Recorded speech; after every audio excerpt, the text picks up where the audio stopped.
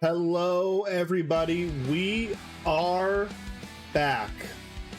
Today marks the actual proper beginning of the Lord of the Runs tournament. My name's Chaotix, and as always, welcome to the Frosty Fight Club. Sitting with me in the booth today so far is the other co-owner of the Frosty Fight Club, Lord Smeeth. How you doing, Smeeth? Howdy. I'm doing just fine. So today we are going to bring you all of the matches from Group C and D today. There have been some changes overnight, and we just need to acknowledge them.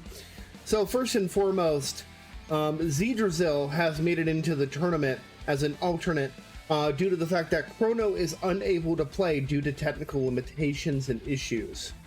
So, unfortunately, Chrono had to exit, Zedrazil taking his place, making an actual run back from the King of Speed of Zedrazil versus Reds. Going to be very interesting to see that.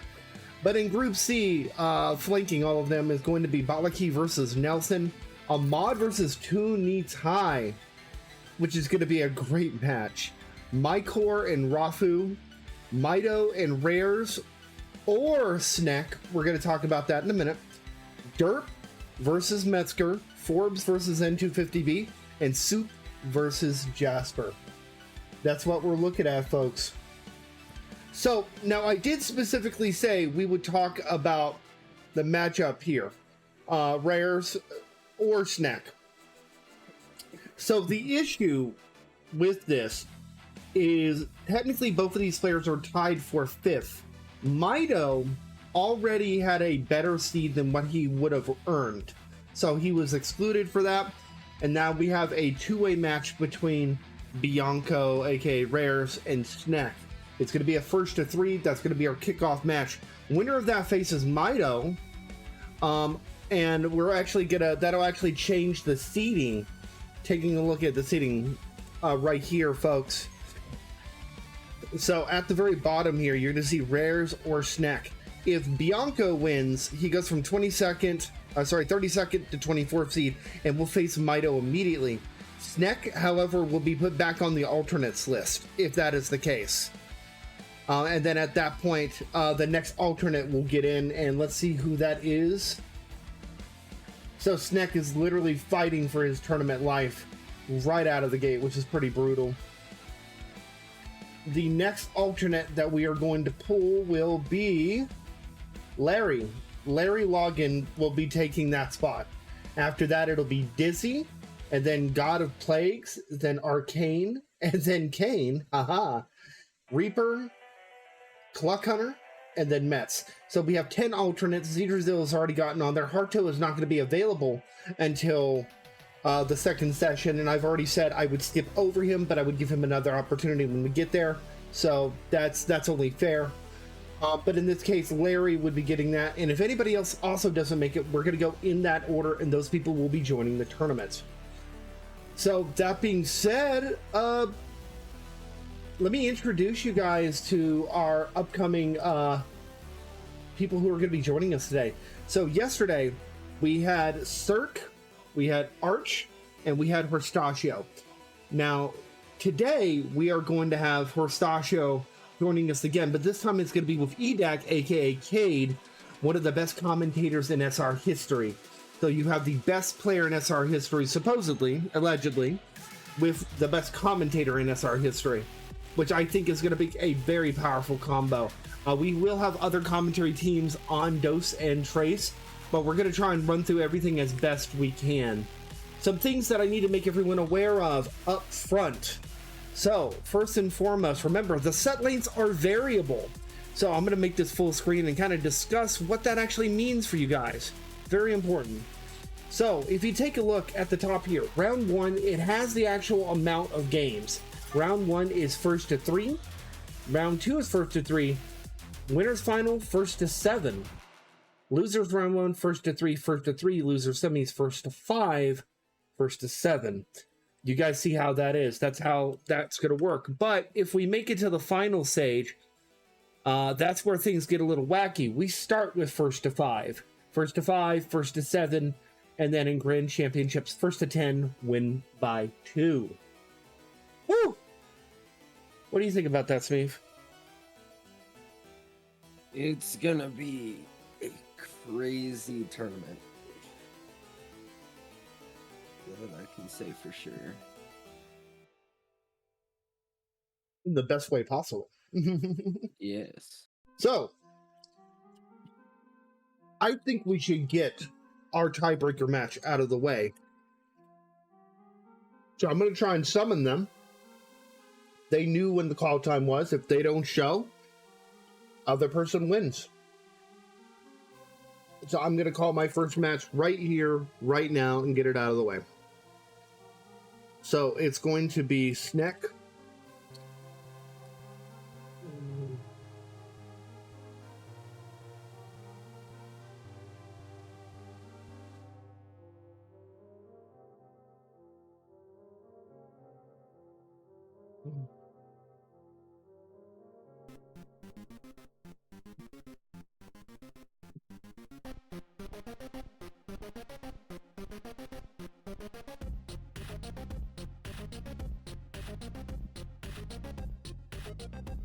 All right, so I'm waiting on Sneck here. I'm going to try and message them directly as well.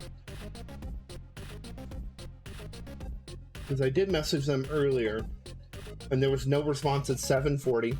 I messaged them 2 hours later asking them to check in, and now it's an hour later and they have not checked in. So it sounds like they're not going to be here. I could be wrong, though. I could be wrong, but I don't want to be. I would rather... Hey, you know what, Camargo? If that's the case, that's the case. But Rares did actually show up and check in. So that is, that's the case. By the way, I do want to go over something really quick. We did get some more support via Lord of the Runs here. So let's take a look really quick and made this. By the way, 21 of them sold so far. So we're right about 220-ish dollars. We've already contributed 100, but it actually takes 108 to put 100 on there. We're coming up at very close to our next $100. So you could expect today that we'll probably get another $100 added to that price pool. Remember, we're trying to hit $420.70 or better. So we'll see. All right. So I do have a list of people here. So Cooley, Camargo, you already added, and then Reds. Just wanted to give you guys a big thank you. You're going to see all these names currently on the stream when we're on the main thing. So I'm waiting on them to say their thing.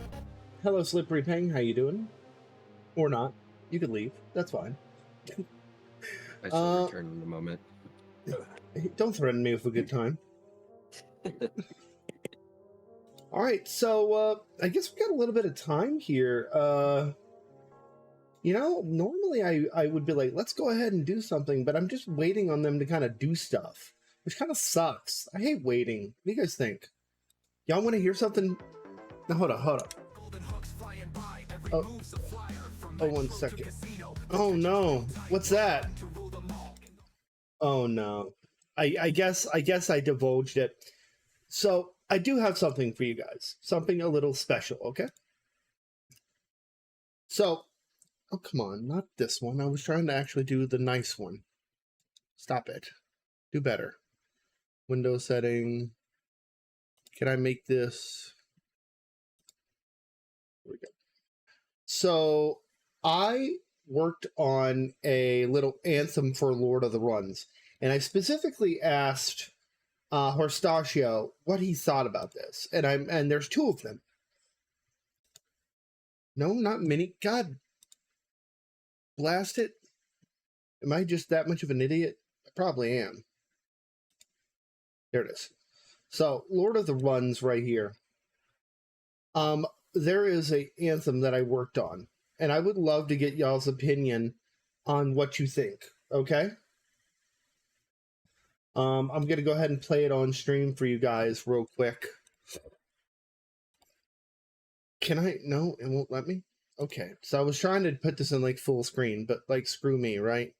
All right, so check this out. This is the This is version A of it. There's 2 versions, okay?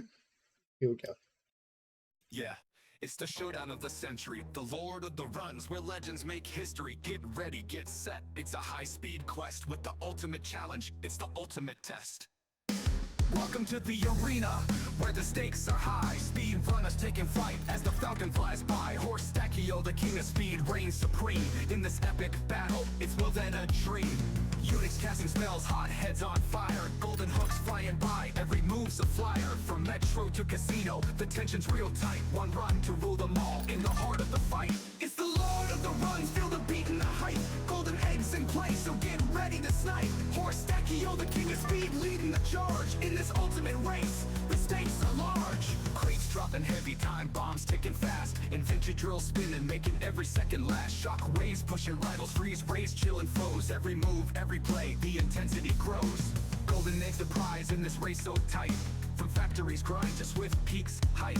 The library's wisdom, the airport's high pace. Every map's a battlefield, a fierce epic chase. Horse Stachio's legacy, the king of speed's might. In this grand tournament, the thrills out of sight. With every twist and turn, the crowd's in a trance. The Lord of the Runs, where legends advance. So gear up, get hype, let the adrenaline flow. This tournament's a spectacle, a high-speed show. Golden egg awaits, the glory's in sight. The Lord of the Runs, it's a thrilling fight. It's the Lord of the Runs, feel the beat and the hype. Golden eggs in play, so get ready to snipe. Horse Stachio, the king of speed, leading the charge. In this ultimate race, the stakes are large.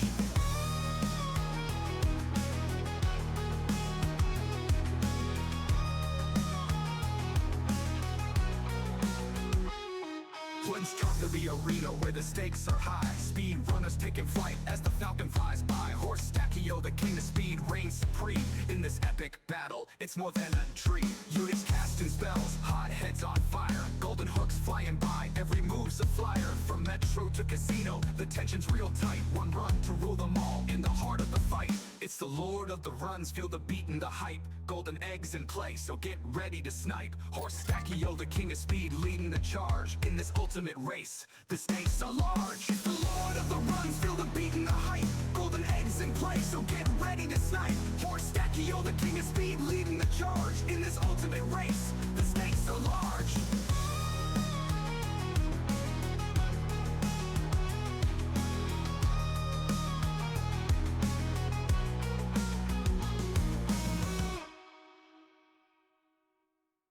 I have returned.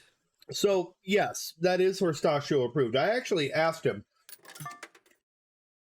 The song is going in a montage on Nicholas's page. Yeah, I can see it.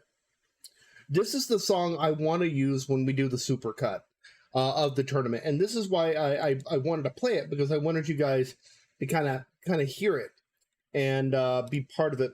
Let's go ahead and bring one of our New coffee shop sale from Jasper. Oh, thanks, Jasper. We'll go ahead and put Jasper's name on here.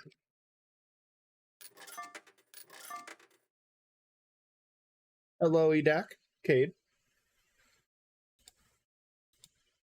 If he can get his mic working. Give him like 2 minutes.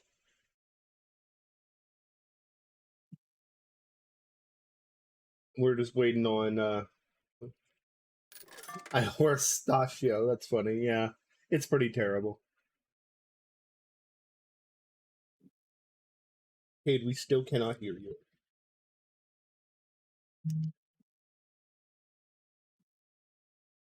Waiting on those people to check in still to do stuff. It's not my job to babysit them. It is their job to respond. That's why I had people check in. Rares is the only one who checked in, so I hate to do this, but if at the top of the hour neither of them are showed or done anything, I'm going to be giving the win to Rares. What is up with Larry, by the way? I need to know what's going on there.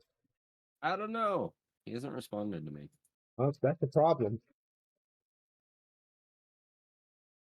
You have his number, right? No, I do not have his number. Well, that sounds like we need to be doing that. Yes. All right. New coffee shop sale from Milton. All right, thank you, Milton. These names will be scrolling on the screen when we're on the main page.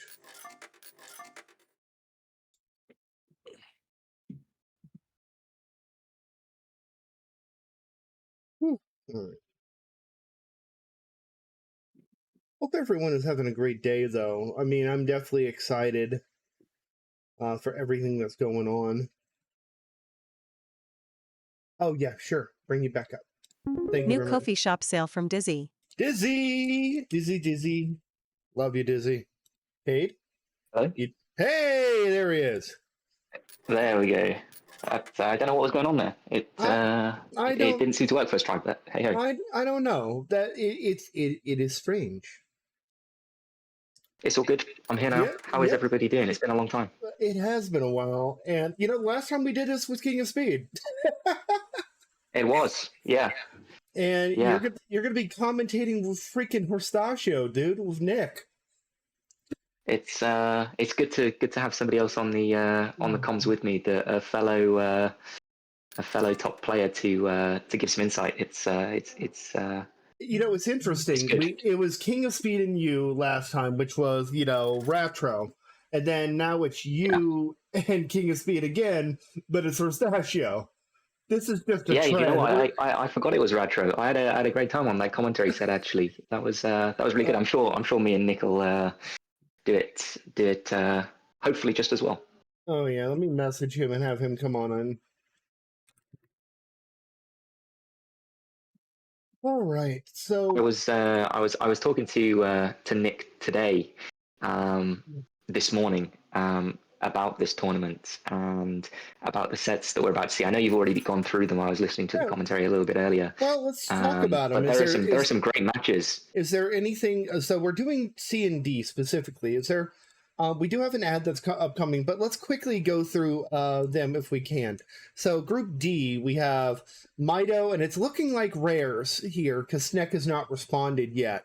So Mido versus Rares. What do you think about that? Because that was a run back from yesterday from the wild card, and that was a great set.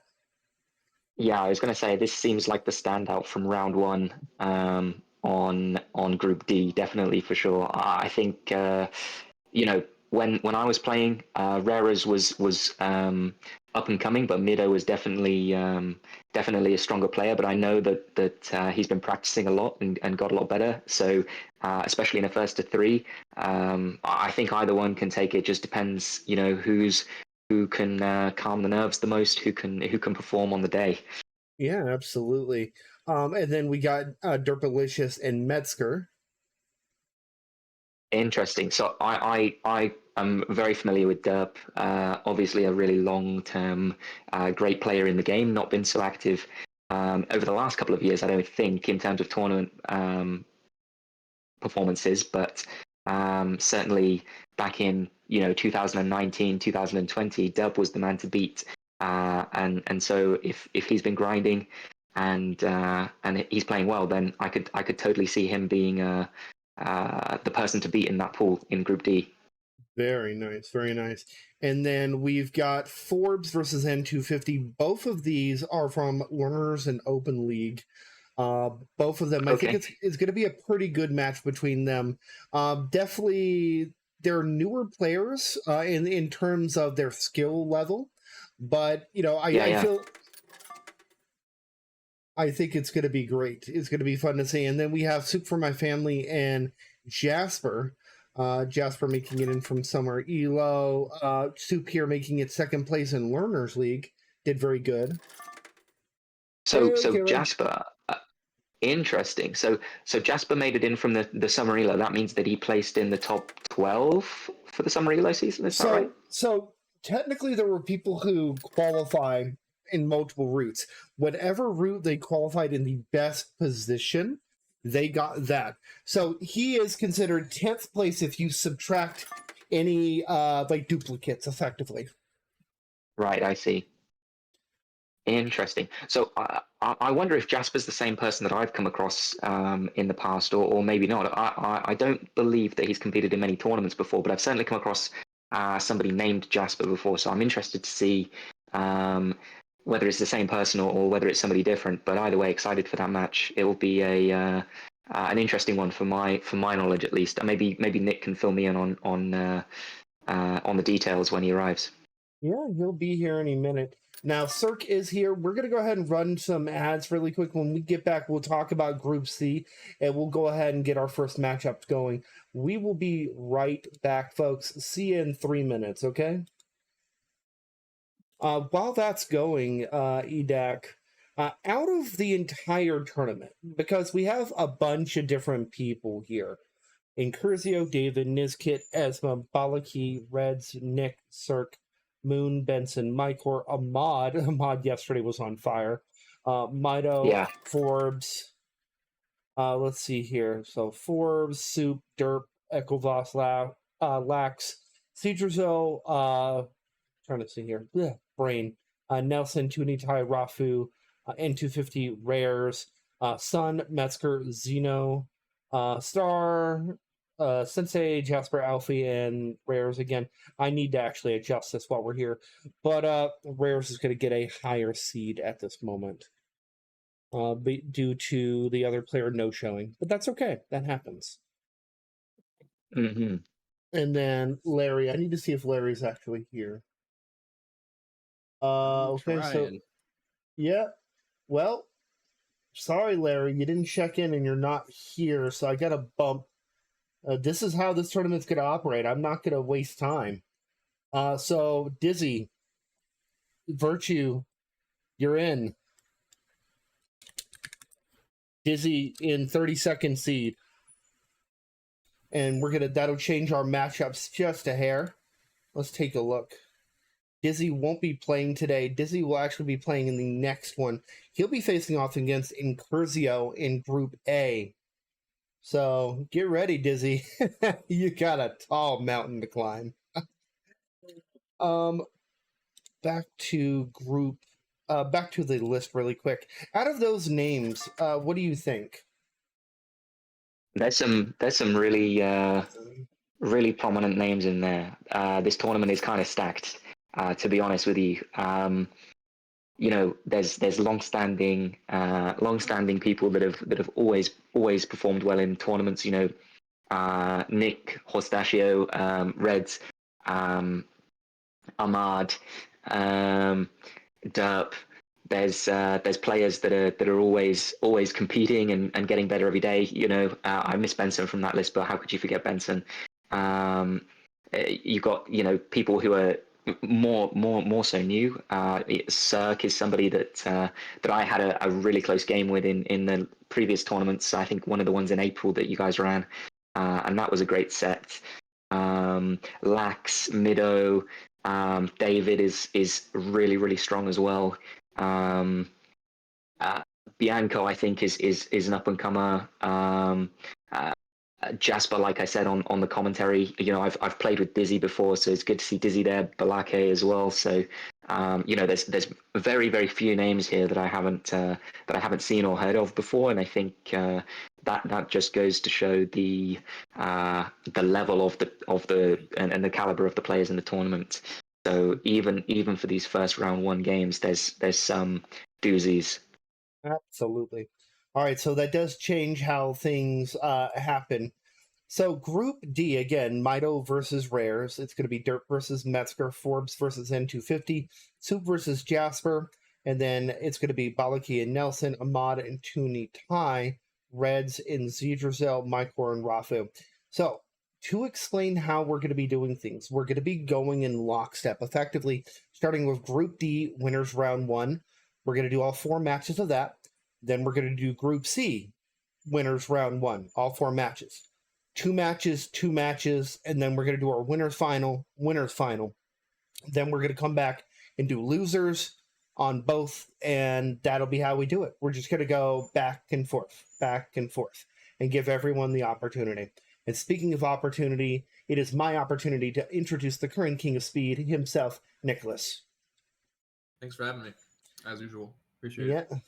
So we are going to get our first matches underway very shortly, but I do want to take the time to announce some things I am trying to put in motion. These are things that are not confirmed, but Alas, I cannot guarantee that they will happen. If they do, fantastic. First of all, the returning of 4 secret skins. We are talking about, I believe, Potato, Quap, Goat, and there's one other.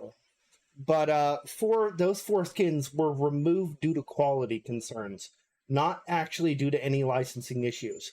So I am talking with Gert, and there's no guarantee, but there is a chance, a chance, if I could talk. Blah blah blah. New Kofi shop sale from Potato God. Oh, thanks, Potato. Appreciate that. Let me add you to the list of people who have made a donation. All right. There we go. So, that being said, if we can get those back in game, I don't know if they're going to be any, upgrade and everything, but I'm going to try my best to make that happen. So there's no guarantee, just straight up. It is 100% Gert's choice. He's the creator of the game. It is my thing of, oh no, not at all, Metzger. You're playing your entire first stage of the tournament here. Okay? But we'll get to that in a minute. That's the first one. The second thing that we are working on is potentially some additional content for you guys in the form of additional contests. The whole thing is the community itself will have to kind of generate this content, and a Gert would obviously be the one who checks it and says, hey, okay, that means more trails. No, not characters, but maybe skins. Skins are a maybe. It just depends, and they would have to be really good if that's the case. But other than that, regarding the rules of the tournament, guys, the person, when you play a match, the person with the higher seed in your group will get first map pick. There's no randoms anymore. It's going to be fun. Well, customs not necessarily official, but customs would be added to the curated workshop, which basically makes them official. Yeah, people can always pick random, but it's not going to be like it's up to them. That's all. Let me see, was there any other messages? Tournament chat.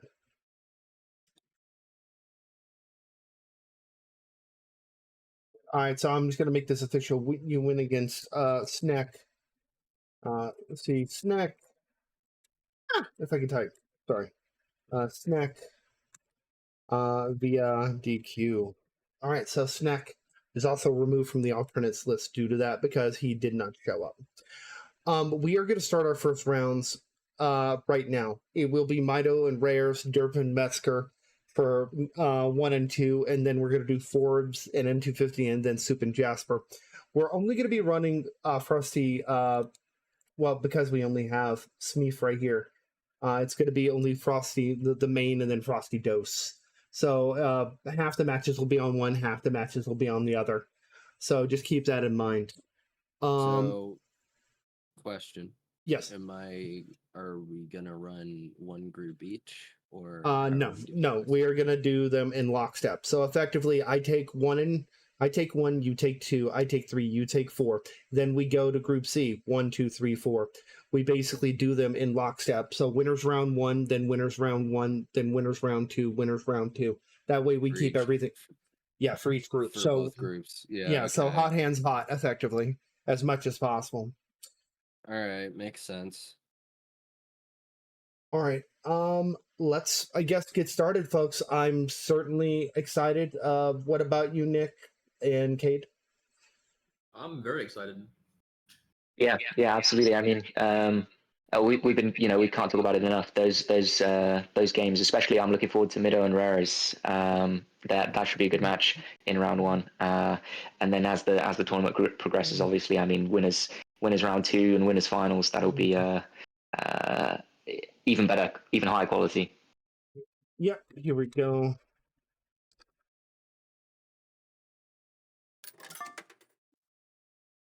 God of Potatoes is saying hi, Nick.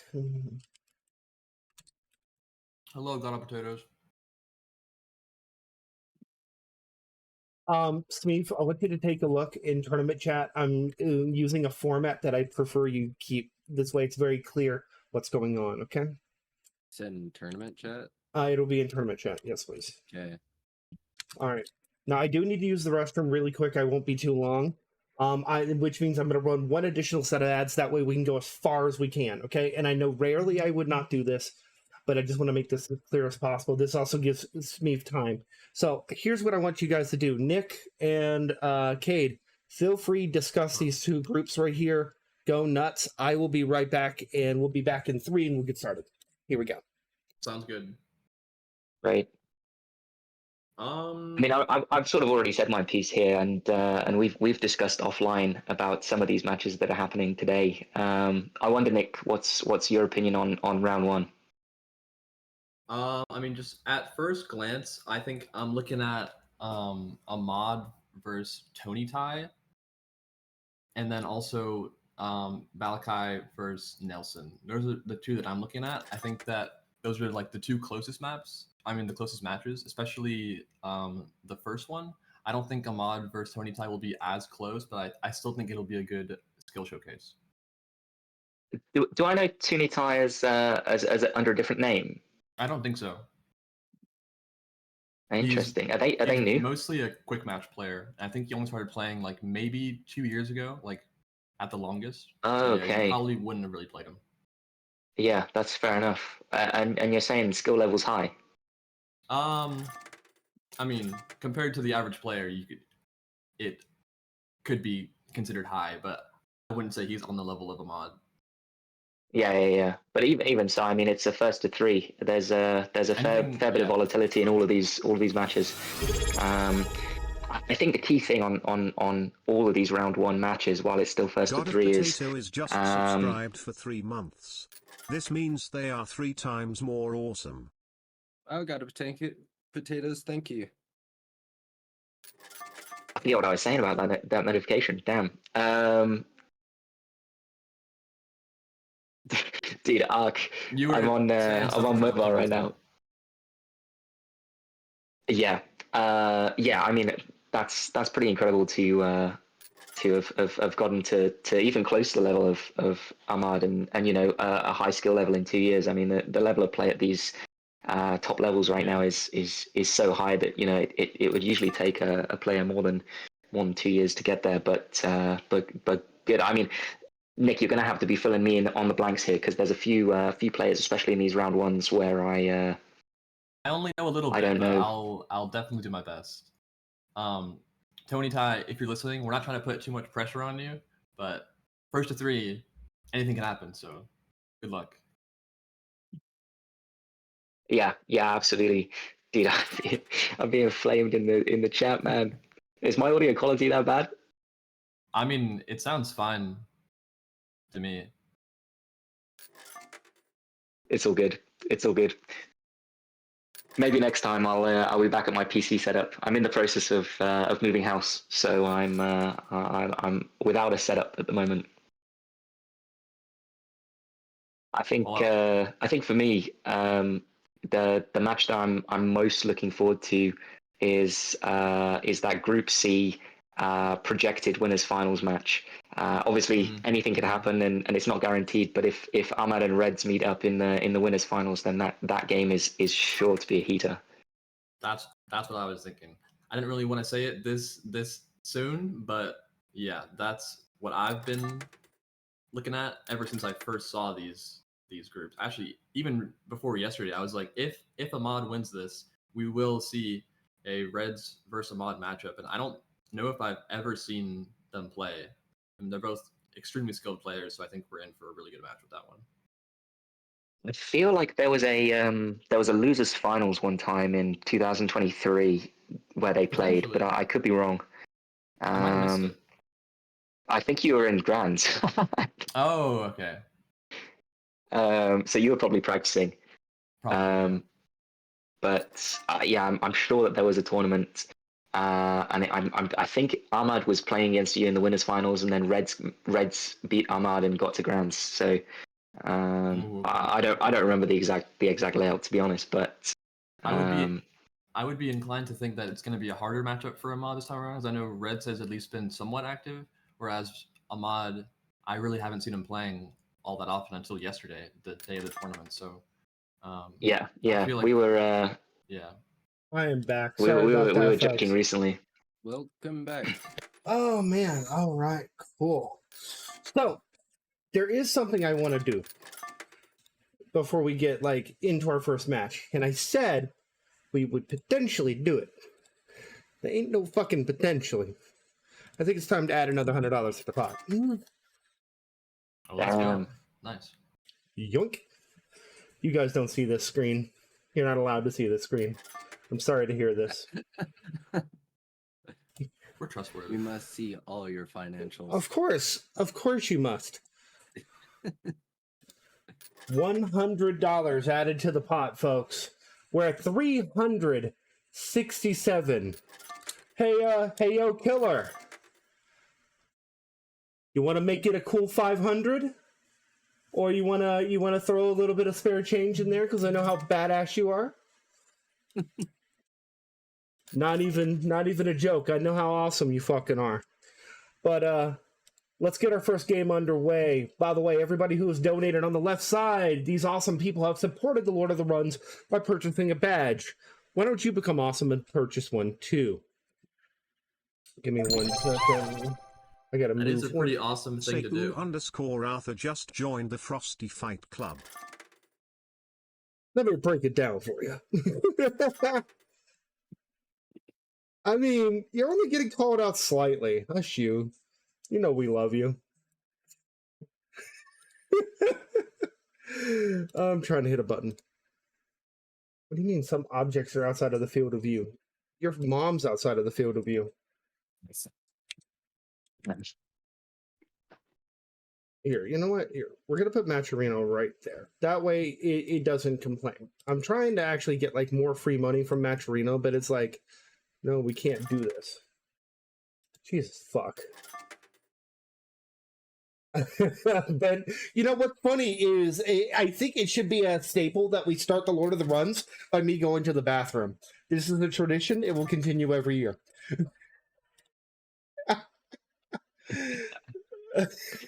16 laxatives.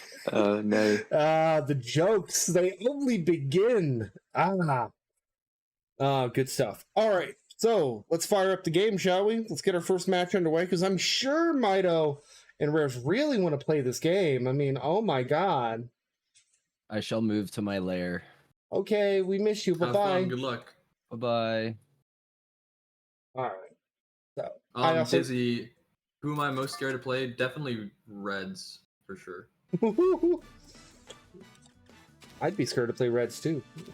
I mean, Zedrazil here. Reds, like, if I had to describe the way he plays, he literally just plays like a robot. Like an AI where you just turn the difficulty to max. He's insane at this game. So, he's not unfair.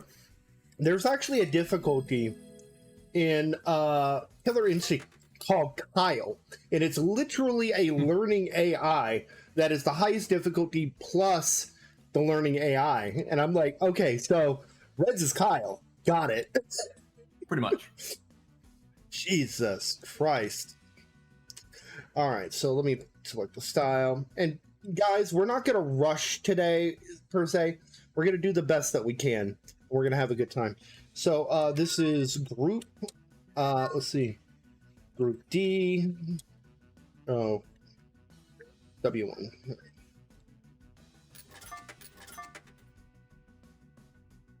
Oh, what was the link? Oh, sure. I'll get that for you. 1 sec.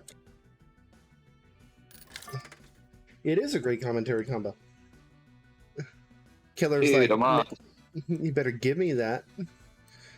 Or did I put the fucking thing? The legend himself. Mod is legendary. Let's not kid ourselves. I'm expecting great things from Mod today. I'm expecting great things from everybody here. Good goddamn. By the way, guys, you can make a direct contribution using the link. You can also click on Contribute. And if you click on Contribute, you can use and claim these codes that are worth $0.25 a piece. And they cost you nothing.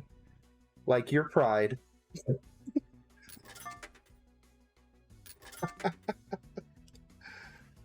Terrible. Let me turn off the fight codes. No fights.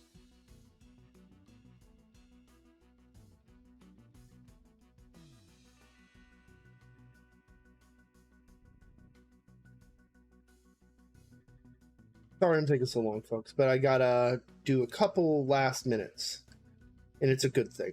It's a good thing that I take the time and do this. Thank you for your patience, though. You guys are just like the best.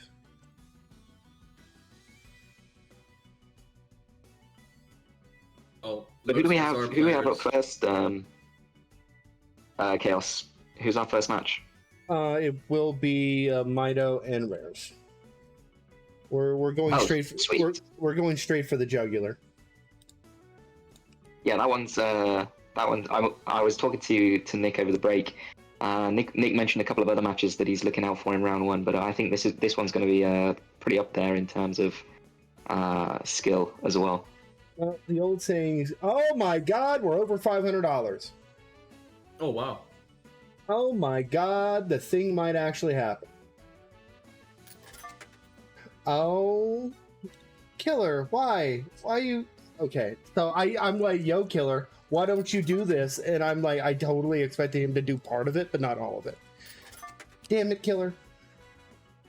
That's a weird saying you got there. I think he just wants to make me speechless by the whole end of it, and yeah, I don't blame him. I talk too much. Let's see, do I do display names? Nope, it broke. Okay. Manual names.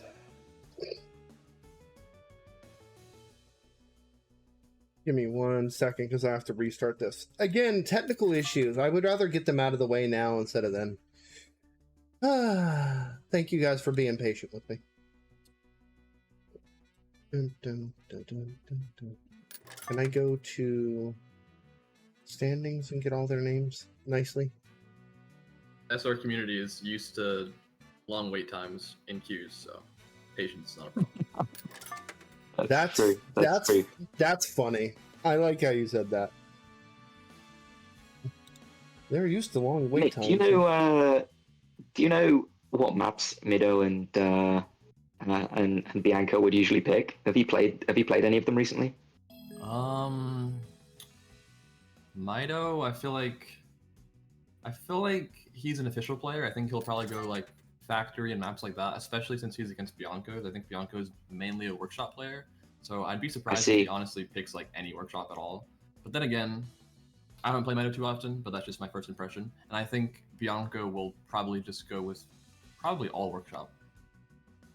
Yeah, I feel like and this is like a vague memory almost. Is that one of them really likes Ocean Slide, but I can't remember if this is I've made it up maybe or not. But I feel like one of them was, it might be Mido, but I don't remember. Either way, I sort of tend to agree with you. I think Mido has definitely been working on officials. He's already a very strong official player, but. And then, like you said, Bianco, I think probably more of a workshop player, but who knows? Who knows? I haven't played either of them in probably over a year now, so I don't know what to expect. What I will say is that both Mido and Bianco, they're no stranger to playing good players. Like I've probably played Bianco and Mido like every other day in ranked. So yeah, they grinders for sure. Almost done. I just have to. I'm manually having to type out this thing that I have to send him, which is our players list for the score bars, because it crashed when I actually tried doing it the easy way. So I have to manually input all the names, which kind of sucks, but it's kind of expected at this level with that many characters. But it's whatever. You got to send the whole list. I see. Yeah, that's a lot of typing. It's all right. Well, it's only 16 players, thankfully. It could be a lot worse, but it looks good now. All right, so let me get Mido, and then let me get Rares. There we go. Pull these over here. There we go. Does anyone know if it's pronounced Mido or Mido? Well, I don't know. It's really up to them. You know? I have no idea. I've always said Mido, but I know in the US everyone says Mido, so I don't know. I don't think I've ever heard It makes Mido sense. say their own username, so I don't know. Right. So remember, Rares is using the Benson Light identity currently. It's like Really? saying Interesting. data and data makes sense.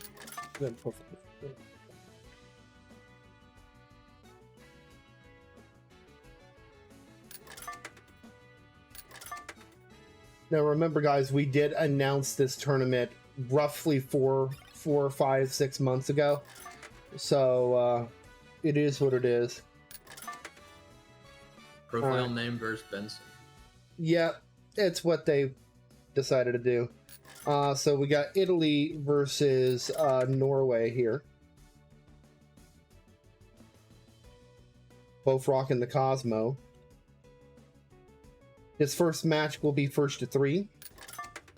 Okay. Yeah, I forgot Bianco was Italian. I feel like we haven't had a really top Italian player in like 8 or 9 years, I want to say. I think the last one was Mido will a get guy called first. Trafalgar. Will get first pick, by the way, of map. There's no random here. Excellent.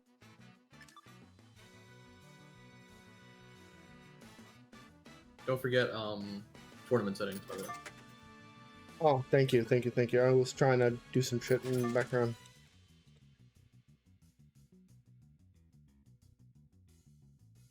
Factory, yeah. Just like I predicted. Yeah, interesting. I think Factory is such a war of attrition map. If Mido is more consistent than Bianco, it's going to be a slow burn, but a consistent win. So let's see if Mido can execute. I know he's sometimes prone to getting a little bit nervous in tournament, so makes sense. it's really important here to get those tournament nerves out while he's on a map that he's comfortable with. Yeah, Mido not only has more hours in the game, but he definitely has more tournament experience too. So we might see that being a factor later on. True. Yeah. I mean, if it's one of the first tournaments that the Bianco has entered, then it's a totally different environment, and I think you really have to get used to that.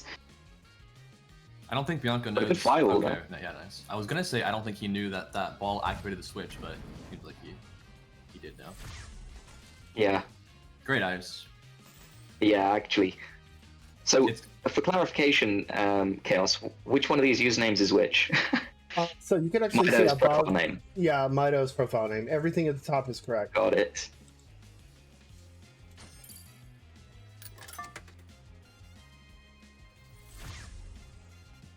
Dodge. Yeah, interesting little interaction there. You have to stand there and play that little mini game when somebody's got the ice. We might see an ice at the booster here. Oh no, he used it. Descend. A good idea though. I mean that ice would have been super dangerous. Yeah. Oh, wow. Bianco hits the skip. High level. Bianco said he played Factory 20 hours straight. That's crazy. That's in preparation for this match. That's a great way to practice for Mido. Yeah.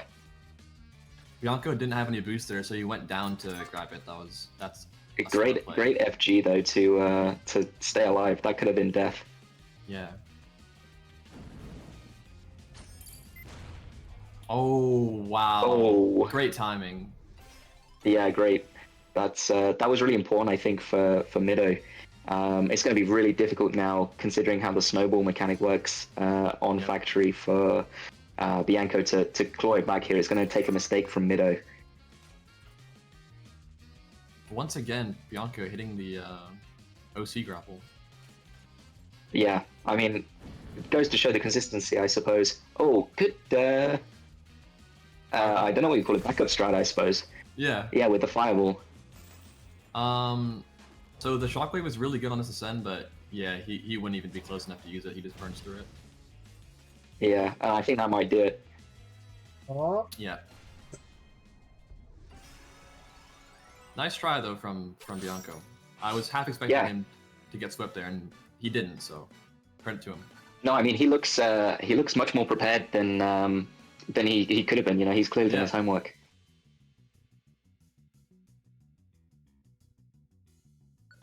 First to 5 in the chat. I think 3, right? First to 3. First to 3, yeah.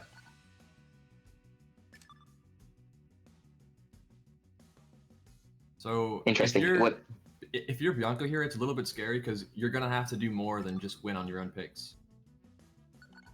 Yeah, I mean that's the benefit, I suppose, of being the higher seed in these tournaments is that you get that counter pick advantage, where all you have to do is win on your maps, and you'll secure your placement in the tournament. And it's only when you're the lower seed that you have to sort of make those upsets and beat someone on a stage that they've picked. We'll see though, because I know as the maps go on, people get less and less confident, especially when the skill level seems to be pretty close from what I can tell at the moment. Yeah. So yeah, that front spawn on City Run, showing why it's just so good. Instant point from Mido. Yeah, I mean that's it's kind of luck of the draw, I suppose, a little bit, but it's really good from Mido to capitalize on the front spawn like that. Quick rounds. At the rate we're going, we might not even get around the map one time. Yeah. Sometimes City Run can be like that though, where there's just so much chaos going on that you don't even get one round. Oh, great dice might from fall in the void here. No, he gets unfrozen time. Yeah, he just about survived, but this fireball could be dangerous. It's just a shame that he's behind. Might not get a chance to use it. Bianco with the bomb doesn't do that much though. Yeah, tough. The box. Good does, box though. though. Oh, interesting. I mean, that was probably a little greedy from Bianco. Could have saved it for a slightly different point to be more potent, but again, those are the decisions that you have to make in a split second when you're in a tournament. Now all of a sudden it's Mido in the lead and sort of sitting in the driver's seat. I think for newcomers to the game, being in the first place, the front of the screen is so much more beneficial when you're playing a game like this. All of the item RNG is in your favor, and you get typically more powerful items more commonly than you would if you were in second place. It's especially good on City Run too, because there's the left side section with the drop and the gate junction, and there's also the right side gates as well. There's just so many sections where you can benefit from being in first place here. So Mido might just drop here. Doesn't even need to. Doesn't even need to. Yeah, a little bit of a choke there, I think, from Bianco. It's great from Mido to be able to survive so long in second place, and then really showing how to capitalize on it when he's in the lead. So yeah, great match there from Mido. Bianco now in a really tough position. Bianco has to win 3 in a row now, if I'm not mistaken. that is correct. Yep, and power plant from Bianco. I did not expect that. Yeah, me neither. I was with you, Nick, on thinking that he would go random workshops only, but power plant is He's spicing it up. potentially a good choice. Yeah. Oh, great tackle. He almost actually hits Mido into the spikes with that. Yeah, and that would have been a potentially a tilter for Mido.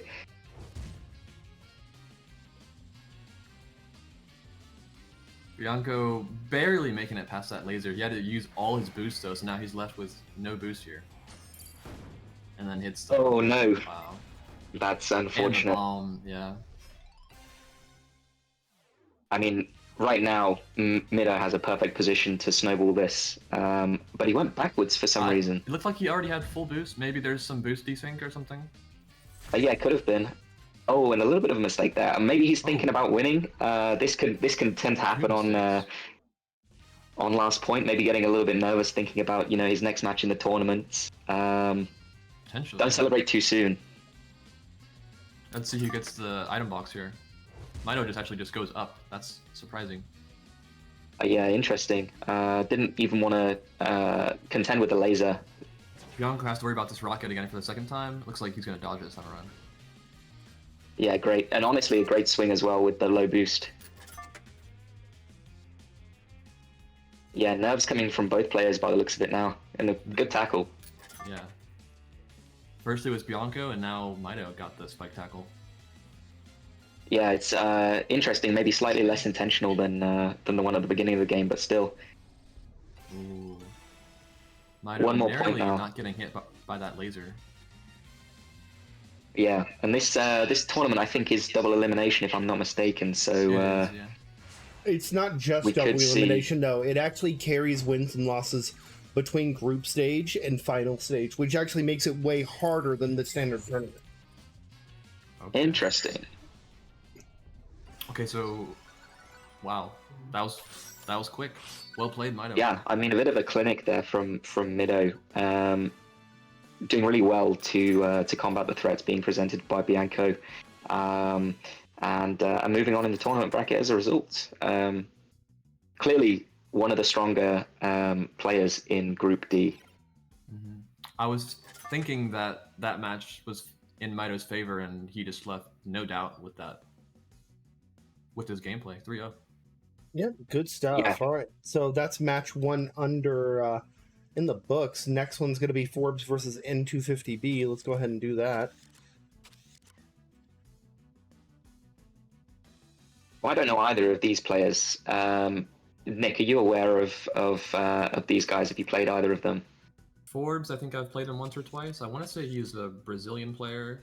N250B, I don't think I've ever played him, but I do know that was actually the winner of Learners League. Oh, I Yes. see. Okay, that's great. Yeah, these are definitely pretty interesting characters when it comes to playing. Putting on N250B. Awesome. Whenever Nice they're job, ready. Mito.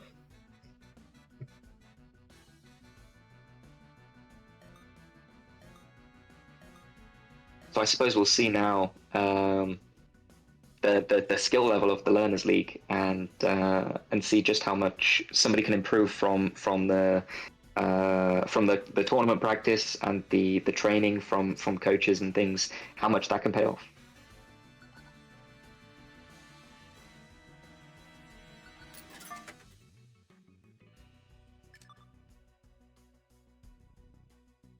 Bark confirming that he is Brazilian.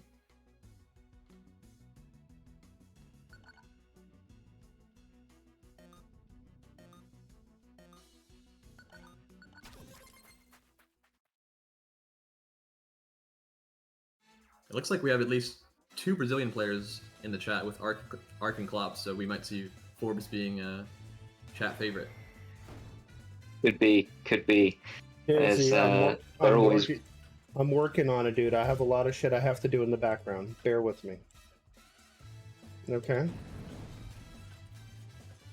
Nice try with the Great back dodge ball. there from N250. Yeah.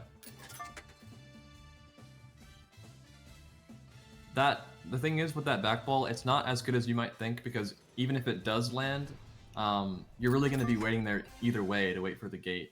So maybe not the best usage. Yeah, absolutely. I think if the fireball hits though, you're definitely going to be waiting slightly longer than what you would be under normal circumstances. But yeah, agreed. I think there's certainly more potent places to use the fireball and other items than that. But even so, I'm quite impressed to begin with. These players are clearly pretty high skill level in terms of grappling mechanics and item Ooh. understanding. So Looks like it, yeah. And good awareness by N250B at the end there. He knew that he was dead for that round, so he got full boost from the ceiling. yeah, great. I mean, that's perfect that you mentioned that, Nick, because resource management is hugely important in speedruns, especially when you get to the top level in tournament play. If you're left stranded without any resources, especially boost, then you could be in for a quick 3-0 from your opponent. Yeah. I think potentially Forbes meant to throw that ice backwards. We might see a rocket Yeah, through, I through guess the mesh so. tile. Nope. He saved Ah, it. could have done. But honestly, he didn't need it, so Yeah. so maybe he was just aware. Forbes with the round advantage and the boost advantage here. Gonna be hard to win for N250B. Yeah, exactly like I was saying. You know, these resources are hugely important, and an N250B here is in a tough spot. That rocket will seal it. Really well played from Forbes. Yeah, yeah. Honestly, a really high-level matchup actually. Yeah. Much more than I was expecting from two players I hadn't heard of. But things move along and time passes, so good stuff. I would imagine we're looking at a pretty large hours advantage for Forbes since N250B was a Learners League player. So if N250B can even get a few points on the board, that would be very impressive. Absolutely. Yeah.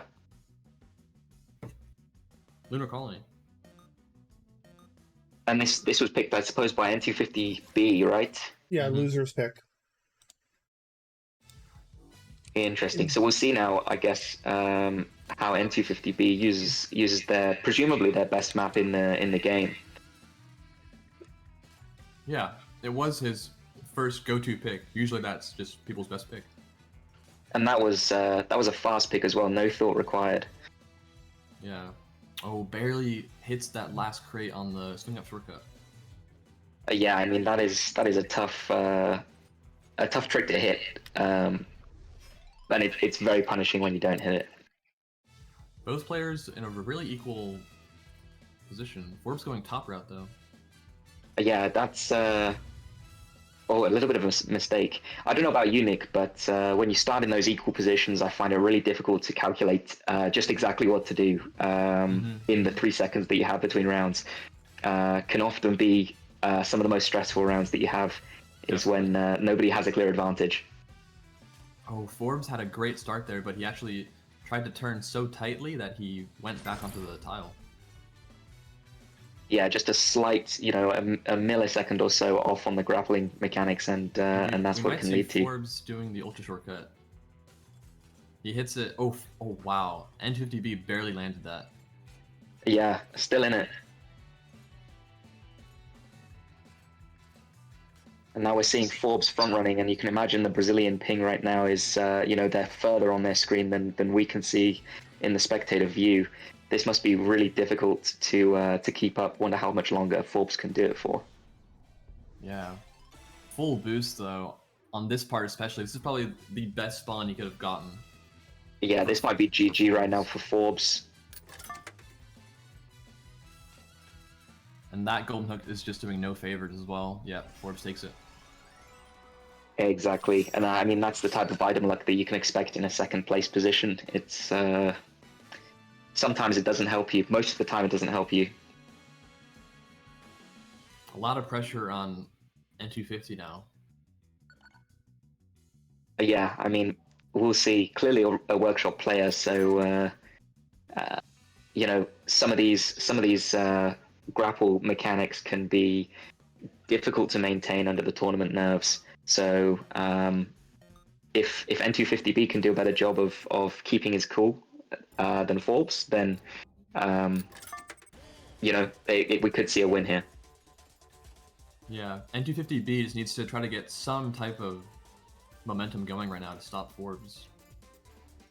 Yeah, that's the thing as well. Is if you've got a lead in a tournament, especially in games in the set, then you get more and more comfortable, more and more relaxed, and start playing more like it's a ranked match than it is a tournament set. So Wow. you Forbes definitely want to make sure the yeah. Forbes doesn't feel too comfortable. Forbes with a 1 out of 100 drill pull right there. Not much you can say about that, other than just Yeah. great item pull. We might see a backwards. Oh wow. He tried using it backwards, but it went forward, then he actually hit himself. That's yeah. Well, these things happen, and actually to throw an item behind you, it can be quite precise, especially when you're trying to maximize the amount that you're pressing the forward button and not backwards. Tough though. Might just about survive. Wow. Forbes takes Not it for long. 3-0. That's 2 matches. in a row now that have been 3-0. Quick wins for Mido and Forbes. Yeah, the highest seed moves on. All right, guys, we're going to be going over to Group C in winners round 1. We're going to do match 2 there. We're going to do Ahmad versus Tuni Tai right now.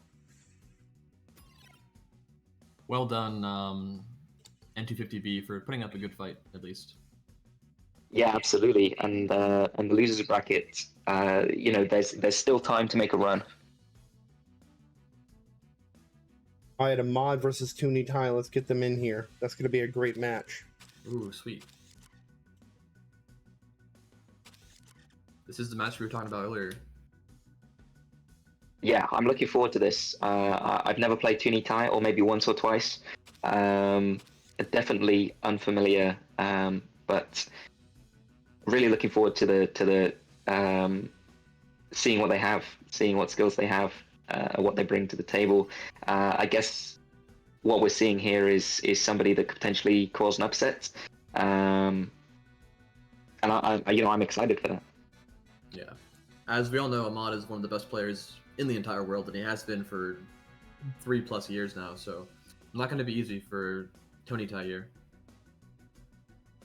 That is a real element to consider as well when you're playing against one of these players who are, the best in the world. There's an element of pressure that you get when you play against one of these players. I remember back in the ESL days when I was an up and coming player myself, going up against MetaNet or Deck Arcane or Purple Turkey, Distinct Madness even, there was this element of added pressure that you had to make sure that every move you made count. You had to hit your items and you had to have the mechanics on point, and I'm sure that Tuni Tai is feeling that right now as well. Definitely. And Ahmad, on the other hand, we saw him win the tournament yesterday. We've seen him get top 2 grand finals. We've seen him win Ahmad tournaments. made the pick for you, Edak. You'd love to see Oh, that. the matching pick. You were saying, Nick? We've just seen Ahmad in so many just high skill tournament situations that I don't think he's gonna have any nerves here, to be honest. Yeah, but to be honest, a great start from Tuni Tai. A double forward grapple. Couldn't quite get the third one, but it didn't look like it messed them up too much either. Yeah. Ahmad, on the other hand, learned everything he knows about Mansion from me. I'll take all the credit. I've been saying this for quite a while now, but I think Ahmad is just clearly the best Mansion player in the entire game. Absolutely. Couldn't agree more. He absolutely obliterates me every time now. The student become the master. And I think that's the case with every other player that he plays this map against. Yeah, absolutely. Dizzy has a question. Dizzy in Discord says, question for commentators. Any tips on helping with nerves in tournaments or even just ranked matches? If you can find a perspective that you can try to implement in your own mind, you could tell yourself that this is just a quick match, this is a ranked match, whatever works for different people, but I'm sure you could at least try different methods and maybe you'll find something that works for you other than just playing more, because you will get less nerves by just playing more tournament matches. But you can try to call it something it's not, and you can kind of trick your brain into thinking it's not a big deal, and maybe you'll get less nervous doing that. Yeah, that's a great piece of advice, to be honest. I think sometimes you really have to trick yourself into thinking that it's less important, less serious than it might be in your head. I think another thing that helps is to find a point on the screen to kind of focus on, to kind of center yourself before a game and during a game, between rounds, whatever. Just to look at great eyes from Ahmad, yeah. So I think that as well. I tend to pick a corner of the screen, right at the top, around the sort of bezel of the monitor, and use that as a bit of a grounding. But tournament nerves is a tough one. I think the easiest way is to believe in yourself, as corny as it sounds. If you don't think you can win and the mentality that isn't there, then it's a self-fulfilling prophecy, and you'll tilt yourself and you'll think, oh, this was bound to happen anyway. So the belief, I think, has to be there as well. I would also just say playing more 1v1s in general, even just practice, you'll get more used to it, and obviously that'll make you less nervous. My whole thought, and I feel like I can have an input on this one because we do the same thing with fighting games, and it's primarily 1v1. No matter what, I just play for fun.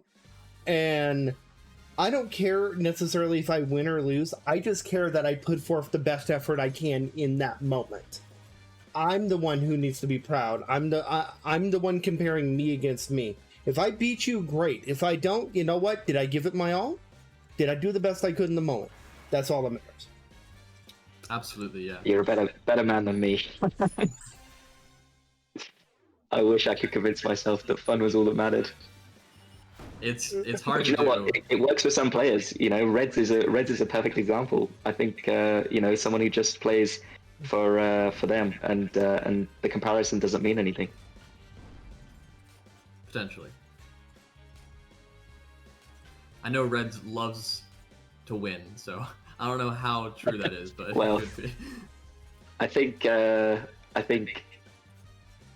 every top player in this game probably shares that. Most likely, yeah. It's just hard to get to that level of gameplay without caring, but it can happen. Yeah, absolutely. I think. Meanwhile, while we're talking away, yeah. And this was Toonitai's pick, right? Texas. Correct, yeah.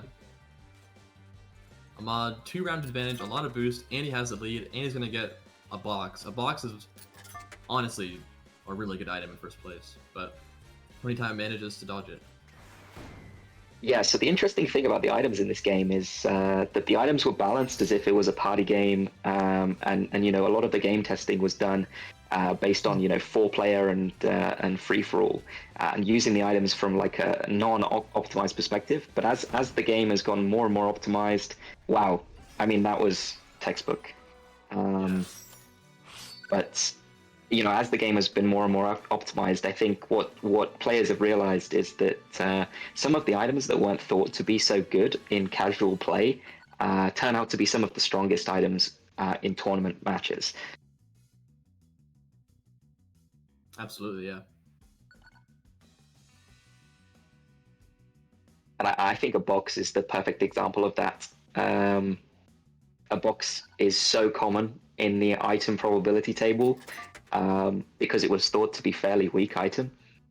But in tournament play, it's absolutely an A-tier item. It's a fantastic way to completely remove all of the speed of your opponent. And with the box, the moment you learn about just the expert box placement usage you can have, like slopes, it's just so good. Yeah, I mean, Alex, one of the publishers for the game, said it best with the expert box usage. I don't remember how many years ago now that that tournament match was played. It must have been 2015 at this point. But he couldn't have said it better. Your time, for sure. Hey, yeah, 100%. Hey, did you see the new billboard in game? I don't think I have actually. No. Oh wait, the Frosty Fight Club one. I think I have. No, you'll have to keep looking. It's not the Frosty Fight Club one. Oh, okay. I haven't. I don't think I've seen it though.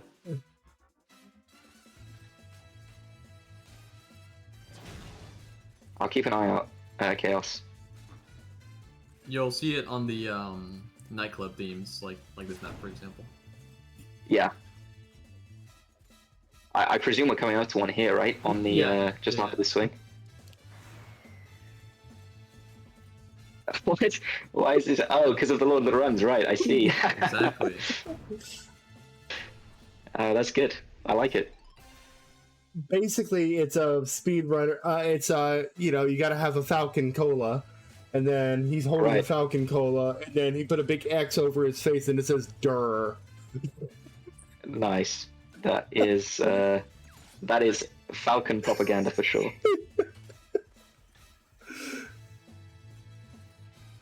Falcon just taking Tuni his Tai though, city doing a lot back. better in this game than in the previous games, I think. I shouldn't have said anything. I would say Tuni Tai Falcon would definitely be proud. He's playing as the Black Falcon, a relative of the White Falcon, and he's playing well. yeah, absolutely. But Not well enough. yeah, it's just hard to do anything when you're up against one of the best players in the entire game. 3-0 once again. All right, that's Group C. Game 1 there. Let's go ahead and go to our next match. We are zooming right through this. I told you this was going to go fast. We're going to speed run this tournament, goddammit. Coming up next is going to be, let's see here. It's going to be Mycor versus Rafu. I like this. Rafu. I haven't heard that name in a while. I haven't heard that name in 84 years. He's from the beta. That's what I feel like I sound like sometimes, you know?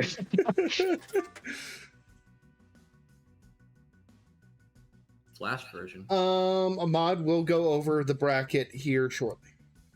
Let me get this match under the way, and we'll do it. Mycor and Rafu.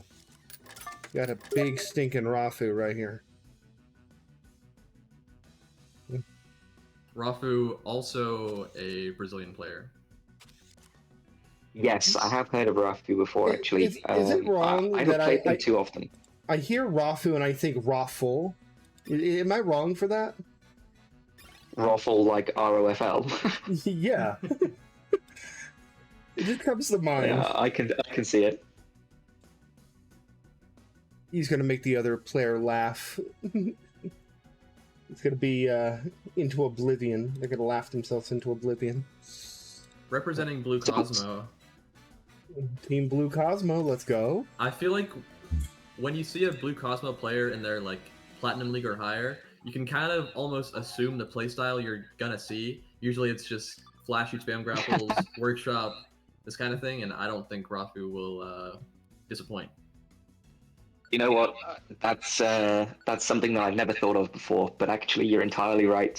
And every player I can think of completely fits the bill. Yep. That's Derp, interesting. Derp says, I just got exposed.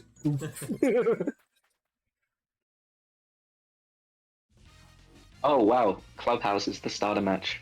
One of the newest maps in the game. Rafu looking like he went for an RG there.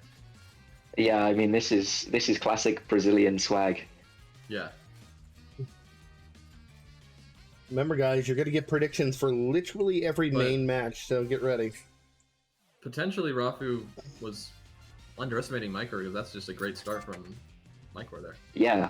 So Mycor, is this another qualification from the Learners League, or is Mycor? So Yes.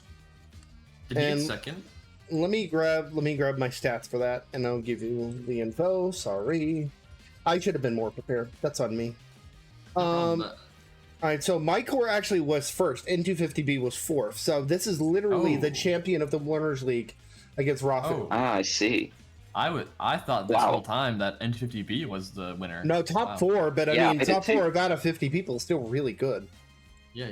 Yeah, absolutely. I mean, Mycor is off to a flying start here Mycor versus is- Rafu. Yeah. Mycor showing why he is the Lord of the Learners. Lord of the Learners, so true. He is the prince of the learners.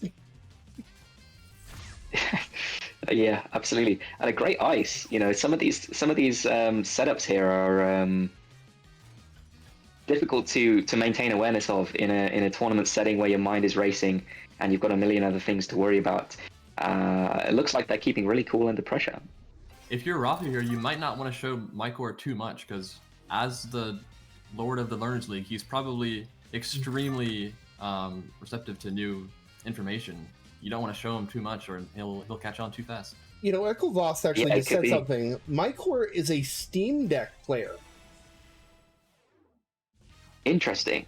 So that's like it looks like a bit of a Switch controller or something, doesn't it? I don't know if I've. Yes, effectively, it's like Valve's version of the Switch, but better. I see. Wow.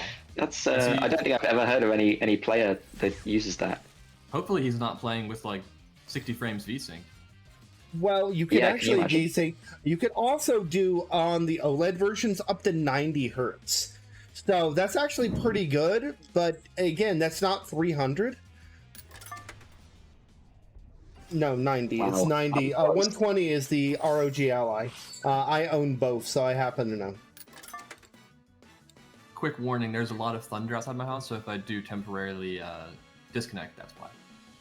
If you temporarily disconnect, we will all cry, and then we will sacrifice one Falcon medallion.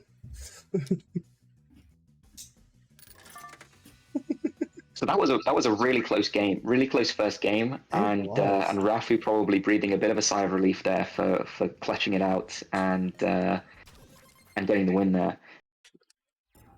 Which it looks like it's the wrong way around on the overlay chaos. Oh, I'm so sorry. I can fix that. Thank you for letting me know. 2 new maps in a row. Yeah, I mean, it seems like they might have similar strengths as players. Judging from the gameplay that we've seen so far and the maps that we've seen, Michael definitely looked really strong on Clubhouse. So not surprised to see Disco Lounge here as well. Rafu just hit an RG on that right side section that I don't think I've seen anyone ever do. That was good. These Brazilians, man, I'm telling you, they've got a history. They're different. A history of swag.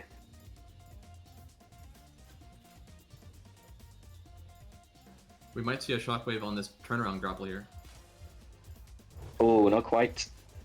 He actually opts to put it in the ceiling. Yeah, might have just been slightly mistimed there by the looks of it.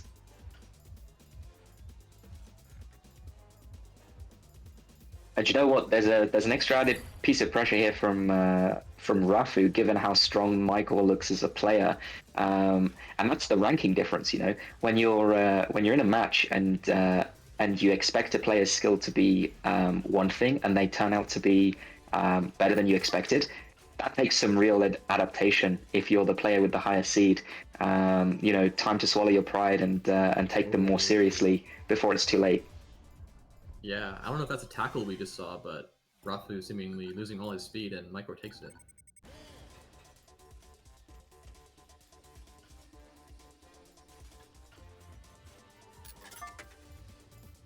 Rafu. Oh wow, that was a couple of forward grapples, right?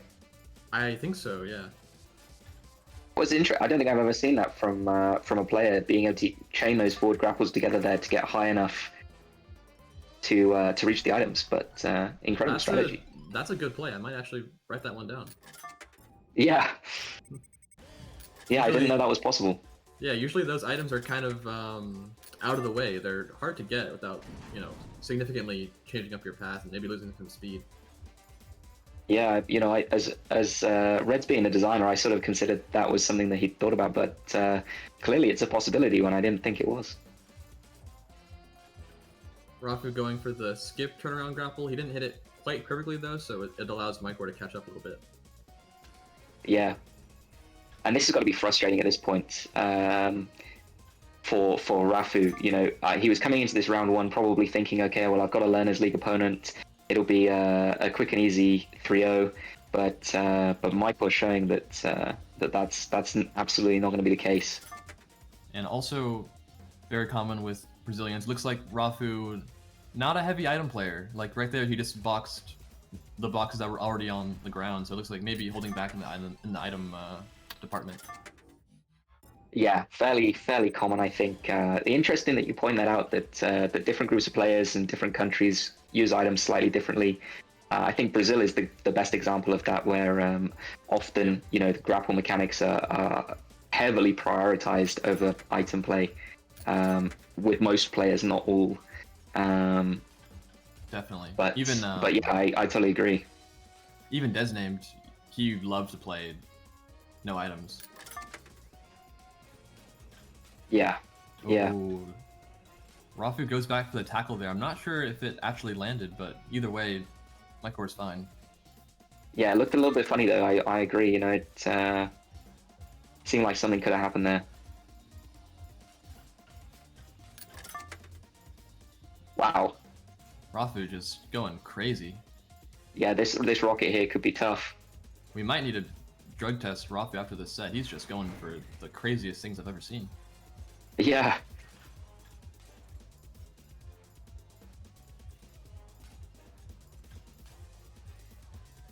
Oh, a little bit of a mistake there from Rafa. I'm sure that he was probably blind running there. But Michael gives it straight back. Good recovery, though. Once again, he goes for that skip, messes it up. Not too sure if that skip is worth it for the majority of players. It really doesn't save that much time, and it's a little bit inconsistent for most people, I think. Yeah, looks like it. Michael now could take the round and take it to game, well, 0.5 on this map. Yeah.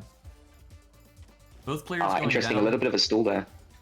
It's a little bit surprising that we don't see either player going top on that section, because it's a little bit faster, and you also get the item boxes. Wow, Rafu great there from Rafu. That was a difficult golden hook to hit, and he caught Michael just right when they needed to jump. Had no option other than to hit boxes or to jump, and both options would have led to death. So a bit of a checkmate there from Rafu, and great item play, just as we were saying that Brazilians tend to prioritize other things. Definitely. If we were to see a Rafu sweep here, it would be, I believe, the third one in a row. So let's see if Michael can change up the pattern. It could be the fourth one, actually, I think. Oh, is it? Wow. All games so far, I think, have been 3-0s, right? And this is our fourth match. Oh, is it? Okay, yeah, then this would be the fourth one. Mycor actually had the front spawn there. I'm not sure how he ended up behind, and then the backwards ice. A couple of mistakes. Yeah, just slightly unoptimized start, I suppose. And Rafu ended up getting a rocket, but again, we're not seeing the optimal places for these items being used. Holding back a little bit on the items, kind of shaky. Rafu going for the far left strat where you jump inside the ceiling booster. That is absolutely nothing but just pure swag. Yeah, I don't think I've ever seen that before in a tournament match. That's the type of thing I would probably do in a quick match, so fair play to Rafu Yeah. doing it in the middle of a tournament match and not dying. Maybe it's just to keep the nerves cool, to maintain the mentality. It could be. Yeah.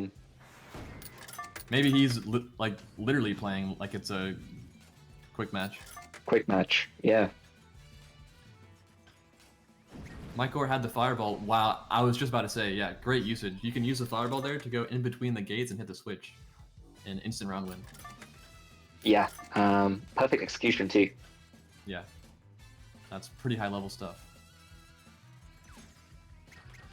I mean, it's great to see that sort of play coming out from the Learners League champion.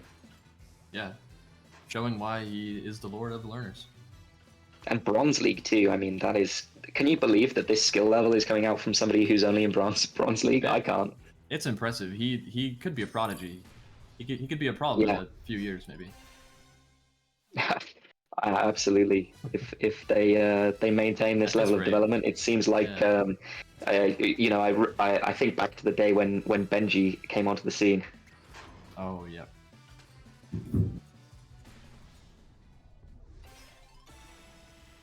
Within 6 months was a real threat to the solo run. Yeah. Mycor with the round advantage and a full boost meter here. And a box as well. Yeah. Just push them back slightly. Ooh. Backwards ice. Wow. Mycor might just opt to keep full boost. Okay, he trades it up for a fireball. That's actually pretty good. That was risky though too, to trade that item while they're in second place. I mean, the odds of getting a golden hook there are quite high. Yeah, good awareness from Rafu there. He doesn't follow Mycor to the bottom super booster because he knew that Mycor was gonna put it in the booster later, so he went top. Yeah, thinking about the game here, like it's a chess game with plays like that. So wow, right there, that could be yeah. I think the reason why my core messed up there was because after that switch route was used, not many players actually know what to do after that because it's so rare that anyone goes that route. My core was just lost and unfortunately just couldn't hit his grapples. Yeah, I mean, even if you do know what to do, there's such a small, tight space to actually execute on that a lot of the times the grapple just goes wrong anyway. Yeah, well played, both players, to be honest. Coming up next is going to be Derpalicious versus Mido. Derpalicious, very good. Is this round 2 now? Yesterday. Yes, this is Group D Winners 2. Wow, we are rocketing through this tournament, absolutely. Yeah, we are doing all of winners, then all of losers in that order. Just letting you guys know. That way we can make progress. Hot hands hot. Remember, if you're in winners and you win 3 in a row, you make it to the final stage. That's how it works. I believe we saw Derp beat Mido yesterday, so let's see if we can see Mido bounce back here, maybe. That is actually correct. So just to make this clear, these guys faced off in our losers finals yesterday. Derp beat Mido yesterday 5-3. Now, here's the funny thing. They also faced in winners, and Derp won 3-1 in that exchange. Mido definitely was making up ground there, and I feel like Mido has a chance to turn the tide here, so we're going to see. Yeah. We also see Derpalicious representing the Falcon as well. I love what Deb's just written in the super chat there. That's brilliant. One of the few players that has the velocity trail. Yeah. A very prized possession. True. That's a throwback. Wow, that must have been one of the first tournaments, Cosmonaut Circuit or something, back in 2020. Must have been, yeah.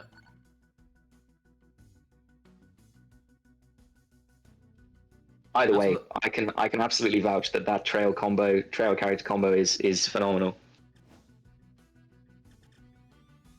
Funny enough, here we actually have the only 2 players I think in the entire game who actually like the trail, which is Edak and Derp. It's so true, so true.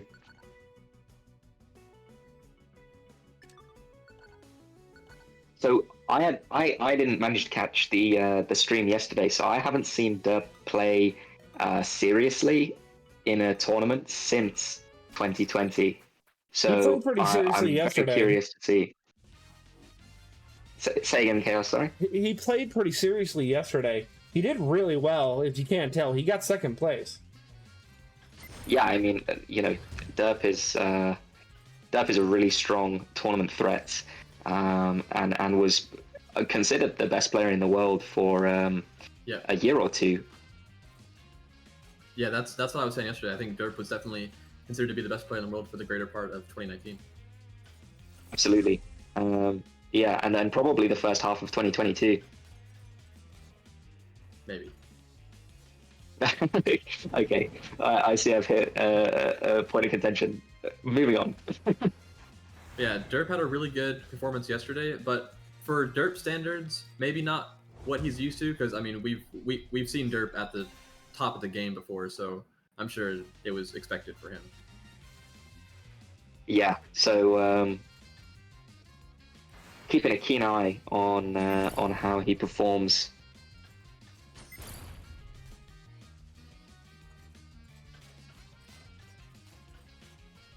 This pick here was Derp's pick too, right? Because he's the higher seed. So it's Mido's pick, actually. Mido was the higher seed. Okay.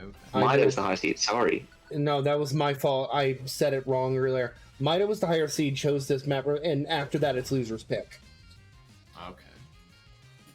I see. Am I off the mark? Did Derp not help playtest this map when it came out? That's brutal. Yeah, I'm wrong. Maybe it's another map. At least I get to choose mansion. I think maybe you're thinking about the wrong Derp. Oh, do you know what it is? It's absolutely the other derp. Yes. There's more than one derp? Hold up, what? What lore There is was this? There was a derp that predated Derpiculus. He was a Welsh player, speedrun Spyro 3. He used to be a world record holder. And then went back to speedrunning after a year or two of playing speedrunners. Oh boy. Hey, I'll be right back. I will update the score when I get back. I'll ask when I get back. Won't be long.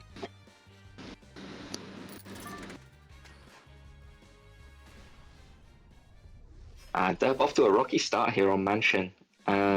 Missed the skip, I think, and that is just a huge unrecoverable mistake when the other player takes the safer route and maintains speed. So a good start again from Mido. I mean, he's starting, looks hot.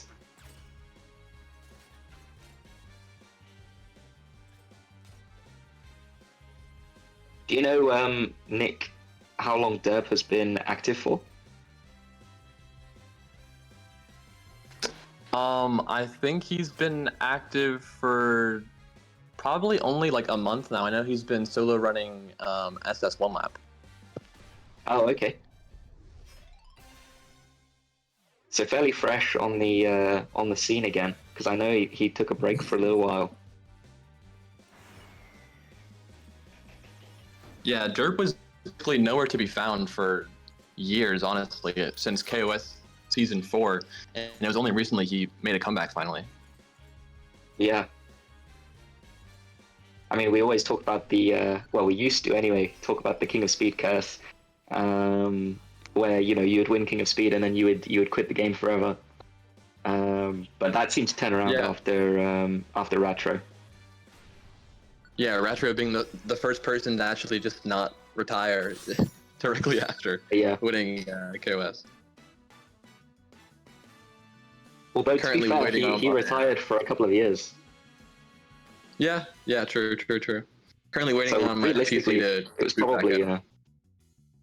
Oh, you had a crash or something?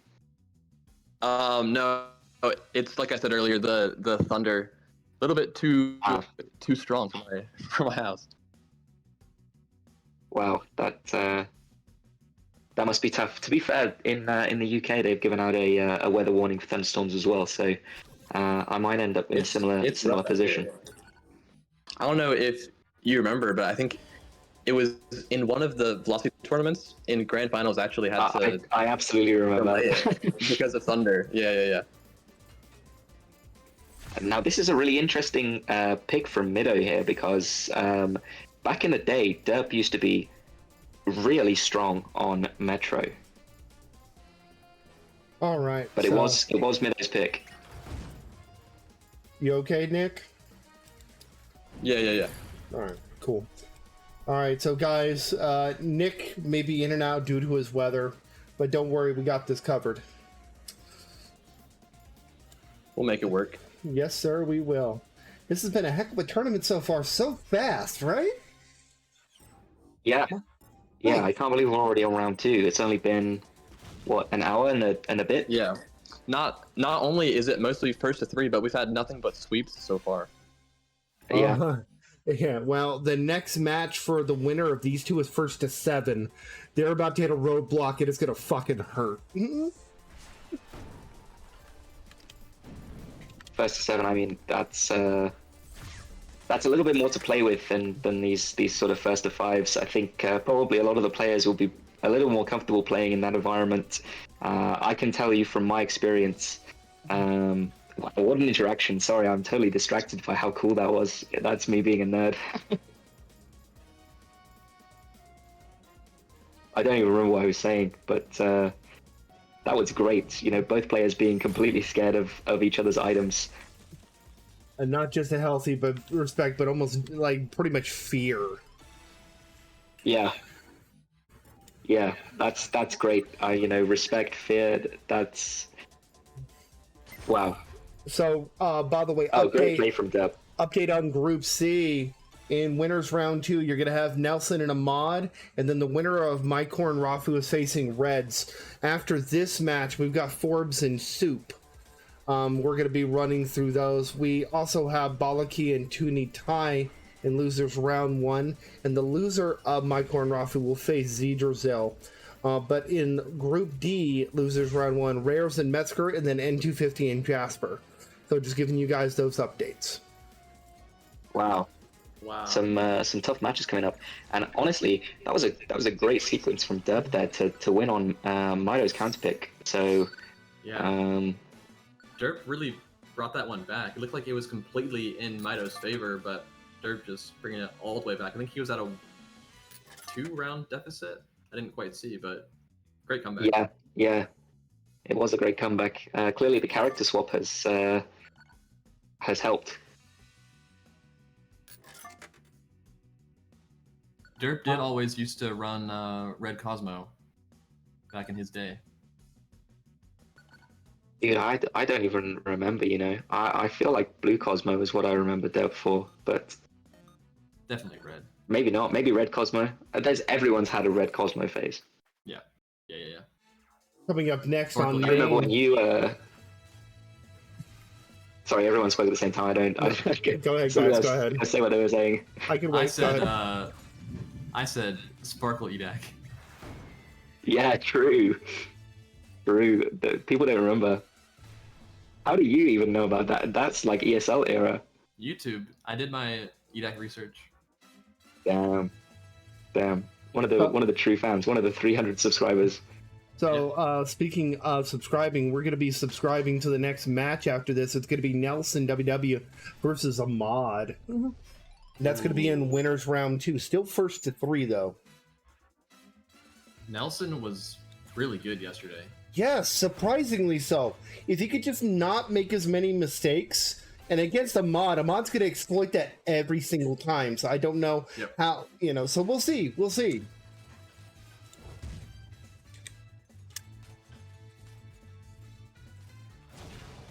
Oh, wow. What a rocket.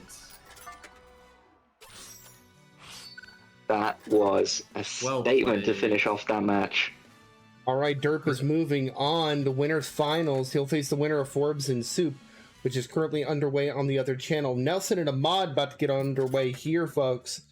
Holy crap, we are speed running this tournament. What the? Great rocket from Derp. That rocket's actually pretty precise, because if you do it too soon, you'll hit yourself in the void. But he did it just right when he was entering the booster, so it hit Mido, but it had no impact on Derp. So that's just great usage. I find it funny that...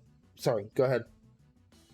I was just going to say, Derp back in the day was always known for these incredibly precise item plays and more precise grapple plays than what were available to most of the players at the time. It's clear that his style is still intact. Man, this has been crazy. New prediction. This is, I am making all the predictions today. Oh my lord.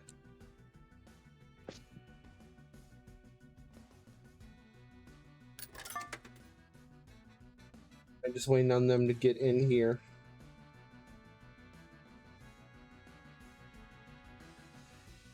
So while we're waiting, really quick, let me give you guys an update on the bracket. So first off, Maikor and Rafu already happened. Rafu won 3-0. Sorry, yeah, Rafu won 3-0. It's going to be Reds versus Rafu after this. We got Nelson and Ahmad here. And then in losers, it's going to be Balaki versus Tuni Tai. I'm very much looking forward to that. Then Zedrazil and Maikor. And then also Forbes and Soup is currently happening. And winner of that will face Derp. And then we're going to be processing our losers, which is going to go really fast as well. Good stuff. Are we going to do Group D and Group C winners finals on this stream, Chaos, or are you planning on doing one on the other stream? We're going to do winners and losers finals on here. All on this stream?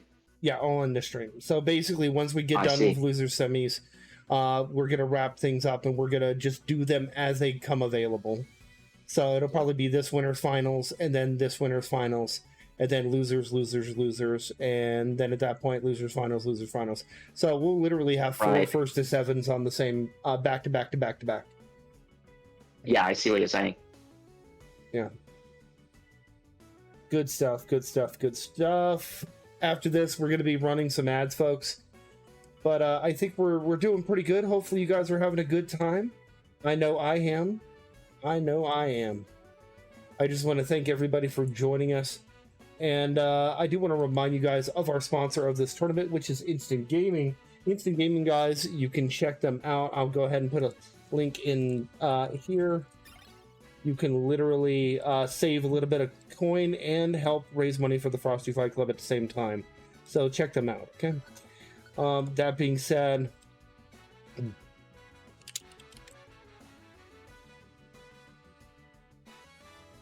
waiting on Nelson here.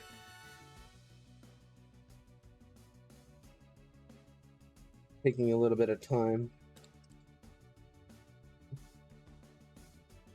And we are, let me double check something. This is Nelson, formerly known as Gnomes, I believe. Yes, correct. Right. C, I'm caught up now. Group C, match 7. So let me update this part. Group D. Winners 2. They're on the 5-minute timer, so they did get warning beforehand. And if it takes more than 5 minutes, they're going to get a warning. After that, we're going to give them an additional 5 minutes, and then I will give them a disqualification. Have we had any word yet from Nelson or no? I haven't seen shit. About to private message him.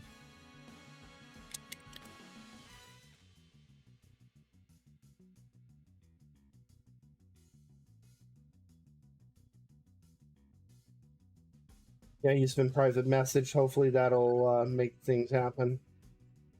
Yeah.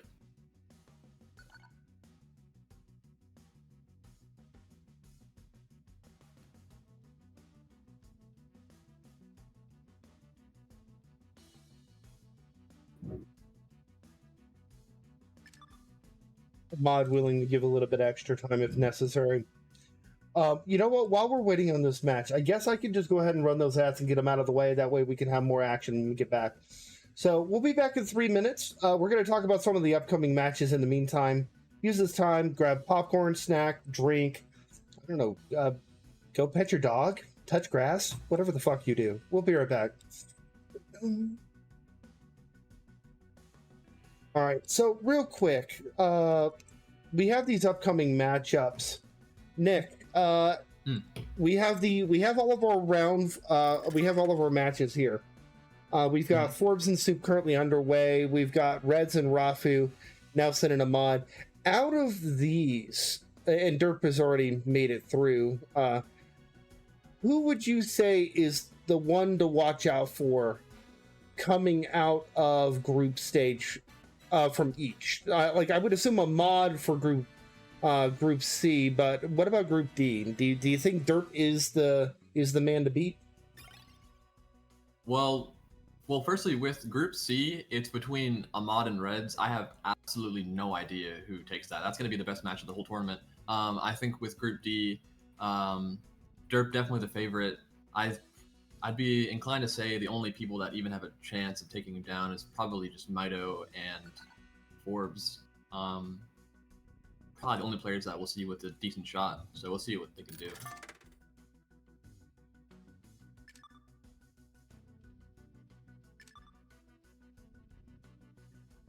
Sorry about that. Just letting them know what's going on. I didn't think I'd see a snow transition in the middle of September, or at the start of September. But that's I guess I just realized it's frosty, right? So yeah, it is frosty. Frosty answer my Fight Club. question. Yeah, I mean, actually, I can go one step further. I mean, I have a question for you. Have you ever seen it snow on the inside? Look at this. Oh wow! Damn. Ooh, it's cold in here, guys. Little nippy. Why do I hear jingle bells? Well, see, you're hearing the Yeah. arcade machine. Every time somebody messages, they put another quarter in the arcade machine. Oh, not jingle bells. Okay. But it would be an interesting twist to make it Jingle Bells for the winter months. I think I might do that because I could actually customize that. And remember, guys, you know what? Since we're waiting, you guys can pick up your supporter badge. This supporter badge does guarantee you that you get this fancy, shiny little coin on your speedrunner's profile. $5 or more, and it helps support the prize pool. Now, yes, we did hit the first secret goal, but there is a special, super special secondary secret goal at $777. So let's just hope you guys hit it. You know, maybe we could turn a maybe into a foregone conclusion if we hit 777. Maybe we'll get lucky. Very shiny badge. You wouldn't want to miss out on it. I know, Gert made it. He did a really good job, legitimately. From the mustache to the glasses.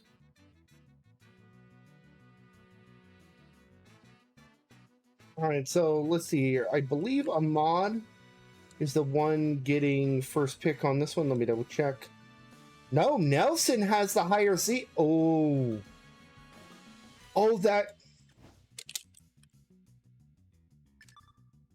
that could make a huge difference, actually. Holy crap. It could. Nelson's pick, though. Jeez. Seeding matters in this tournament, gentlemen. Big time. So, how did that work out? What did Nelson do to secure a higher seed than Ahmad? So let's actually talk about that. In this tournament, there was different avenues for people to actually get in. It was ranked in particular order. So Open League, then ELO, and then Learners League, and then Wild Card. Ahmad did get first place in Wild Card. However, Mr. Let's see here. Let me look at Nelson. 1 second. Nelson technically is supposed to... Yeah, so Ahmad is actually supposed to be higher. Give me a second. It could have just been how the bracket shakes out, because sometimes that happens. Alright, so Nelson won the first match, then Ahmad won the other. So literally it's how the bracket shook out, that Nelson technically got a higher in-group seed. And that's what we're going based on. I see. Yeah. So... That must be complex when you do multiple avenues of qualification. It's 4 different avenues, technically. Learners League, ELO, and let's see, it was Open League, Learners League, ELO, and then Last Chance Qualifier. In that order. And the Last Chance Qualifier, right, was yesterday. Yeah, it was yesterday. I see. I'm up to speed. I understand. But, I mean... Nelson, at the moment, though, has doing great. A fantastic start. And a fireball, but luckily Ahmad has a drill to avoid it here.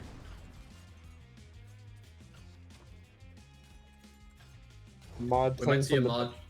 Yeah, he tried it, but Nelson was able to dodge the pulse. Oh, a little bit of a mistake there from Nelson.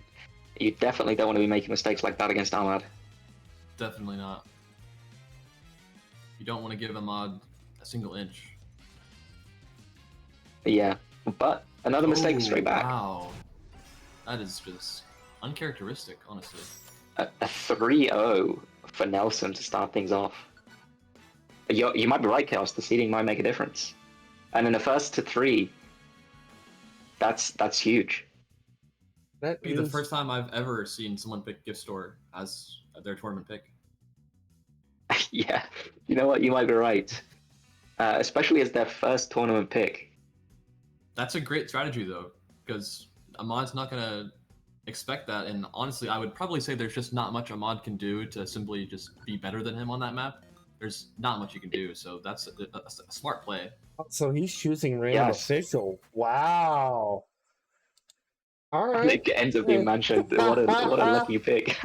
What the heck? Ahmad picked random official? Ahmad picked random official. Wow, I'm surprised he didn't just pick Mansion, but got Mansion anyway. Yeah, I mean, it worked out in the end. But maybe that's to, do some mental damage. Yeah. I can, it's essentially a statement saying it doesn't matter what official I play on, I'll be on all of them. Sorry. No, I mean that's. No, see, that's just Strange. that's his latent powers. That's what it is. I meant the huge thunder noise, but yeah. Well, see, that's just your god aura, being the king of speed. Must be. Not a very good aura. Well, I mean, loud enough to come across on the microphone, so good enough. Yeah. Ahmad with the boost advantage here. Nelson has a rocket. Probably not going to do much at all once Ahmad gets the lead here. Yep. So from now on, I mean, this rocket's seems like probably it's just useless. Yep. Could be a snowball position, to be honest. Especially with this upcoming slope. Well, the ceiling slope now. Yeah, I thought it was going to be. I was with you, Nick. I thought the spawn was going to be further up. Yeah. We might see Nelson use the rocket here to try to cut off. Yep. Ahmad went for the reverse grapple strat, but he failed it, and that's why he got hit by the rocket. That was a crazy precise sequence as well from Ahmad just there. I mean, this whole half of the map, there was such a high speed, and the execution there was frames. If you're Ahmad here, you want to save some boost, that way you can keep your advantage, and that's what he does. So now he has about a quarter of a boost bar as well as a box, so this is not good for Nelson at all. Absolutely. And a great box there. Didn't even wait for the slope. Sometimes you can preempt that, and if you get hit by the box and your velocity is low enough, then that slope can send you the opposite direction, and it could be an insta kill. So I think that was what Ahmad was going for there, and it didn't quite work out, but it was a good idea. Yeah.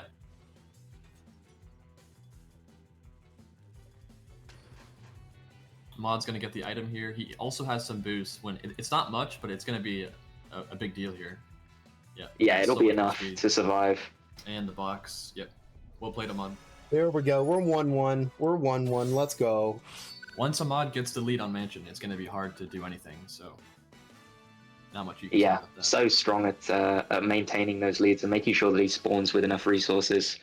Hey, Rafu. And that's what it's all about, Mansion. Sorry to interrupt. Rafu, you're in our call here. You're able to listen. You have a match. Go play it. It's on Dose. We'll see you in a minute. Good call. Good call. Called out. I moved him over to Dose, so he has no other choice. Oh, so that's why it says 1 in audience.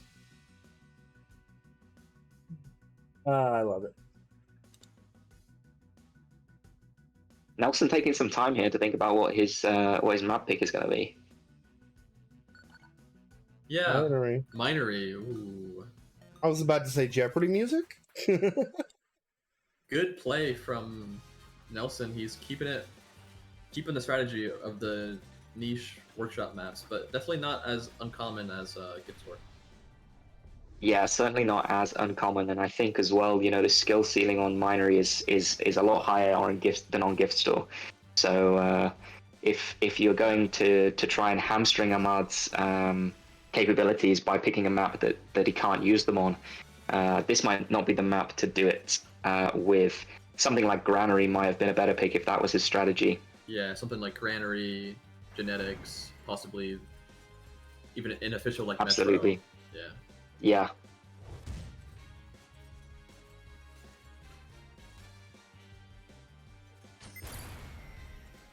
But Great bomb though. That was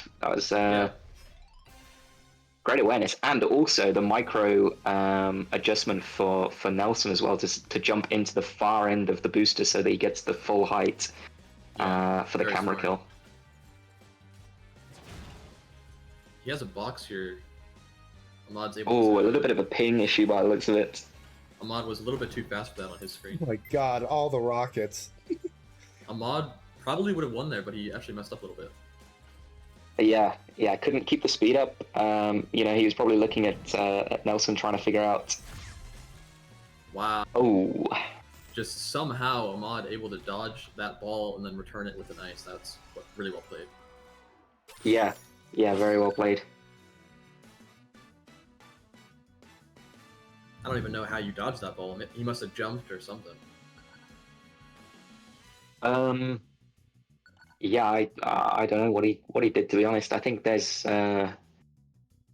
unless it, Nelson may have gone unlucky and hit the tiny upward slope so that the ball ended up jumping slightly over Ahmad. Oh, maybe, yeah.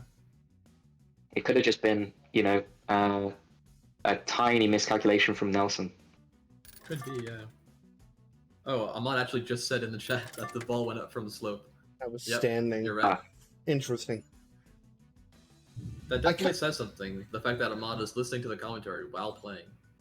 Honestly, not a bad Yeah. idea. Commentary team is goated besides me. That's an interesting strategy. That's mid-set coaching if I've ever heard it.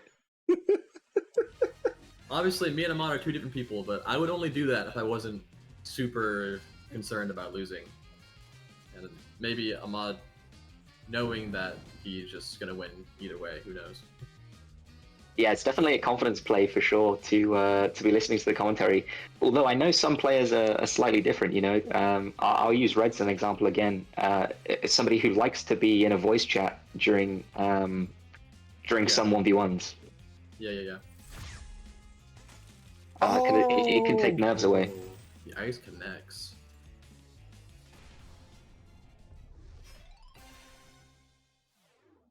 I was half expecting Ahmad to say like "nice ice" in the Twitch chat or something. That would be confidence. That would be. Ice nice, baby. Eevee! Oh Oh, my gosh. no. That rocket actually That could was- not have been worse for Nelson. Yeah, really, really bad. Ahmad flexing his KOS finalist badge in the middle of the match. Maybe. Is there some beef between Nelson and Ahmad? This is BM at this point. I think this is just what Ahmad likes to do. Wow. You think you know a guy?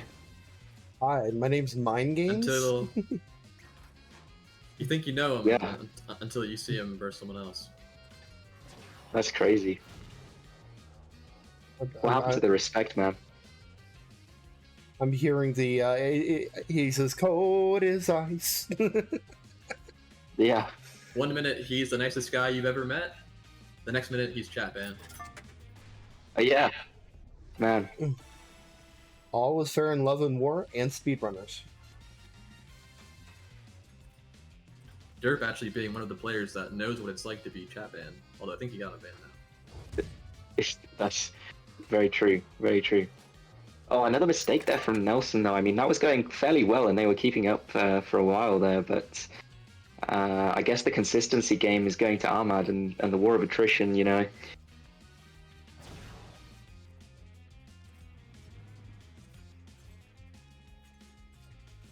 Nelson living barely, but he has no boost, and Ahmad is so far off the screen. I don't think there's anything Nelson can do. Yeah, I think this is game here. The booster is going to seal the deal. Yep. Well played, Ahmad. No stress at all. It was looking at the start like it might be a close match, but Ahmad just easily taking it. 3-1. Yeah, that Gipstall game was great. Yeah. Okay, folks. So, are we ready for our first winners finals of the day? Our first to 7. Oh, Dude, I'm ready. Oh, is it the Derp or is it Red's Ahmad? So it is Derp. Derp Oh, versus okay. Forbes right now. First to 7. Let's go.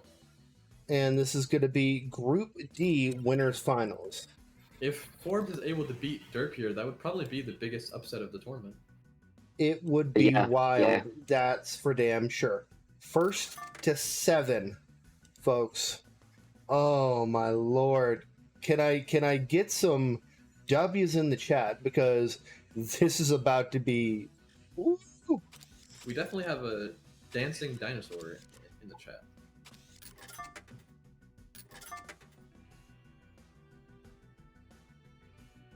And Plops. I guess that's a support for Forbes. Yeah, I guess that translates to Forbes support. Yeah. All right, and currently the higher seed between the two is Dirk. Dirk will be getting first map pick in this.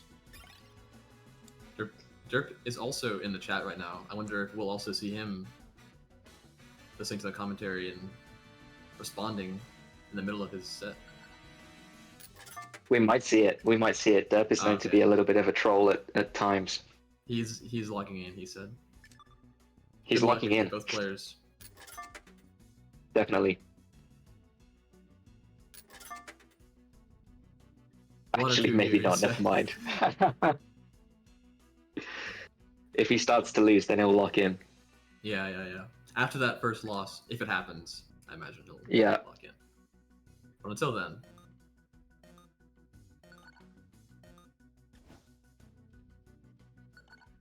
Did he always have Derp with 2 Ps, or am I crazy? no, I think that's a new thing.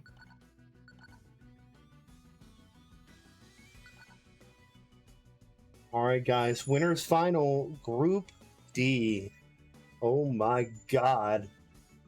Woo! Forbes actually a very OG player, I think. So OG that Forbes magazine copied Forbes from SR. It's pretty funny. True. Our He did it next first. Our next matchup after Derbs and Forbes is going to be Reds versus Ahmad, folks. Oh, I cannot wait. That's going to be a juicy match. It will. And then after that, we're going to be going through and doing all of our losers matches. So get ready for that, okay? Wonderful. Excellent. Jill, Reds has avoided a match on the primary stream so far as well, so we haven't seen him play yet. Not anymore. Yeah. For all we know, he could be playing as Sherlock Bones right now. He could be. And dude, that would be that would be totally fine. Back in the day, you know, I used to play as Dr. Smart sometimes in tournament, and it was fine. So, Yeah. you know, he might be unlocking a new strategy. It's not about the character; it's about the character of the player. Ooh. Exactly. Wise words of wisdom from the King of Speed himself. On the spot too. On the spot, in from the heart. Pistachio's words of wisdom. Dr. Smart is still up there? Yeah, true. Dude, honestly, Dr. Smart is still up there. Such a fun character to use. Oh. Derp with the lead. Derp and is in a bomb. really strong position here. Yeah, this is just so good. Looks like he's holding on to Doesn't it even for use a it. little bit longer than I would expect. Maybe he's just trying to get a little bit more warm-up, potentially. Yeah, it could be. I mean, that was a great shockwave, but Derp was ready for it and used the backup strat. Yeah. Maybe we'll see him go for the laser skip bomb strat from... Oh! Oh, okay. I thought That's what he's going using for. it. But he used it to block the laser, actually. Yeah. It's a slower version, I suppose. Yeah. Accomplishes the same goal, at least. We are seeing Derp's grapples last a little bit longer than they should have. I think that's just a little bit of ping. For Yeah, it anyone that might doesn't be. know this game.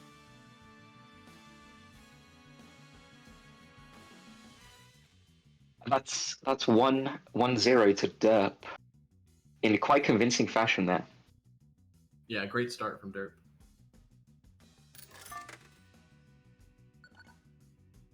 Dragon City picked from Forbes, and that is an interesting pick. You don't see that every day. Yeah, Dragon City made by Deckard Cain, along with New Age. One of the well, I in my mind he exists as one of the all-time greats, but certainly one of the all-time great mappers. Definitely up there on the all-time great list.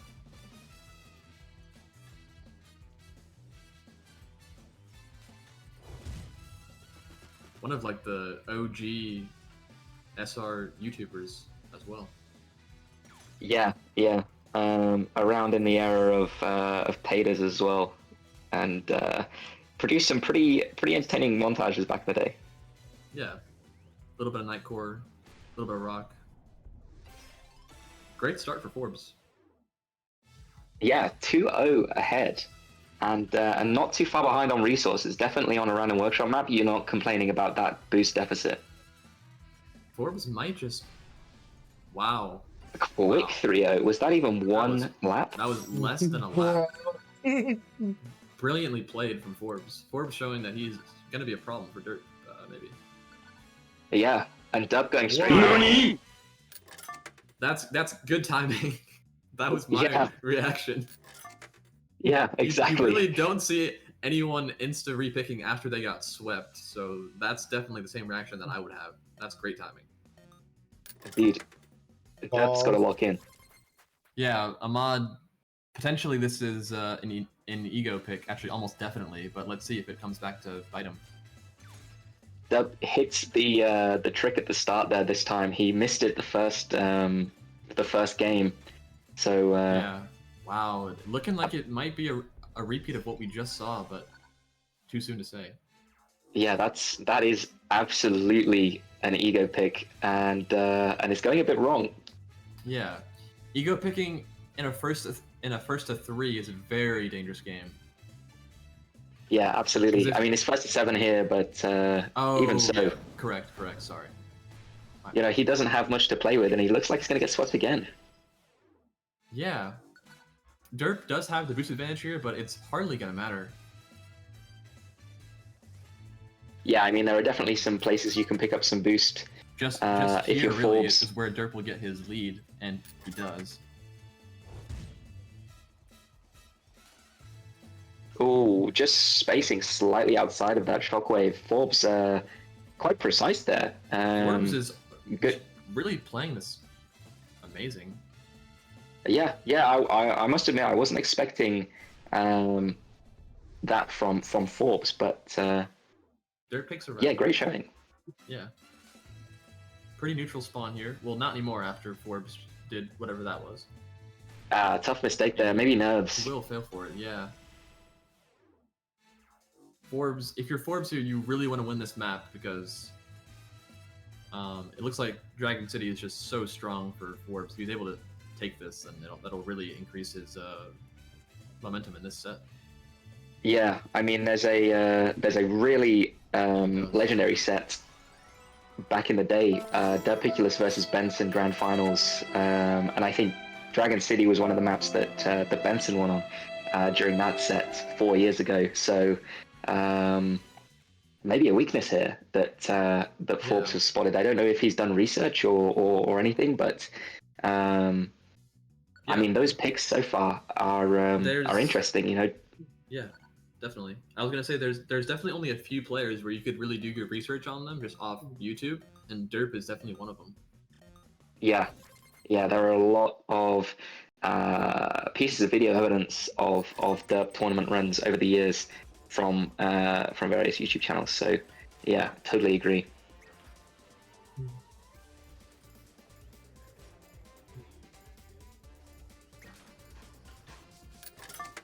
Derp having to sort of swallow his pride here and say, you know, I'm going to pick a different map because I can't beat you on Dragon City. Realizing that Forbes is just a different beast on Dragon City. Yeah. Back to regularly scheduled programming though with Derp, with a great start on Casino. Okay, so Derp's putting his bomb in the bottom left location. I'm not sure if he put it in the right spot, but I'm sure the radius will reach. But the reason why that bomb is good is because on the right side, it does something special, which we might actually see here in a sec. Okay. Slightly miscalculated that jump there. Derp might not even need his bomb. And there it is. That bomb is just so good because it blocks off the gate route right behind you.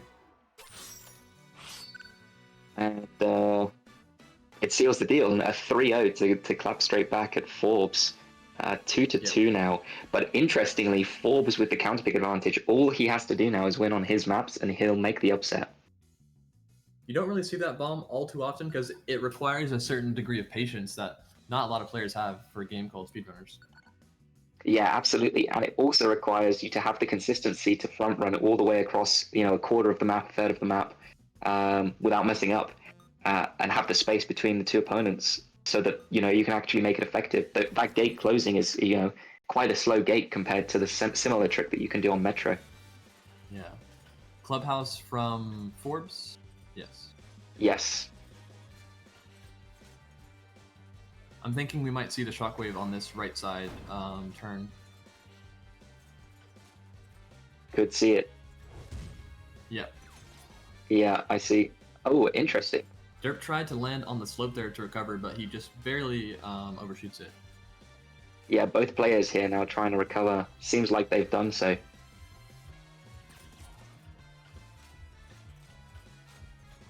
Derp with another shockwave. Very curious to see where he uses this one.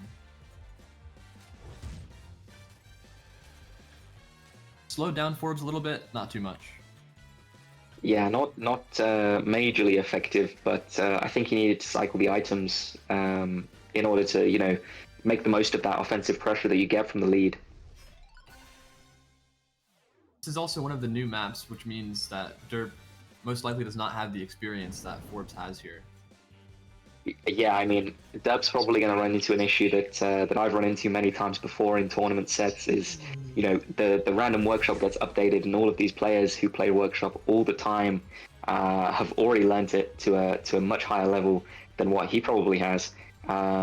If people start catching on to that as a weakness from Derp, that's going to be really difficult to contend with in future matches if he gets there. Yeah, definitely. We might have just seen a tackle there from Derp. I think Looks it was like actually, Forbes yeah. lost a lot of speed.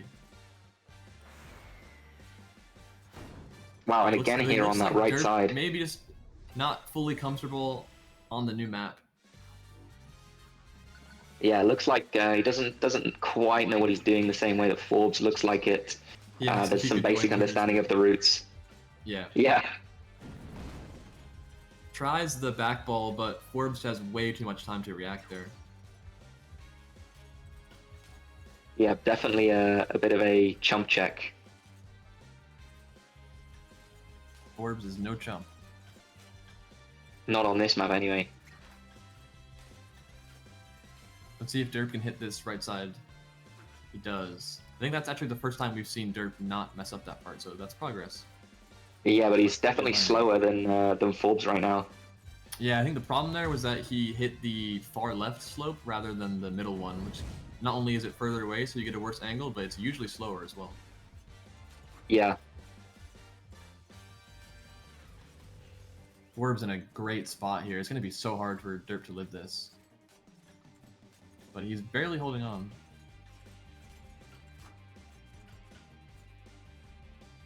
Oh, a bit of a mistake from Forbes there. Can Derp capitalize? Forbes just so fast though. Derp didn't even mess up and what got hit by he was box as trying well. to do. Yeah, Forbes just faster on that map, straight up. He messed up and I mean, still you were got the saying, lead. Nick, at the beginning of this match, you said if Forbes beat Derp here, then that's the biggest upset of the tournament potentially, and it's primed to happen right now. Derp on 2 points and Forbes on match point with 3. No, it's first to 7, not best of 7. First to 7. I see. I misunderstood. First to 7. We're not even close to the end here. Derp has plenty of time. Correct. But who knows? The way that it's going right now, it looks like Forbes might be able to keep this going. Hopefully he's well practiced on Mansion for his sake. Yeah, it definitely seems like he's stronger on some of the random workshop maps than the officials, but no slouch. Yeah. Derp has a fireball here. Probably we'll see it used backwards, or maybe he'll just try to save it, keep his advantage.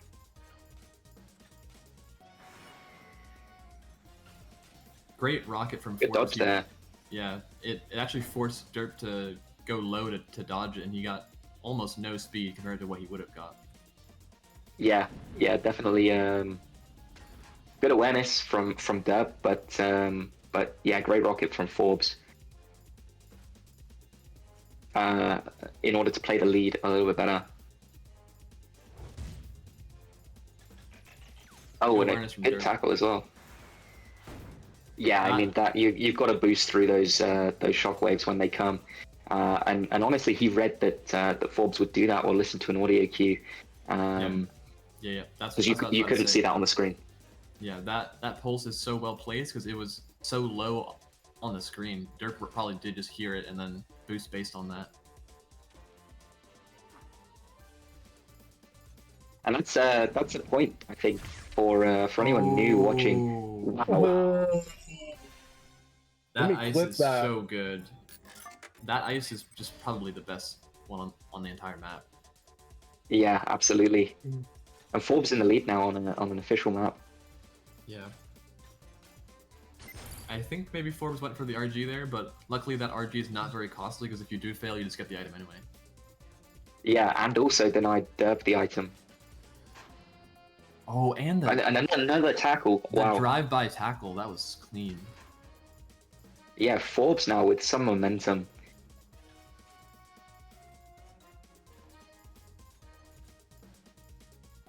They're looking like he's gonna live this though, pretty easily.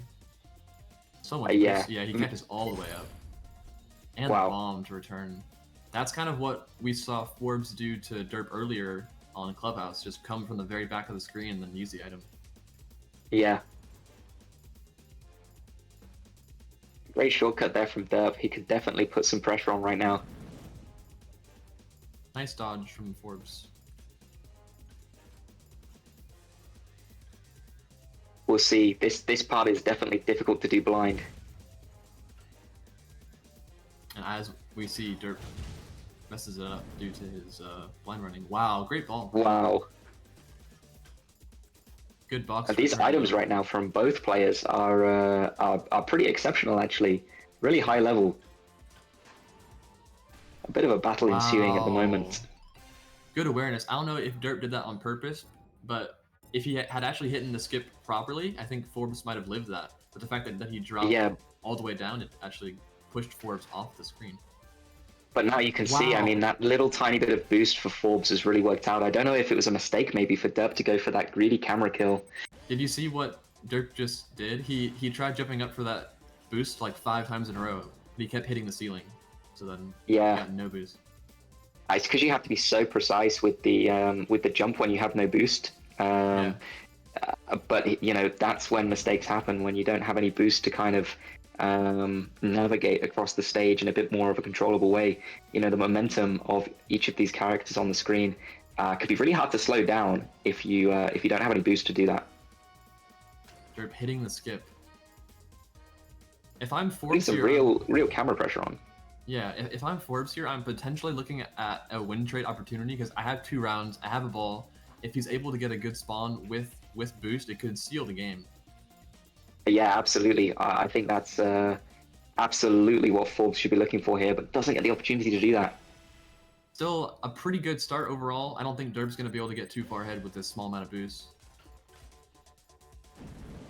Yeah, as we see. As I say that, he actually gets far enough ahead to dodge the fireball. Another skip from Derp, clearly practiced. Oh, nice try with the rocket, but Forbes is too low. Yeah, Forbes.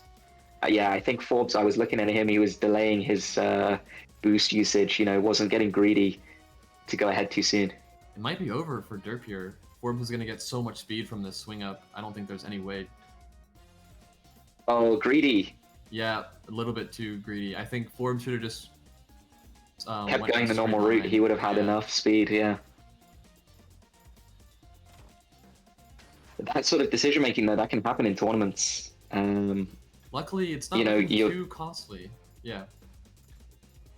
Well, now, I mean, there's mistakes are piling up, small mistakes, and Derp is definitely back in with a chance of winning this game. And he needs it too, being behind. You don't want to go 2 games down in a 7-game set. Oh, wow. Forbes tried to use the ball backwards to hit the rocket on On our screen, it worked, but not on his. Yeah. 3-3 so far. Wow. Close match. I really thought that Forbes had that in the bag. Yeah, I mean, he sort of threw it with that that swing up at the end there. If he Like you watches this said, pod back, a little bit too greedy. then he'll know. Yeah. And that's the type of thing that you can make that decision with a clear head when you've not got tournament pressure. You can clearly see that there's enough time to just do the normal route and put that pressure on in the normal way. But yeah, nerves. Oh, I thought Derp just fell down into the abyss there, but it was just a little bit of lag. I wonder how that's affecting the match here, or whether it's just on our side, because that could be quite difficult to contend with if you're trying to hit someone with an item and they're moving like teleporting around the stage. I would imagine Forbes is definitely seeing it as well, because we were seeing this as well yesterday. A little bit unfortunate, I suppose, to have patchy internet, but hopefully it's not affecting the match too much. Yeah, hopefully not. Not much you can do, because I think Derp's currently playing from an apartment. Okay.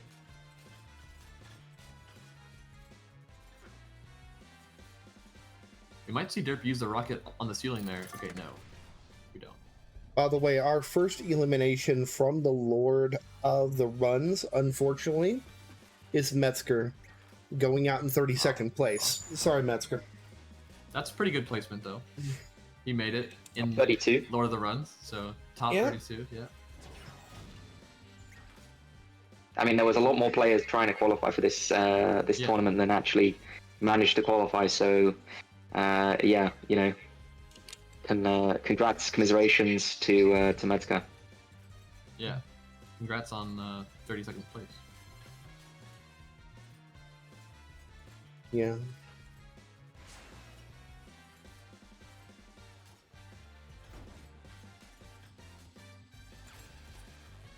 Oh, nice hook. Maybe actually. Yeah. It. Yeah, interesting. Forbes, I wonder if that helped worked. Derp too. Yeah. They're probably a neutral hook. Didn't look like it helped one player more than the other. So far, In the from end. what I'm seeing, it looks like Derp just wins because he was doing all the faster strats there. Forbes was kind of just doing like the default basic strats, whereas Derp was doing a little bit more of the advanced ones, and he just simply got the lead every round from that and won the game. Yeah, that's exactly what he made his money on in 2019.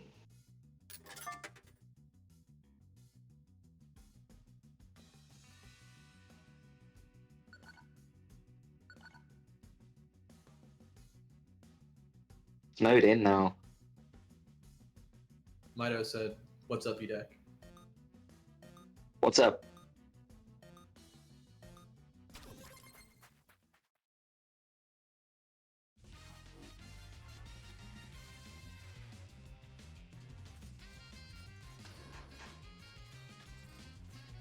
Wow, that's a really interesting start from Forbes. He went the very top route to get the item. Yeah, I was just thinking that actually. I mean, it doesn't seem like it's impacted it too much either. This is one of those maps. Really rocket actually from Derp, but I was just saying, I don't think that start massively affects you on this map. There's a couple of choke points. Wow, yeah. That is really unfortunate. A couple of choke points on this map that where you can really catch up even if you're super far behind. So I think this ball will be kind of useless unless actually he's getting really close to Derp and might actually serve a purpose now. Yeah. Oh, he tries to pre-ball there to hit Derp, but Derp was ready for it. It was a great idea though from Forbes. I mean, these are the type of things that you want to think about if you're going to have a chance of winning a match like this in winners finals. We could see Derp mess up here with this blind run, and he does, yeah. Manages to cover the mistake with a bomb though. Yeah. Once again, Forbes with the fireball. He either wants to be in front or right next to Dirt to be able to use this properly. Yeah, absolutely. Because at these speeds, the fireball travels slower than the players do, so it will actually hit behind more easily than it will hit in front. Once again, great usage. A nice try with Derp on the rocket. Crazy ice interaction, but it barely hits Forbes in the end. Yeah, Dub with just a little bit more patience there to stay on the wall longer. Veteran play. Veteran play indeed. And that makes it 5-3, right? Yep. Yeah. Derp only needing 2 more in order to advance on to the grand finale happening on the 29th. Derp, you're speed running the group stage.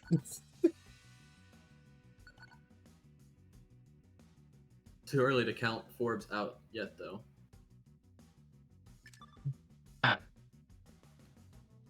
Yeah, I mean, that start from Forbes on the first few maps, if he manages to get some of that momentum back in these later games, we could definitely see a really, really close set. Forbes, it's first to 7, my dude.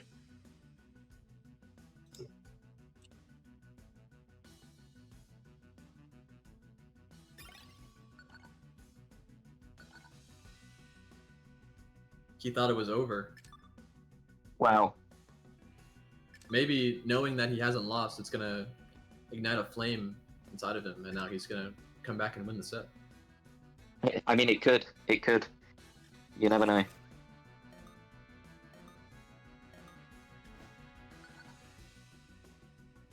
Or it could do the opposite. He's like, oh, I thought I already lost. Let's just get this over with. But hopefully not.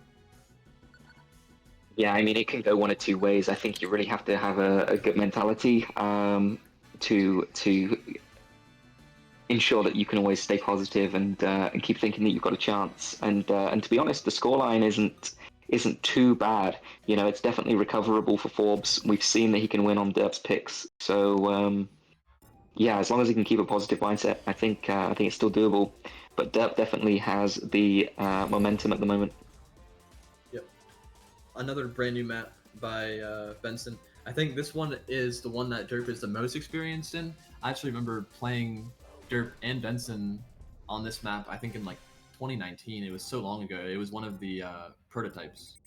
So Derp probably knowing what he's doing more on this map than the other ones, but still probably not as experienced as Forbes. Well, it might mess him up, to be fair, because if there were previous iterations that they played a lot and the map's changed significantly since then, yeah, he could be misremembering it, given that he's had a long break. Definitely could, yeah. And that was a nasty box. Yeah, great accuracy from Forbes to be able to hit that, to be fair.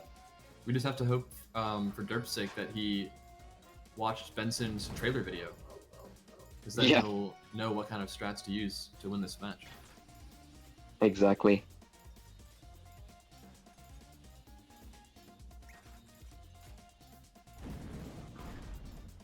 Oh, good fireball.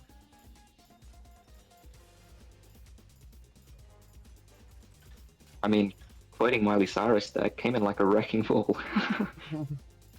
Absolutely. Derp was just about to win that round, but he ate some crates. Doesn't matter though. He definitely could have denied Forbes a little bit more boost without hitting those crates, but not a huge deal. And this is a tough spot for Forbes. Oh, yeah. The bomb slope. You don't see that too often.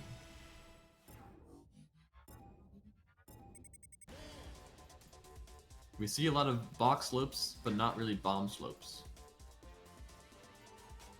Yeah. More tough to pull off, I suppose. You have to time it. Yep. Harder to dodge, though. Yeah, absolutely. The blast radius usually covers all of the areas where you would usually jump over a box slope. Great play by Forbes. He went back and it looked like a swag, but it wasn't. He was just doing that because the grapple was blocked off, so that's great awareness. But once again, we see Forbes getting hit by a rocket that wasn't on our screen. That's just comes down to the Brazilian ping. Derp is on match point. And that was another heartbreaker of a game there. That map, Forbes was up 2-0 on Derp, and then Derp with a 3-0 comeback.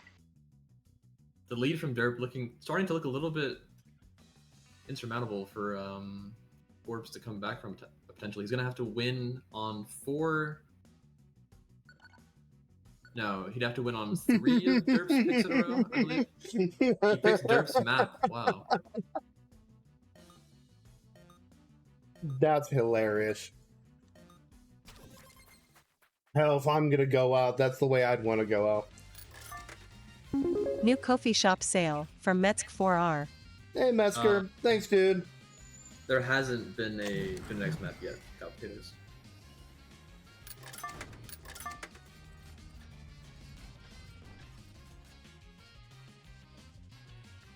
Oh, just missing the skip slightly. I mean, this is a interesting pick from Forbes here, literally picking the map against the creator of the map.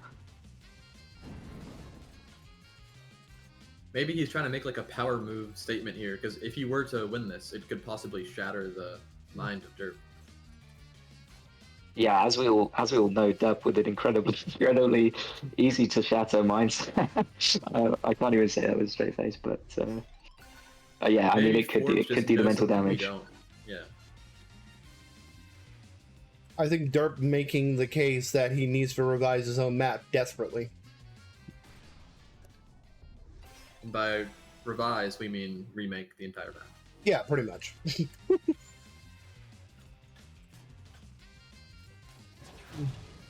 You know it's bad when the creator says this map is balls. Yeah. I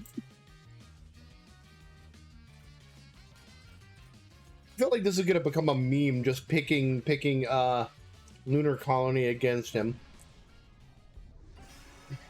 Maybe a meme that he's okay with though, because he won pretty easily. Mm-hmm. Yeah.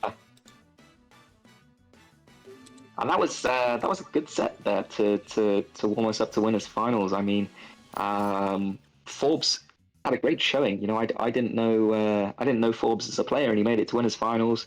Took 3 games off Derp, one of the old world champions. Great stuff. All right, folks, let me give you a update. So right here in winners, you're not going to see it yet, but when I complete this, you will see that Derp has made it through. Oh, where is it? Is it not going to do this? I hate this. Derp here has advanced. He will be moving on from Group D. Forbes here waiting on people from Group D and losers right now. Metzger already lost. Rares versus Soup up next. And then N250 Jasper happening. Winner faces Mido. We're going to be going on and doing a mod in Reds, but we do need to take a break real quick before we get there. So we'll be right back. And after that, we got more furious speedrunning action for you guys. So we'll be right back. Mod vs Reds, stay tuned. Yeah, definitely. That's a crazy match. That is a great match. Holy shit. Yeah, I'm looking forward to this one.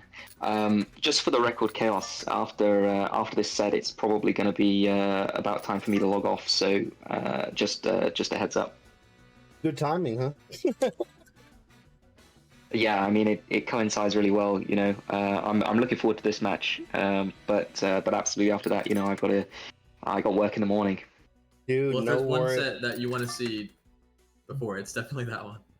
Good timing. Absolutely. Good timing is best timing. Yeah, Derp being actually the first one to qualify into the final stage, so congrats, Derp. Woo! Love it. Let's see. Definitely, congrats. Dude, I am- Edak versus Nick. I don't think we've ever played in tournament, you know, Nick. I think that's true, yeah. We played a ton outside of tournaments so many times, but Yeah, yeah, never in tournaments.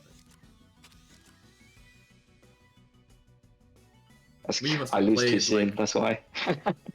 I'd wager that we probably have 1v1 like 30 plus times easily. Easily, what- we've played 30 times, yeah. What is Red's name? Well- Oh, there he is. It's just Reds. Yeah. We got the Just Vince. Reds. The Vince. Derp, we will have a little bit of time potentially. If you stick around, we'll do that. But I kind of want to get through. Oh, don't worry. Nicholas would whoop my ass up and down the coast. Maybe. Now, see, if it wasn't speedrunners and it was like Street Fighter, I'd probably hold a chance. I don't know. What other games do you play, Nicholas, besides speedrunners? Nowadays, really just Halo. I used to be a big Really? Halo player before speedrunners. Now, not so much. But Really? yeah. Don't say. If I am playing a game, it's either speedrunners or Halo. Which Halo? Well, I have to go with the newest one because it's the biggest thing right now. I play Halo Infinite, but can't say I'm enjoying it nearly as much as their older games. All right. How would you like to sometimes, for giggles, come and play the original Halo with me?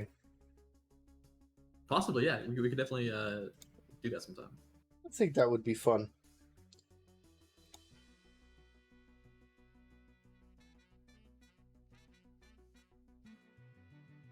Not everyone knows this, but my whole start with online gaming really was actually running my own Halo clan, and I used to play semi-professionally. Things you love to hear. Yeah.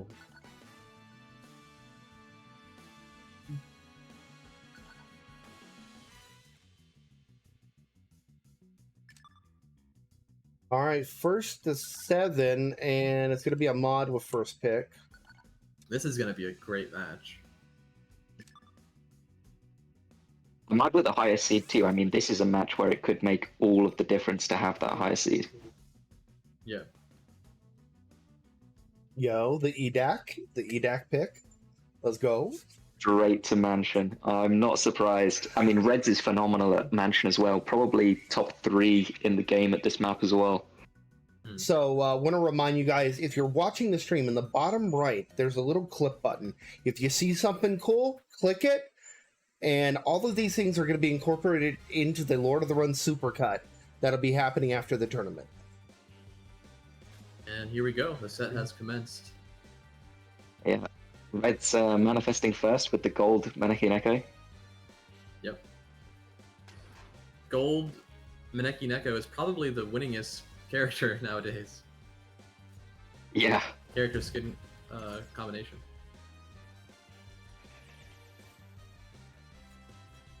What a great start from Reds. Wow. Yeah, I mean, if you wanted a blueprint on... Oh my gosh. Wow, we're just seeing the same mistake again. This is insane. How have we seen this twice? People love to swing up Reds, there. did you learn nothing?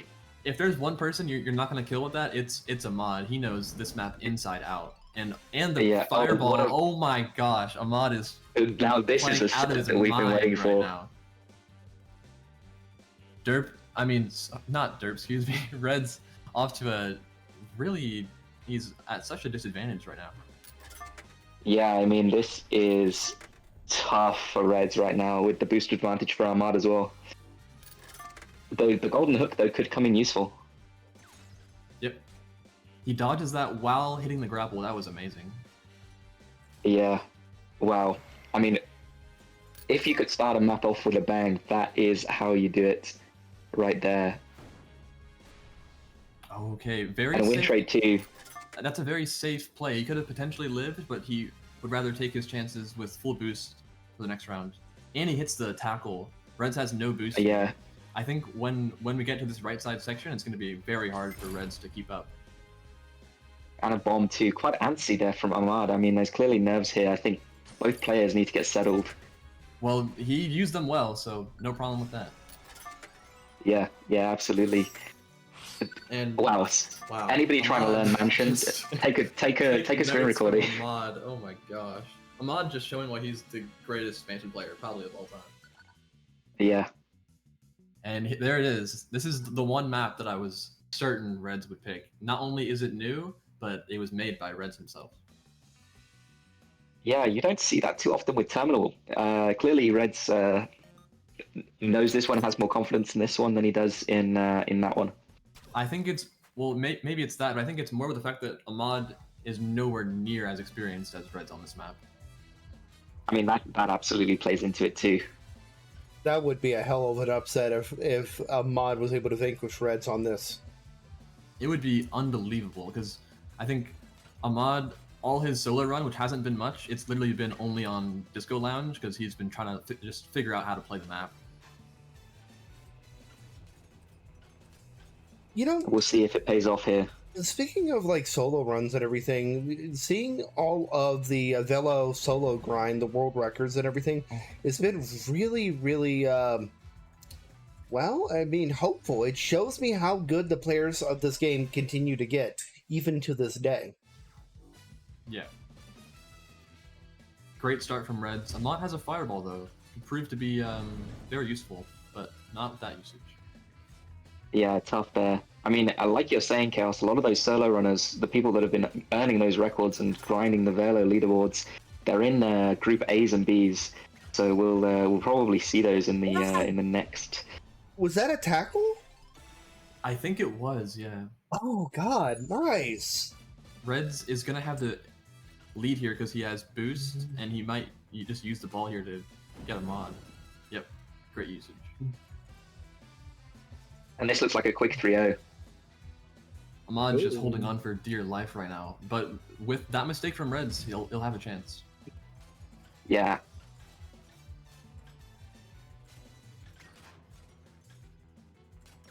Reds has a hook. That's probably the only spot he could have used it, so great usage. Yeah, I mean, it's absolutely to be expected from these players to find any small place they can make use of these items. Yeah, absolutely. It's going to be fairly rare to see a cycle for no reason. Another good hook. Reds Wow. kind of misplacing that bomb. He launched himself back a little bit by accident. Even so, I mean, it messed Ahmad up enough to where it didn't even really matter. Ahmad keeping his lead versus Reds, barely. Yeah, I mean, that was a tight race there. Reds timing that hook so well. He timed it that way it would collide with Ahmad's grapple, but Ahmad somehow just able to slide through it. Yeah, I mean, Ahmad there clearly ready for it and knew that was coming. Amazing bomb dodge, by the way. He went over the grapple buildings. Oh my gosh! I thought Ahmad was Wow, dead I there. thought he was gonna camera kill himself. Yeah, same. These guys are Reds cut. with another hook. Ahmad just dodging every single one. Yeah, an easy dodge that time. No tricks to be seen. Wow, Oh, great play, snap. great move. Interesting to go the lower route too, to try and confirm the camera kill. I would have thought Ahmad would actually go top there to grab some extra boost. Yeah, I thought so too. It'll be hard for Ahmad to live this. Really hard. Wow. Yeah, really hard. He might have to go for the cut here. He hits it. Oh, Ooh, not quite not enough. Wow, what a map. Jesus Christ. 1-1. This match is not. It's not coming up short. This is Yeah, amazing. we're already seeing this is going to be a war of attrition, literally back and forth and back and forth. Yeah. And by Well, the we're way, Ahmad and Reds are both King of Speed grand finalists, so they are two of the best players in the whole world. Yeah. They both made top 4 last time. Reds was second, and then Ahmad was third, if I recall correctly. Yep, Reds got second in last KOS, and Ahmad got second in the KOS before that.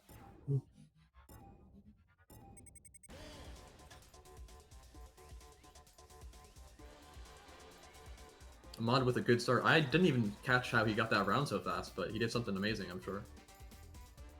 I think it was a small mistake from Reds actually that caused that, but I'm not sure either, to be honest. Good awareness from Ahmad there to go under the crate. Reds doing that section extremely well. Yeah, I mean, it's quite clear to see, I think, for everybody watching, you know, the amount of time that you have to recover from a mistake against either of these players is razor thin compared to some of the other recovery times that we've been seeing in the previous matches. You know, either of these players make a mistake, and the player that's on the offensive is pushing that advantage immediately. Oh, amazing tackle from Ahmad. I thought that it was going to be so hard for Ahmad to even get even up the game again, but he did it instantly. Yeah, this box is going to come in Oh wow. handy for Reds. And he's so far behind here. We actually might see Reds do Ahmad's own strategy against him and swing up to the sky. Nope, no need. Honestly, a better strategy, to be honest, more consistent. You can live from the swing up. Yep, smart play from Reds. It's almost like a swag kill in a way. A little bit, yeah, I can see it. It's swag until you realize that it's deadly efficient.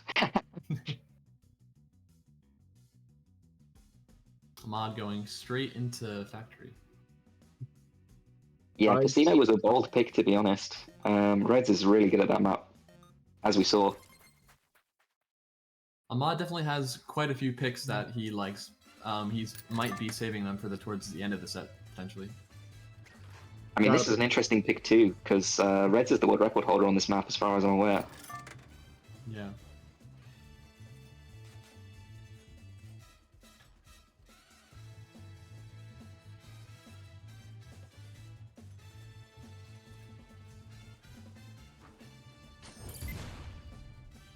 However, the world record on factory is largely from the skip on the left side, which is usually not a great idea to go for in a real match, so it's probably not going to be a huge factor here. That's true.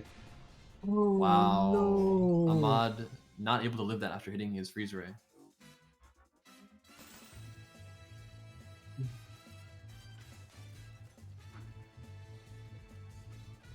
Yeah, this is looking slightly concerning for Wow. Ahmad right now.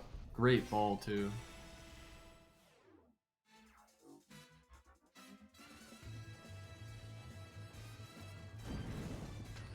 And Reds dodged Ahmad's fireball. And tackle too. That's I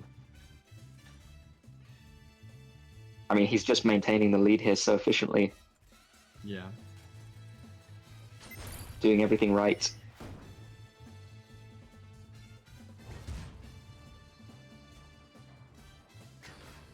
Reds is gonna get the Wow. lead here.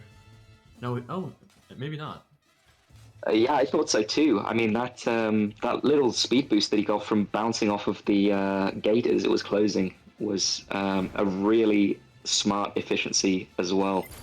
Yeah. Ahmad is just trying to keep the lead here at all costs to avoid getting bombed by Reds, and Reds is trying to get the lead at all costs. Yeah, I mean, he needs something, right? The items are all kind of contained within this left side of the map, and Oh, he has a drill though. great mind game there from Reds. Actually, he waited with the fireball and just reacted to what Ahmad was going to do.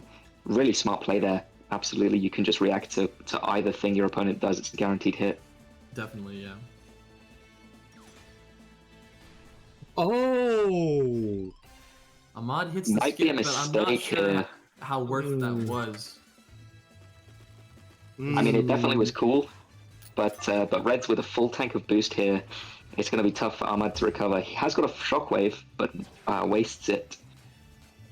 That Oh, rocket no. actually just saved Ahmad's life right there because it forced Reds to slow down, and it hits him right before the super boost. I can't believe that. That rocket. You know, you're absolutely right, Nick. That saved his life. what a gamble. Great fireball. He Oh, timed it as fantastic, Reds was landing because he knew Reds wouldn't be able to dodge it. So Reds is probably going to just hold on to this shockwave for the next round and try to shockwave Ahmad's grapple. I'm not really sure how to dodge this. This is scary though for Reds. I mean, he definitely did not want it to come down to last point, last game. Ahmad has to slow down there to dodge it, and he does. Perfectly played.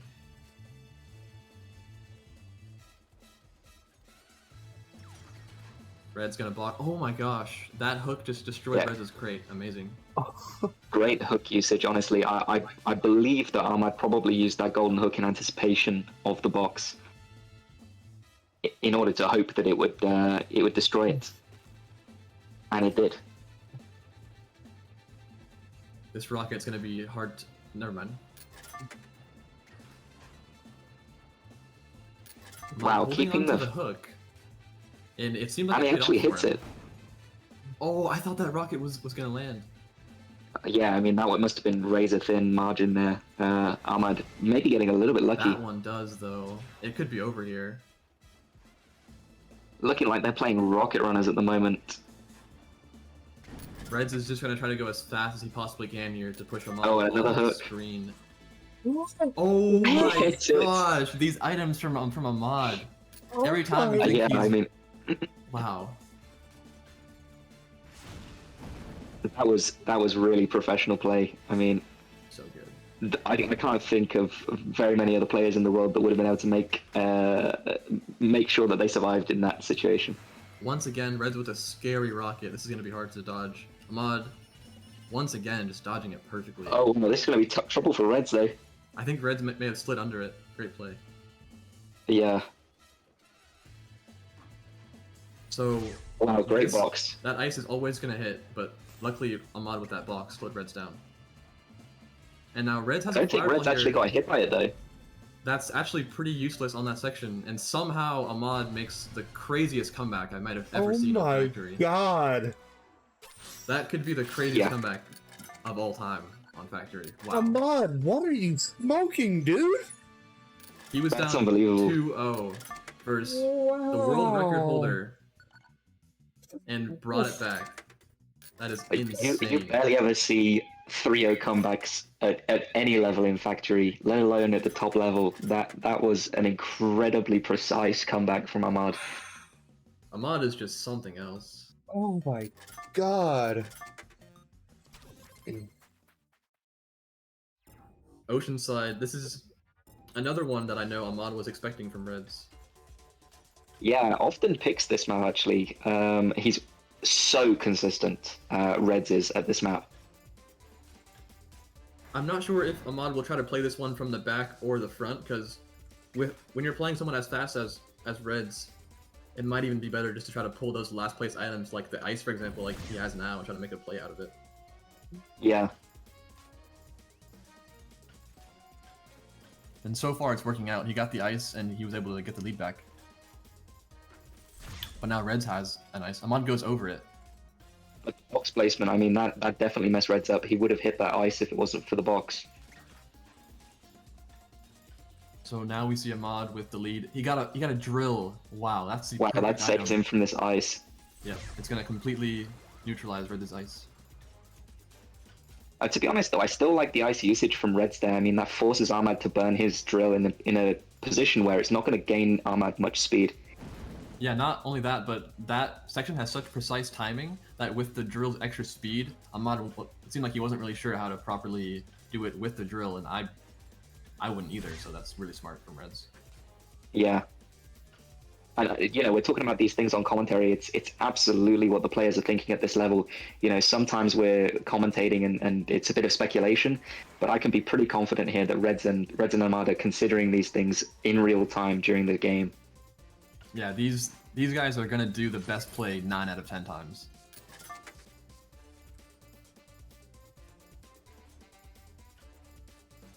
Wow, great Reds going great so speed from Reds. fast. Ahmad not able to live. And Reds has a shockwave here, able to block Ahmad's grapples, potentially. Yeah, this could be really dangerous on this turnaround here. Ahmad barely living, but he might not be able to after this bomb from Reds. Yeah, just really strong items here from Reds.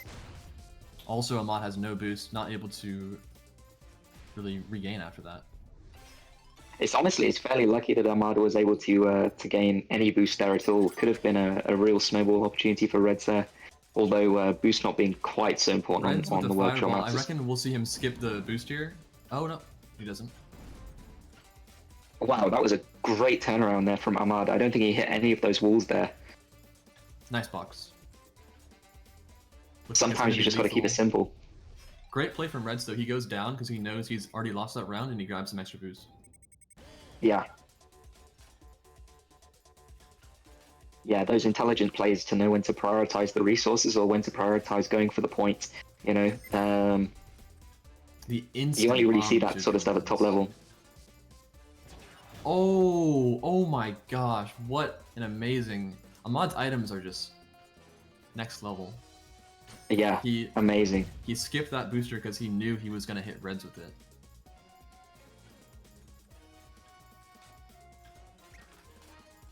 Now Ahmad somehow just gets the lead back. Great fireball too. But Reds has a rocket here and boost advantage. So we might just see Reds get the lead and then backwards shoot this rocket. Try to hit Ahmad on the ceiling slope right about now. Yeah, Ahmad's got to be... that was a great bait though to make Reds think that he was going to go for the slope and he didn't. Yep, very smart play. Ahmad going right below that platform to avoid Reds' box, really good awareness. Ahmad's rocket, very useless, to be honest, right here. Yeah, just got to cycle for a different one. Oh, and that's probably one of the best pulls. I'm actually surprised he used it there. I guess that's probably smart because he knows he's not going to be able to outspeed Reds, so he might as well just chain the drill and try to get ice. Yep, and there's the ice. But Reds dodging it. Wow, a bit of a mistake there. I mean, Reds definitely could have dodged in slightly less exaggerated fashion, but I guess maybe he was expecting Ahmad to sort of swing up and chase him a little bit more. And now we see Ahmad with the shockwave. Now he could potentially block Reds' grapples. Looks like maybe he blocked one, but it really didn't do much. Yeah, he needed to block the first one there. Oh my gosh. And wow, Ahmad dodged both items. I mean, he's playing with such awareness right now. He grappled He's in just a straight dialed line. in completely.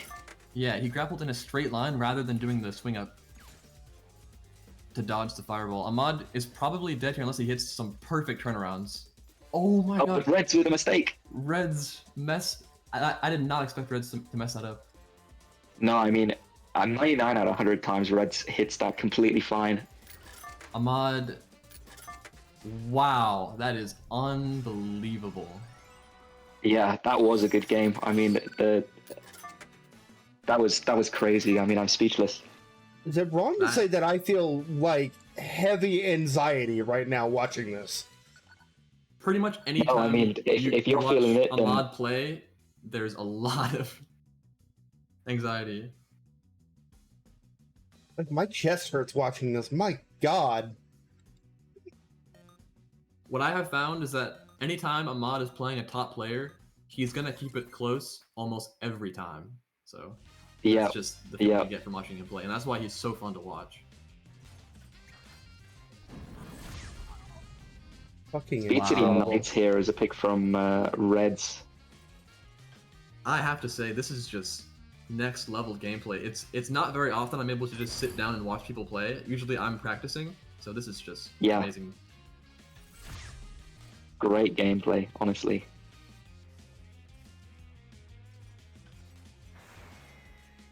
I mean, you're looking at probably two of like the top 3 best players on the planet right now. Yeah, absolutely. Absolutely.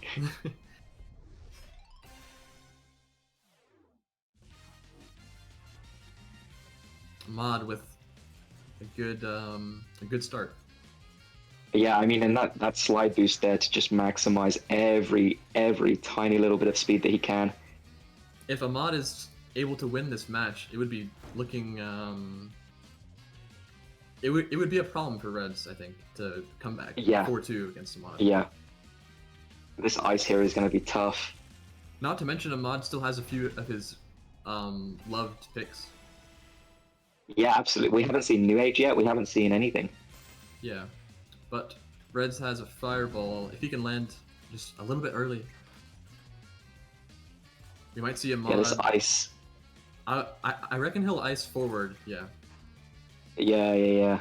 Maybe he'll go shortcut and then ice Reds into the spikes. Nope.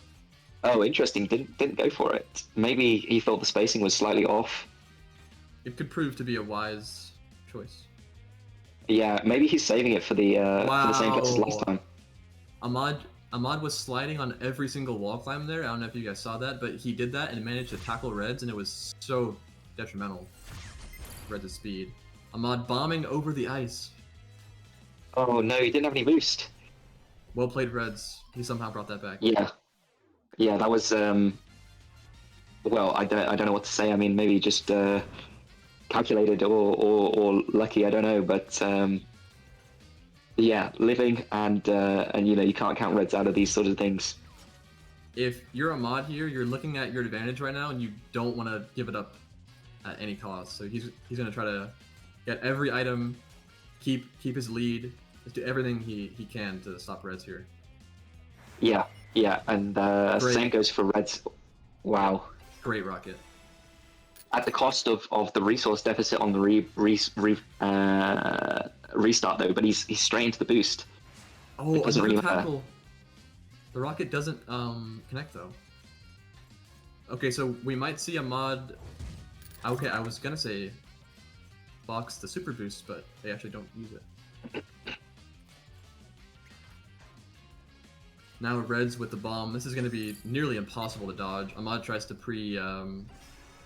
well, guess it, but not quite. Honestly, great mental fortitude there from Reds to not instantly use it, thinking Ahmad was going to follow him.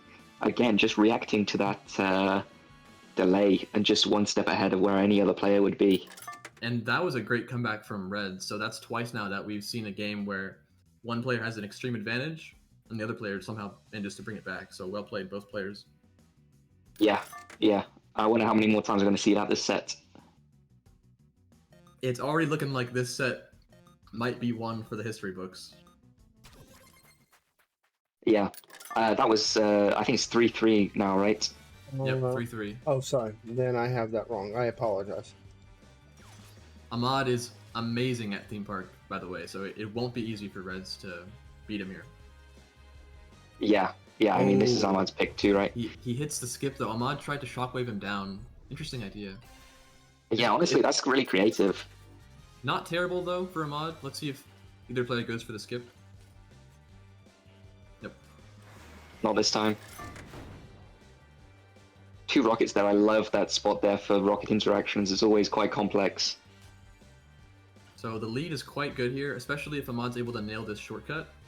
Okay, both players actually looks like they maybe messed it up. Yeah, uncharacteristic from both there. Would have been quite a significant advantage if either of them would have hit the... Yeah. Oh, wow. He used the bomb to deny Reds doing the skip. That was insane. Yeah, and you see, you know, Ahmad did that not on a backup strat, but he actually slowed down intentionally to make sure that if Reds did get the spacing and was aiming for the skip, he was there to bomb him. That was deliberate. There's probably not many players where Ahmad is going to assume that they're going to nail the skip, but playing Reds, he knew that Reds is going to make that skip 9 out of 10 times. Yeah.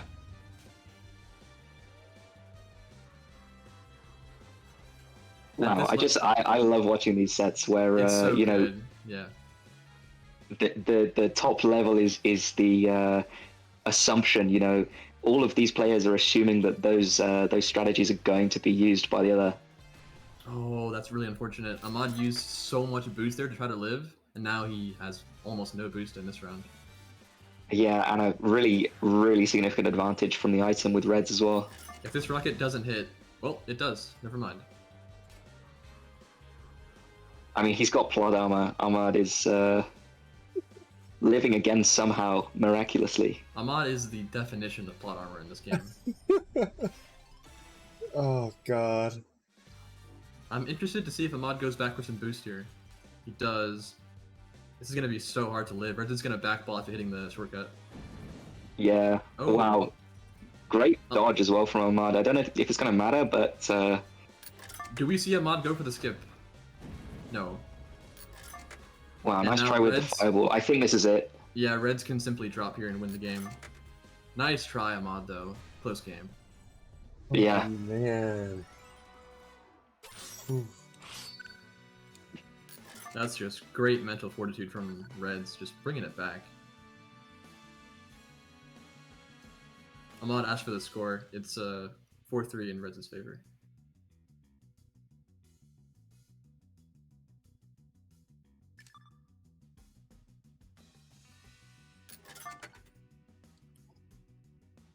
lovely.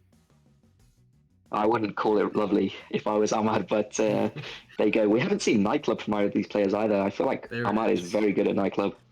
I might even go as far as to say that this New Age game is close to a must-win. Yeah. Yeah, you definitely don't want to go 2 games down against somebody like Reds, especially when you're losing on each other's picks left, right, and center. I mean, it's so volatile. Neither of these guys are significantly better on any of the maps than the other. Amazing start from Ahmad. He went for his signature tackle start, but Rez predicted it and went straight.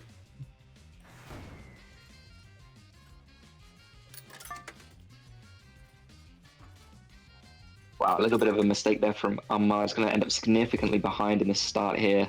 Has no choice but to wait for the gate. Tries to shockwave.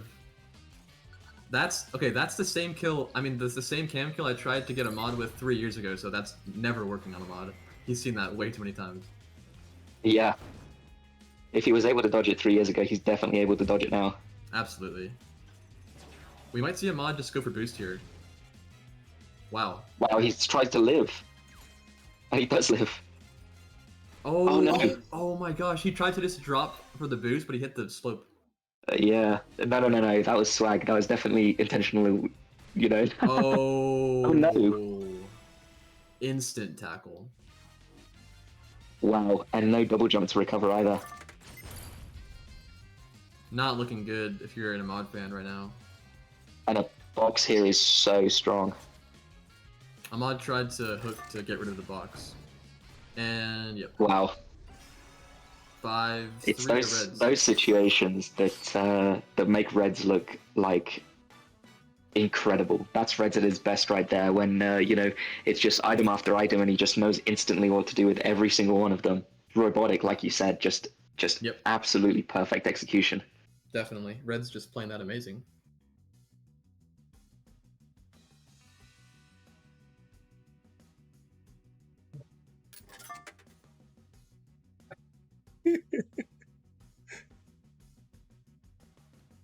Forgive the giggle. I'm just sitting here in awe of how good these guys are. Holy fuck. Well, if that match wasn't a must-win, this one seems like it has to be.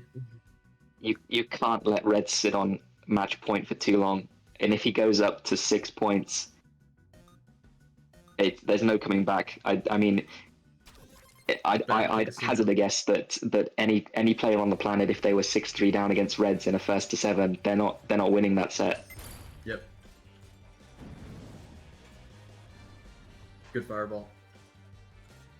Yeah, absolutely. And again, an early lead from Reds. Red's messing up a little bit. Yeah, it seemed like an interesting tackle strat or something. I'm not sure what he was doing there. Reds is able to consistently hit that top booster route by landing on the big slope. Yeah. Yeah, doesn't need to worry about grappling or doing anything silly like that. Just goes straight down for the 2015 strategy. Yep. And it's able to work, you know. It's still a pretty top tier strategy. It just seems to have fallen out of the meta slightly for the fastest routes, but that's not to say that it's bad in multiplayer play, just in solo run. Mod kind of bringing it back. He managed to get the lead back from Reds. Very impressive. But Reds has an ice. Yeah. Not gonna work though with Ahmad's bomb. Yeah, I mean, that was great counterplay from Ahmad, and really quick reactions as well to use that bomb in the right place. Ahmad gonna try to get ahead of Reds here to use his box. Never mind. Gonna try to get Wow, ahead if of that was Reds me, I would have used that box. rocket. Oh wow, his box, Reds' box hit Ahmad's rocket and it stunned Rocket. Ahmad. Yeah. That's really, really unfortunate for Ahmad. If you're Ahmad, you have to bring this game back. Wow, that was a great box dodge from Ahmad, but a mistake straight afterwards. Yeah, I can't say I would have remembered that. So. Wow. This is yeah. close to over, I think. Yep. 6-3 to Reds. I think we're at the point now where it's looking close to impossible for Ahmad to bring this back. If he manages to do this, it would be... Yeah, I mean, I Probably could the see greatest 6-4 comeback or even of all time. 6-5, but I really can't see. I really can't see any further than that. Ahmad has got to win 4 games in a row now. Yeah, it would definitely be the greatest comeback of all time if he did this. Maybe it's Yes. all part of... It's all part of the... It's all part of the plan. Nightclub. Ahmad's. Yeah, I knew this. I knew this is going to be coming at some point, but Reds is still great at this map too. Oh, I think yeah. Ahmad has a slight edge, but it's 55-45. You know, it's a Yep. toss-up pretty much. And now it is officially a must-win game. If he doesn't win this, he loses the set. Margo. Exactly, absolutely right. Camargo saying, if you believe and have good mental skill, anything is possible. It's a great mindset. Ahmad goes top to dodge the box, but Red's just too wise there. He doesn't even use it. And Ahmad Uses it in that position instead. slight Yeah, misplay there. He didn't actually need to swing that low, but he wanted some extra speed. yeah. It was a call out to try and say that Reds was never going to use it there in that position in the first place, but Red's just too smart making the read. Yeah. And the back ball. Ahmad should be able to live this. But we might see his own ball hit him. Nope. This And looks a little bit. Ahmad is down 2 rounds. Great tackle though. Oh, wow.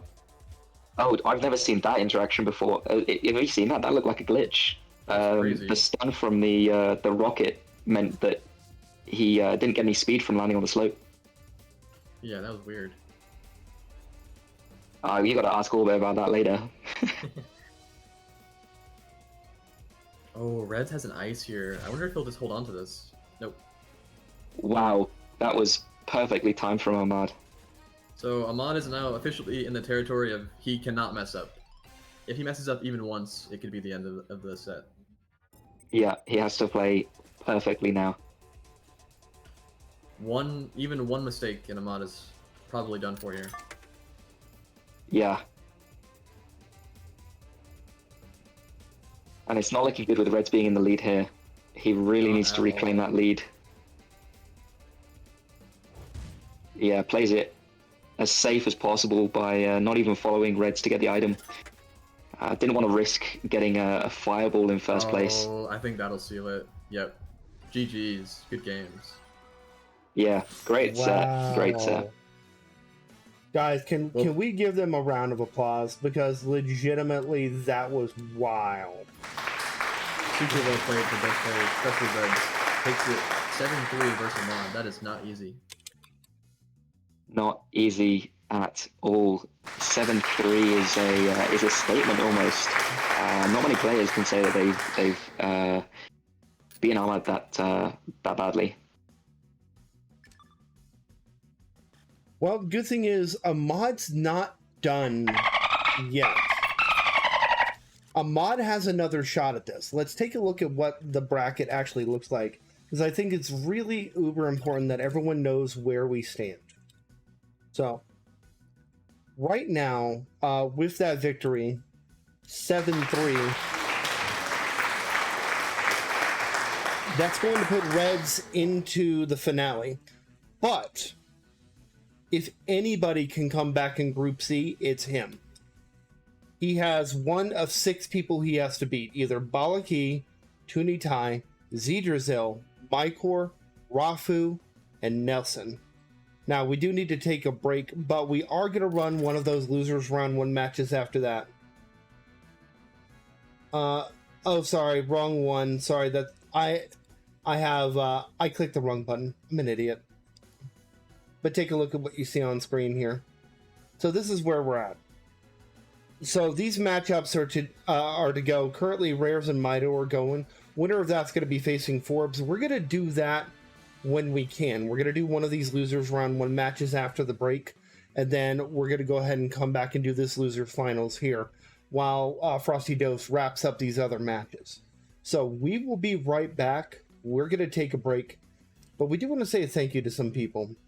Big thank you to everybody else who has made a donation directly to the Frosty Fight Club and supported what we do here for you guys. So if you want to make a donation to us, you're welcome to, but I would rather that you guys take the time and put all that money towards the prize pool, which currently stands at a healthy $507.45. Fun fact, if things stay the way they are right now, first place gets $304, second place $126, third place $50, fourth place $25. That's where we're at right now. So we'll be right back, folks. 3 minutes. Get a drink, get a snack. Hey, I know I am. Be right back. And Cade, I just want to take the time to thank you. I know you're going to make your exit at this point. It has been a blast having you. God, you were so fucking good at this. Could I maybe entice you to come back in 2 weeks and do session B with me, or at least part of it? Yes, potentially. The only reason I would ever say no to that is because that might coincide with me moving into my new house. Hey, congratulations! So if I end up having to do that, then I will let you know. But if for any other reason, I should be free. Dude, fucking awesome! Please do, please do. Sounds good. Oh man! Right. Thanks for having me, Chaos, and yeah, great to commentate with you, Nick, as well. It was a fun time. Of course. It has been awesome. A pleasure. Nick, have a good night. Nick, is there somebody that you would like to bring in here to the commentary booth, or do you just want to roll solo with me? I think I saw Derpiculus say yesterday that he wouldn't mind joining at some point, so maybe Derp. Derp.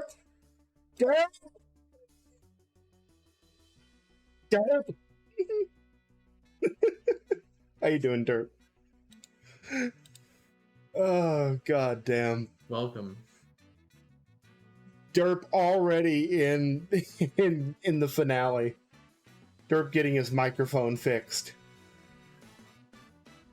I'll be right back. I really do need a second to just get up and stretch and grab me another lemonade. I gotta pee too. So I'll be right back. We'll run the match soon, I promise. Won't be long. One sec.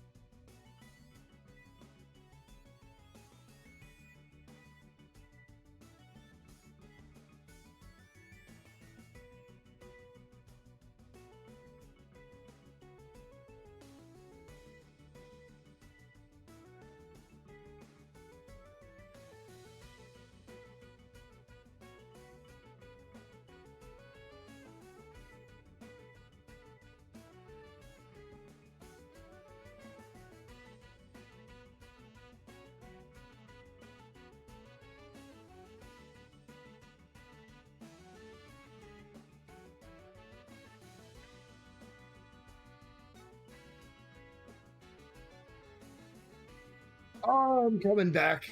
I'm coming. All right. Derp. Derp? Nicholas? Hi? Derp, if you're talking, we can't hear you. Your light's on. Or sorry, your Let's light's go on. back. Sorry. Oh, you're fine. We're good. Oh, they finished it. Perfect. We're going to go ahead and do Forbes and Mito then. Hell yeah.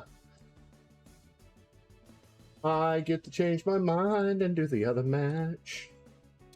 Yeah, if you're talking derp, we do not copy. Oh, he's getting his mic working. Okay. All right. God, from one match to another, it is time. Oh, God. Forbes versus Mito, 1st to 7. This is our Group D Losers Finals. Loser is out. Winner moves on to the finale. Ahmad lost. Red won 3. Reds won 7-3.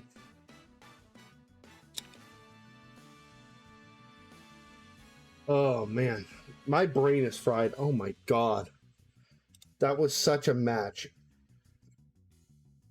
I gotta actually here. So you guys predicted Ahmad to win. Unfortunately, Ahmad did not, but it was still a valiant effort for sure. Let's go ahead and go ahead. I'm a bit surprised by that. That Ahmad was predicted to win. Well, the good thing is we got another one. Mito versus Forbes, folks. Put in your bets now. Let's go ahead and get them in here. I must say it's gonna be hard to follow that match. I don't. You're telling me, my God. I would hate to play after that. That was wow.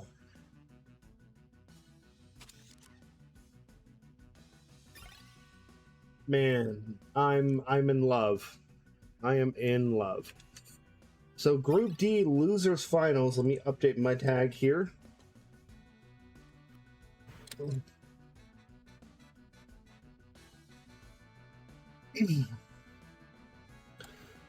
Oh man. Oh man, Mito's like, this will be better than Reds and Ahmad. Trust. Did we get a $10 donation when I wasn't looking?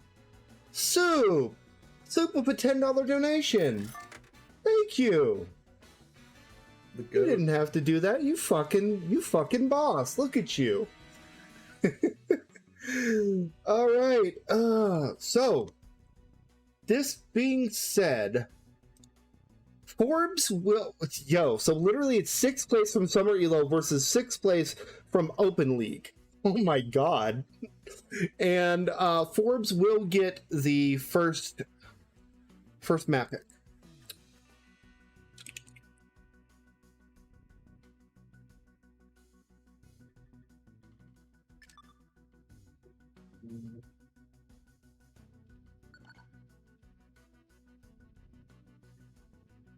All right, let's go. I am so hyped for this. Ooh, Derp? All right, am I good? Hell yeah, just in time. Let's go. All right, yeah. Okay. You're good. Thanks for catching the settings. Yeah. These are new headphones. I just bought them. Oh, they as sound soon as I great. went to college because my old ones they just always sucked. Starting for Ocean Slide. Ooh, What is interesting. Forbes against Mito. I feel like they both have good picks against each other.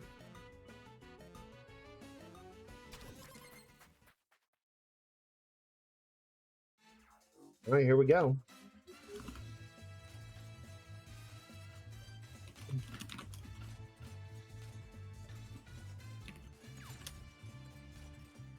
So, question, Nick, is this living up to the expectation that like, I don't want to say I put an expectation on this, but I think everyone did. This is good, right? Oh yeah, that last match was absolutely amazing. Oh, God. I mean, something can be like 6-0 and still close. Like it was like 2-3 points every game. So. Yep. Yeah. That's pretty much how it is. Like, even in the sets where Ahmad, wow, nice rocket glitch by the way. But even in the sets where Ahmad loses and like the score, it usually doesn't reflect how close it actually was. Yeah, I mean they're both good at. They both were so good at strategy that it just there's no way to win without going down to the wire. Absolutely. Anyway, Forbes getting a point.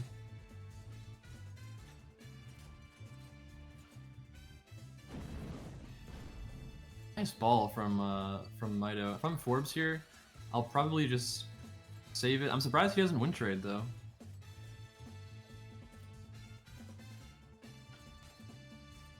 I guess he just figured Mido would mess up, and he did. Mido taking that tally. Forbes surviving though. All right. Forbes seemingly very hard to kill. Tapping into the Brazilian Wow, energy. nice ball. Yeah, so good. Uses the shortcut because he could tell Mido was going to open up for him, and then insta ball.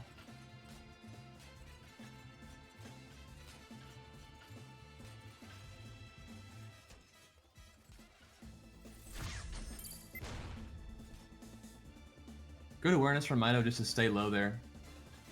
Do a little bit of limbo under the ice. Forbes with the tackles. He was so good in that with this game against me. He's a serious problem with tackles. Yeah. Nice fireball. Okay, looks like Forbes is just anti-win trade. Yeah. Do you think there'd be any good spot to win trade on this map? Honestly. I think probably just like close to top right, but it's not necessarily a win trade. It's more of just like, okay, I'm probably dead here, so I might as well get boost for the next round. Well, yeah, it's about being ahead. Yeah. At least. Yeah, being ahead is just so good on Oceanside. There's pretty much only like one useful item you can get from behind, unless you're like right by them, and that's the freeze ray. Because any other item, you're not really gonna have much use for unless you're right behind.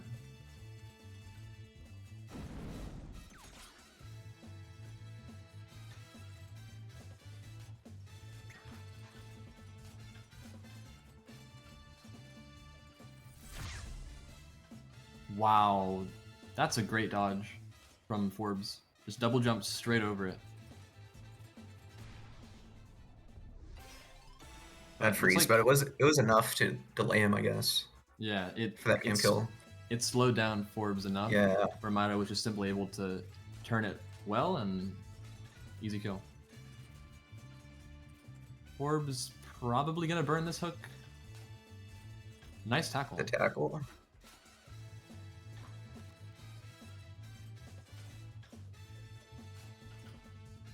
Another He's still ball. going to ball him here. Yeah. Nice dodge. He dodged. I don't know what the ping is between these two. It must be like 70 at least. Yeah, minimum. Mido takes it. I'd probably wager higher. The ping complaining. Fair enough.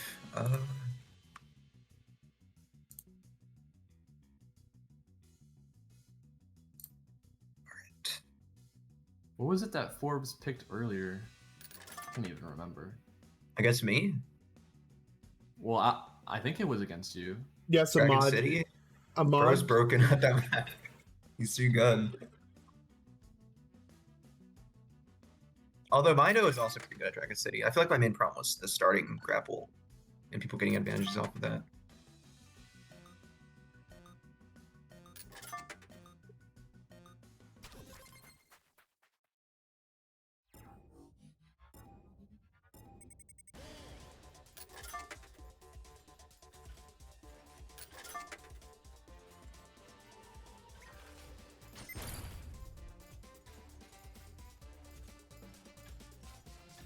I think it was you versus Forbes earlier where we saw Forbes lose just because he didn't really want to go for the risky strat, so he kind of just got slowly but surely dragged off the screen.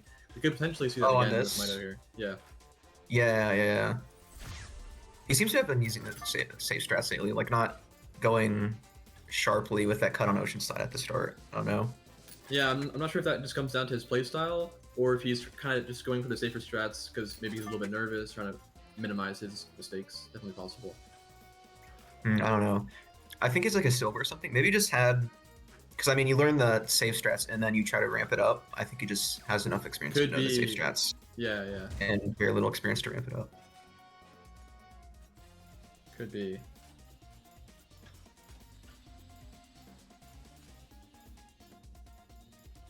Mido doing a very good job of just not letting Forbes get too far ahead. It's getting items here. Alright. So the box didn't good hit there, box. but Mido basically thought it would, so he messed Yeah, he was himself scared. up. Intimidation box.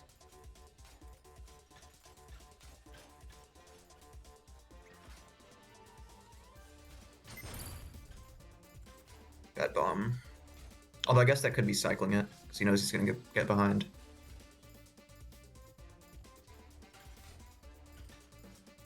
Yeah, it would have been way more useful here.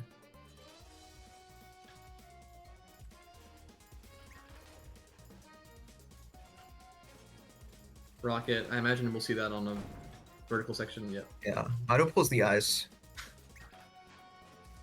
We could see Forbes rocket the ceiling here to open the top route, and he doesn't. Ooh, That could have been a good play because he would have caught up and dodged the freeze ray. yeah. Yeah, Mido used it at the bad time. If he used it just at the swing up, that also wouldn't have worked. But I didn't anticipate that, I guess.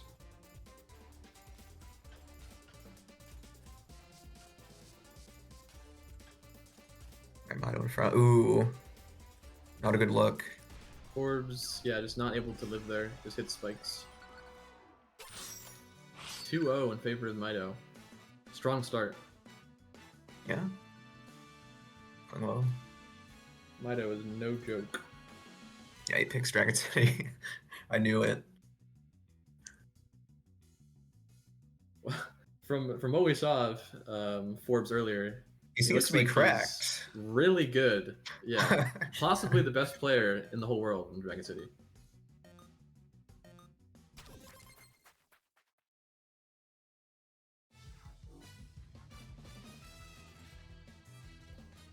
Both doing the good grapples at the start. Weird bomb interactions. I guess they just didn't know how far they were from each other, so it just did nothing. Yeah. Yeah, I guess Mido just tried to wall rocket him there, but ends up hitting himself.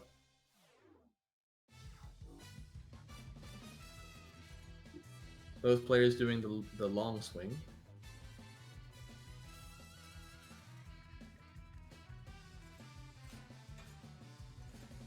And this is the first time we're seeing Mido with the lead here. Yeah, I mean, Mido was good on this map Wow. too. I think I lost to him yesterday. Maybe. Yeah, this is one of those maps where you'll just play it like every other match. It feels like in ranked. Yeah. And I know Mido plays a lot of ranked. And there's that classic Good game drop. kill. If I'm Mido here, I'd probably just insta hook. Or just burn it like that. Both gonna get the items here? No, just Mido. And freeze, alright. I'll probably just use this backwards on the boost section. Yeah. That's probably where Mido will use it, I think. But he's not able to yeah. because he messes up a little bit. But still, He uses great, it there. great usage. Broken item. 3-0. We might even see a sweep. Yeah, Mido's cooking. Too good. He took down the Dragon City goat. I feel like he might just repick it and say "fuck you," though. Speed City.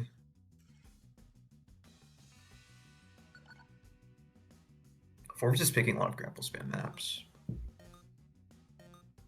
Yeah, definitely a grapple spam enjoyer. See if we see top route use here. I imagine we will. Yep, by both players.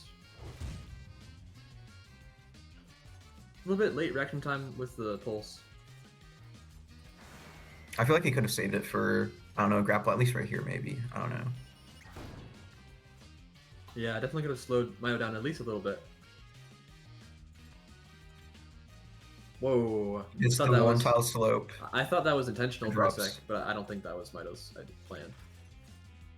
That would have been smart, honestly. Oh, right into the spikes. Well played.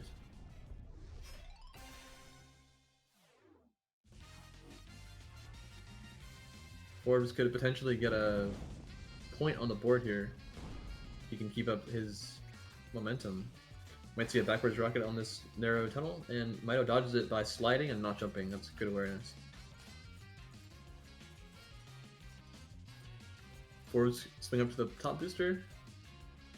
He fails Okay. twice, alright. I mean, he's still in the lead. He has a shockwave.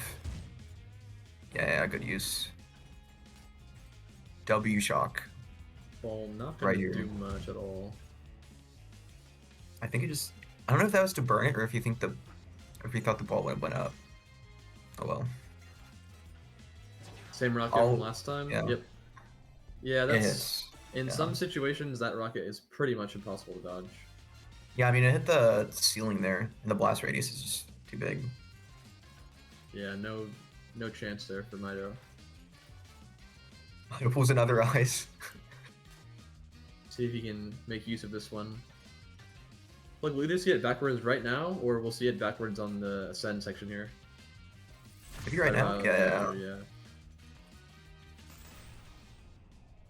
Orbs with more boost, though, and the same item, which on this map I think is way more useful in front, so yeah. Maybe not looking good for. Okay, he pulls another freeze. 2 rockets on him. Oh wow, did Forbes Doesn't just hit hit that. that? Wow. Forbes he didn't hit the 90, but he turned it very well. You don't really see players going for Yeah. that strat. That was a good Taunting usage on of it, him. though. Just Maybe trying to single. mentally shatter Mito right there with the taunt.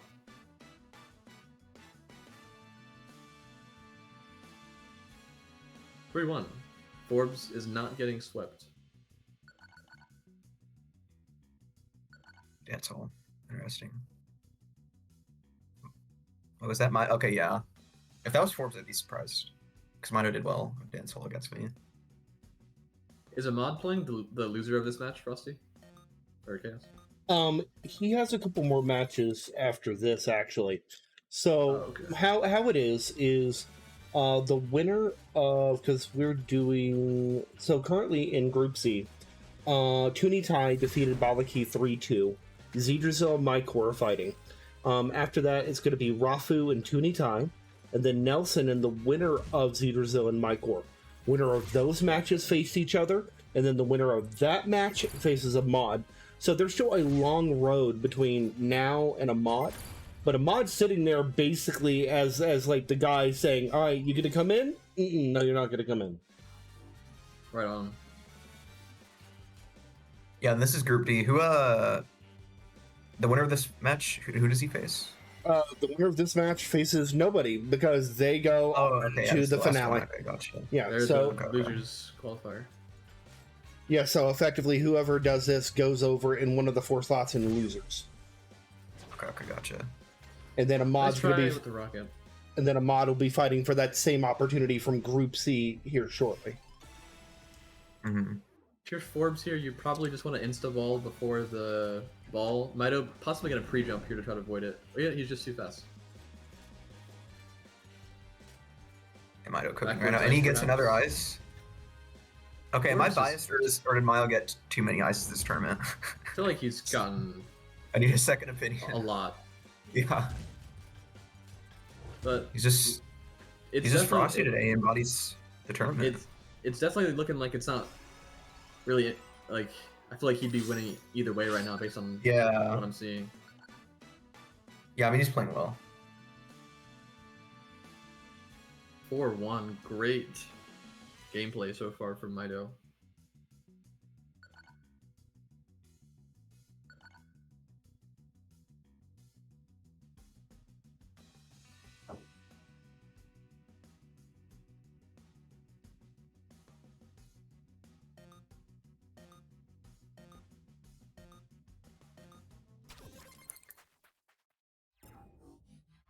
Any RGs?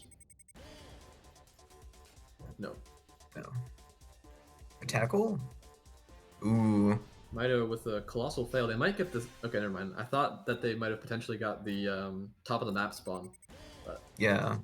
This is still a good spot for Mido, though. Yeah, he's winning, I think.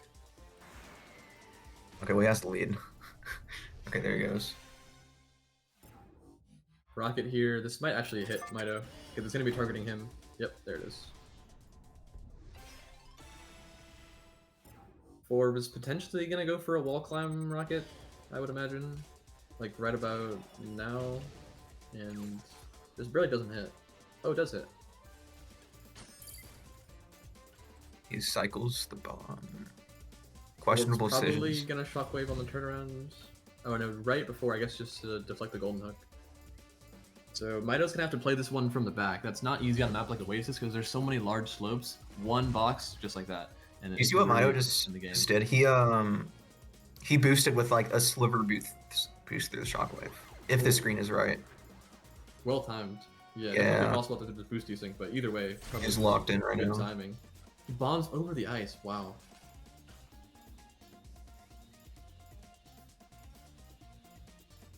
Backwards ball from Forbes. Yeah. That second one was a little bit good recovery. ambitious though. Yeah. Mido has to stay right behind Forbes here. Ooh, yeah, False he's pulling blind all too the much. bombs. He might get just drop cam kills here, but I doubt it. Yeah, I don't think it's enough. Yeah. Forbes with another great item, backwards ice right about now. Yeah. Messes up his swing up. This is insane. It looks like Mido tried Mido to missed the swing up too. RG there, but Forbes box blocked it. Forbes with no boost, Mido with a shockwave. Mido should be fine here with the shockwave. Forbes. Yeah. Ooh, yeah. He doesn't hit the grapple when he goes down though. Okay, he goes through that boost, and he doesn't live. Now we have Mido with the advantage. This is probably just, I would say I think Mido this is probably just GG. wins this. A little bit of boost advantage and a bomb. Yep. And the box to seal it. Yep. Very close. That was a good match. Good mental fortitude for Mido to bring that back No, it's not over. Remember, with such a deficit. first to 7, so we got plenty of time.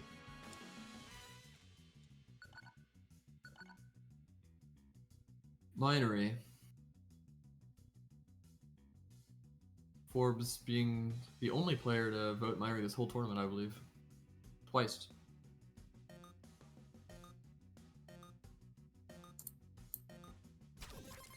Actually, no, I think we saw Nelson pick it as well.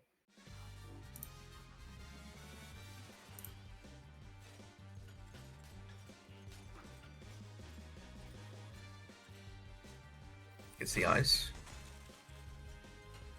Alright, okay, not good usage. Not bad Ooh, usage, he's but fun. with Mido messing up, it really was not punishing whatsoever. I mean, yeah, it slowed him down, but I don't know. Wow, I didn't think that ball would be hitting Mido of all people. Forbes gonna, ooh, commanding position. Actually, Mido does get a little bit of boost. He goes for the pre-ice. Wouldn't recommend it in a tournament because that's really inconsistent and goes the wrong way. Yeah, something you really probably don't want to ever do in a tournament match. Yeah.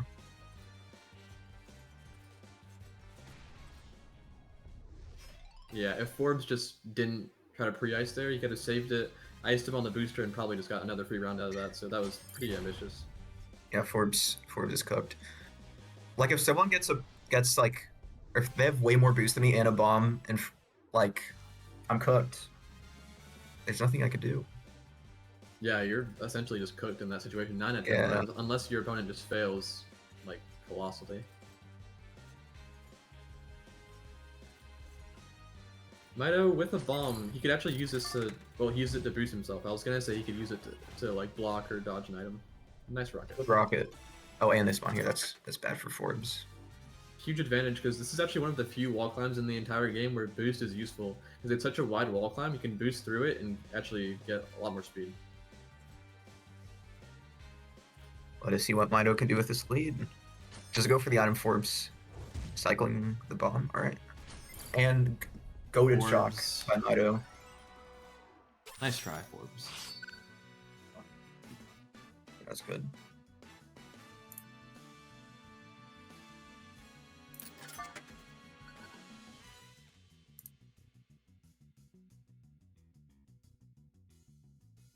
Yeah, Neymar is Rafu, and then Forbes is like whoever the second best Brazilian soccer player is.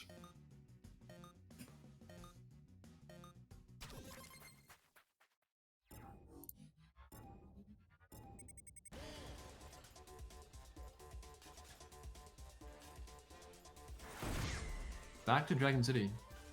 Mido rocketed himself.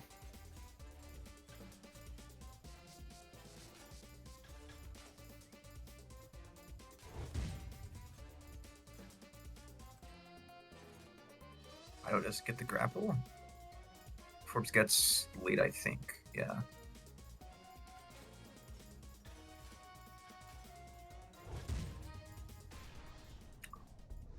That was a Nice good shot. pulse. That made, yeah, that made it so hard for him to turn. Any RGs? They both actually no. Forbes just went for the slope, but Mido went for it. Mido drops with a cam kill. Yep.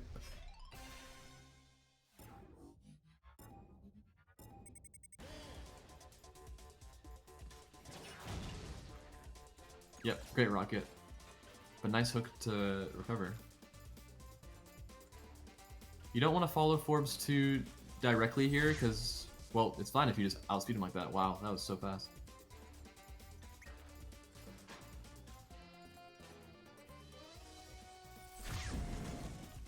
Oh my gosh, Oh. he barely avoided that fireball while hitting the freeze ray.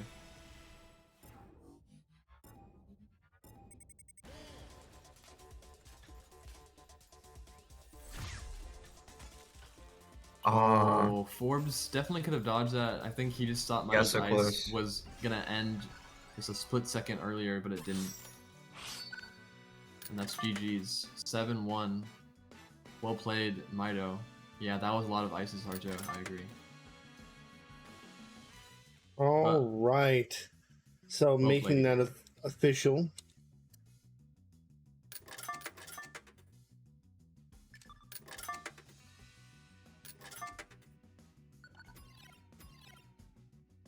Forbes, great Forbes- job. Yeah, and with Forbes eliminated, that leaves only Rafu. He is the last standing Brazilian player. Oh man.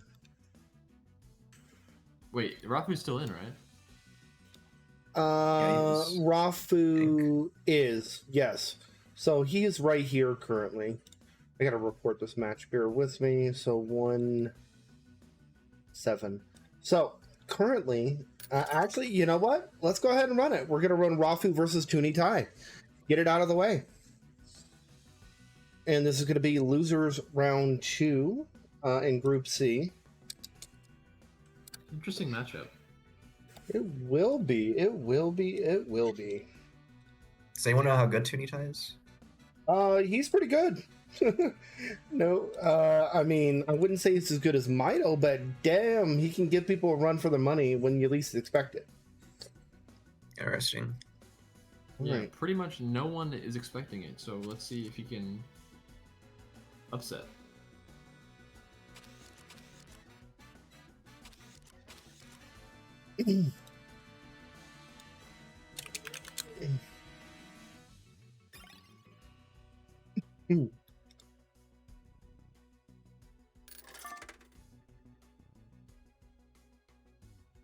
I'm curious who Rafu got sent to losers by.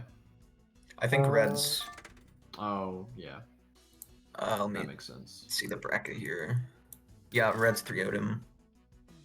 Yeah, that's pretty expected. I think Rafu is honestly good though, just from the one match I saw of him. Yeah, you can definitely be good and get swept by Reds. That can definitely happen.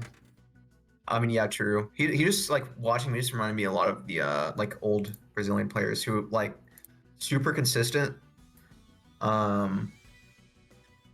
I didn't think I saw too much past that, but super consistent with pretty good speed. Yeah. So possibly a pro in the making. But I don't know enough about him to say. Yeah, Rathu's just so swaggy. I agree.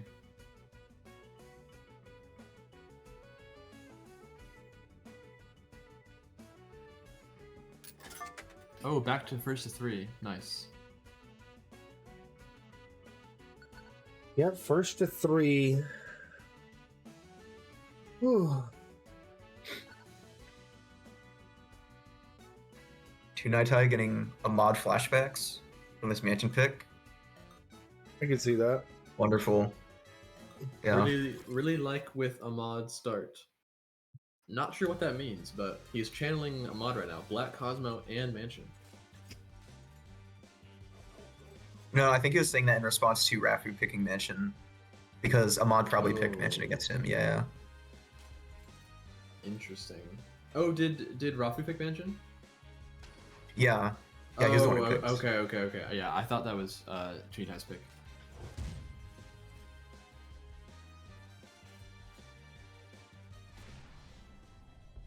Good start. Equal boost. I don't know if Tunaitai can utilize the rocket though. I mean, he is in front. It's not a bad start, but he doesn't. Okay. Ah.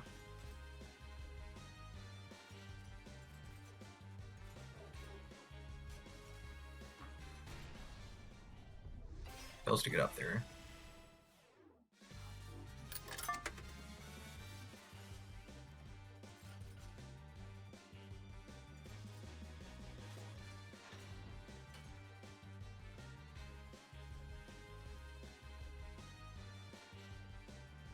Ooh, Rafu's in a really good spot right now. The only time that Tunaitai could have used that rocket is while he was ahead right there, but I think he's cooked, honestly.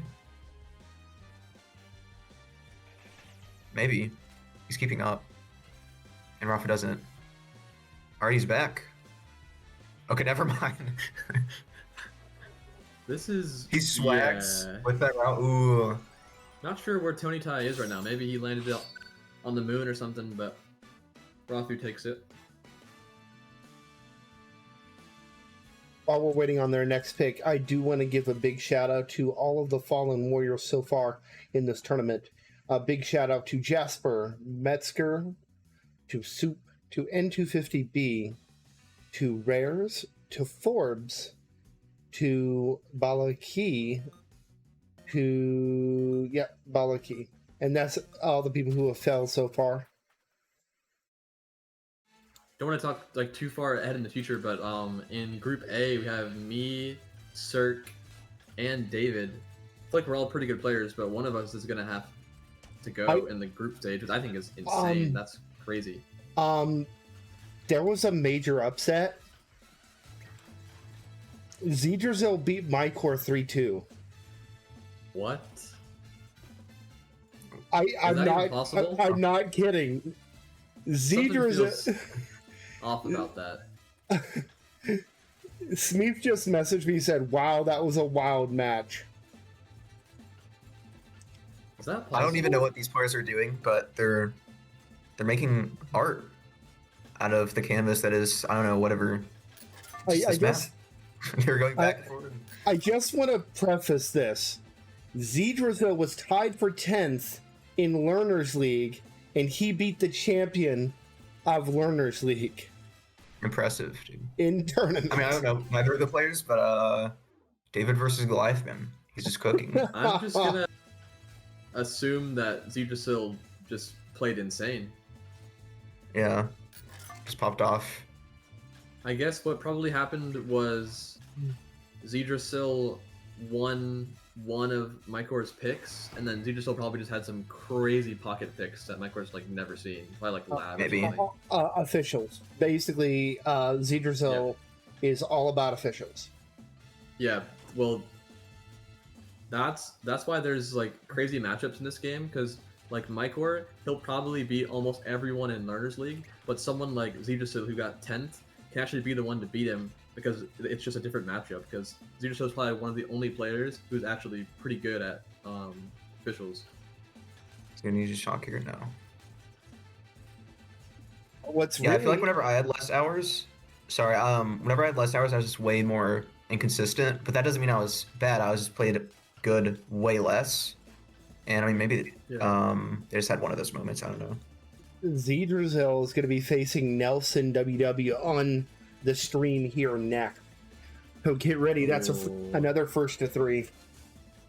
Zidrusel, if you can hear me, whatever you did versus Michael, just do the same thing. Oh my god.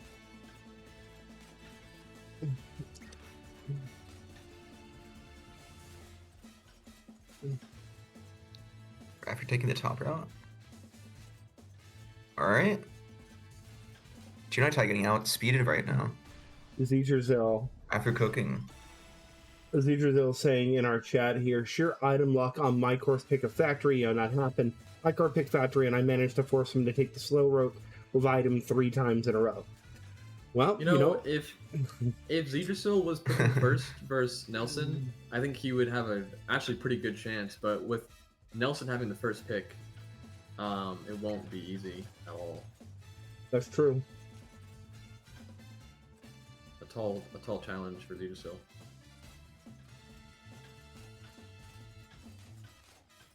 After catching up on Junaitai. Just want to say I am proud as hell of you, though, Zidrusel, taking advantage of the situation. Maybe Zidrusel is now the uncrowned Lord of the Learners. Ooh, the tackle. Just call him the bookworm. This is not good. He has a shock, and Junaitai has no boost. He's just not going to use it, though. Alright, fair enough. He wins, alright.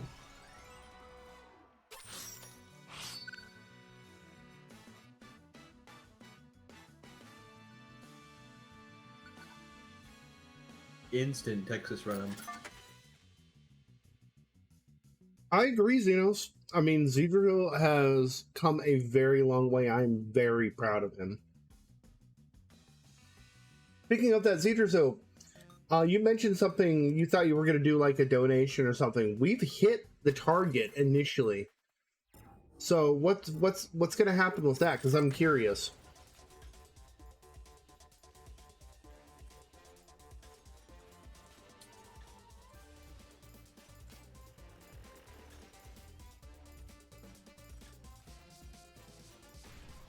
Yeah, Raph, just acting like it's ranked. Junaitai may be cooked.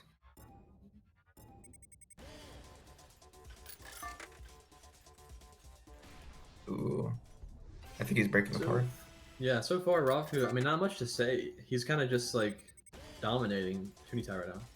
He's just carving up the map. Oh, that one was close. That ball was insane. It went up and down and all kinds of... Yeah.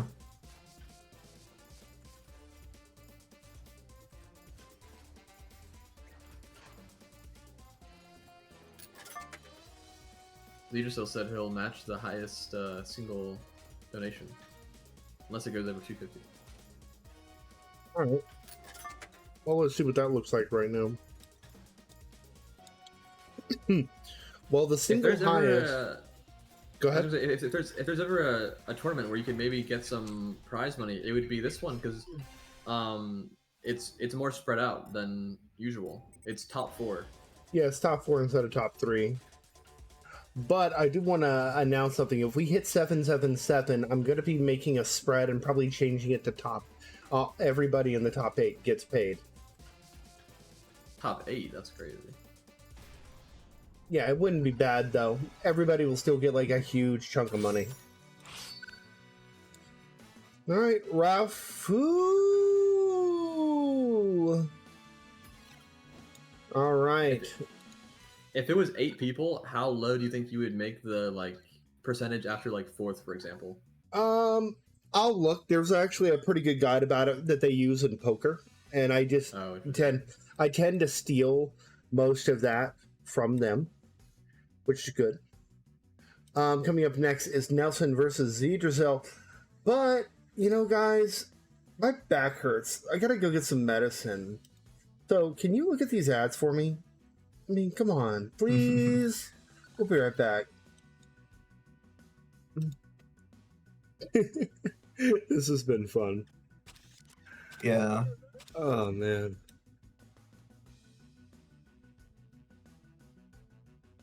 Let me get our friend in here.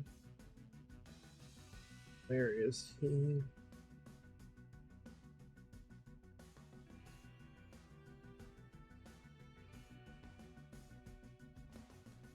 See his name.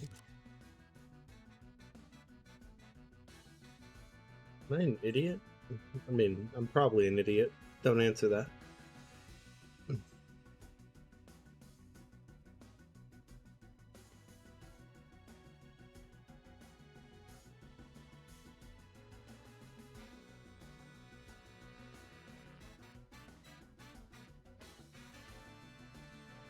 I don't see him. I'll try that again in a minute. Oh boy.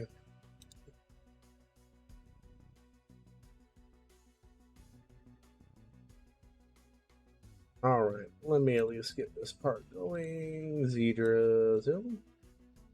And then it's going to be Nelson. And this is, I believe, still round 2. Yep. Winner of this faces Rafu, by the way.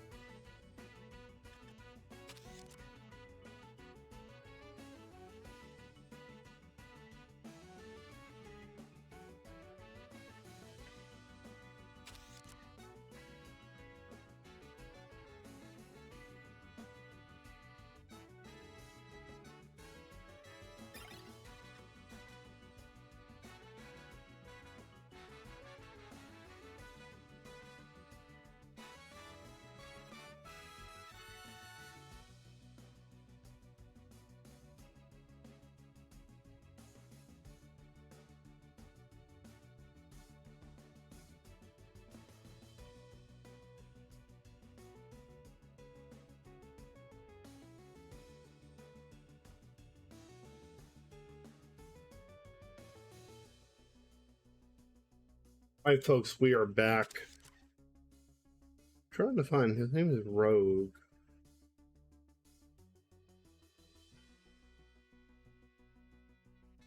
Don't see him. That means he's not online. So I gotta bug him.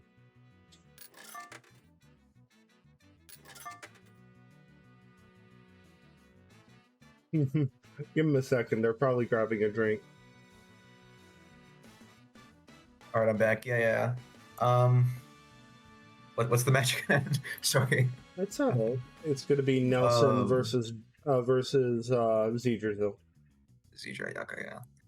Well, I haven't seen anything of Zedra, but considering the performance that we talked about, I'm interested to see him play. And I mean, Nelson is also one of my favorite players that I've faced in, well, today and yesterday. So, wait, did I face him? I don't know, but he's one of the favorite players I know from these tourneys. So,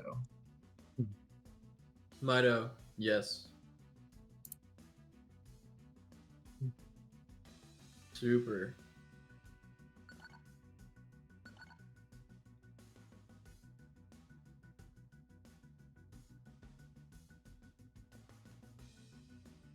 Dude was last online 1 hour ago. He was not dismissed from the tournament.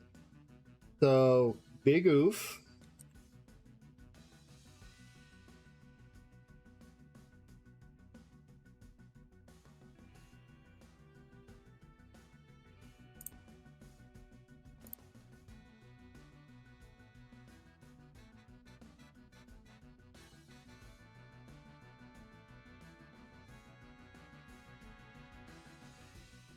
That was Mycor's last match in his SR career, according to what he said in that Discord server. Supposedly. Okay.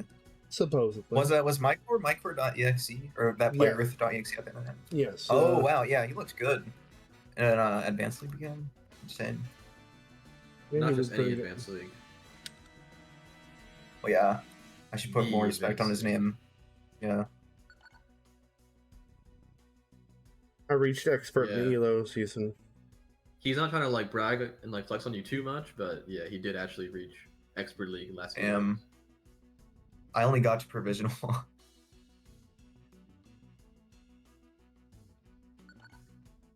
I want to say Yggdrasil even got top 1,000 in the ranked.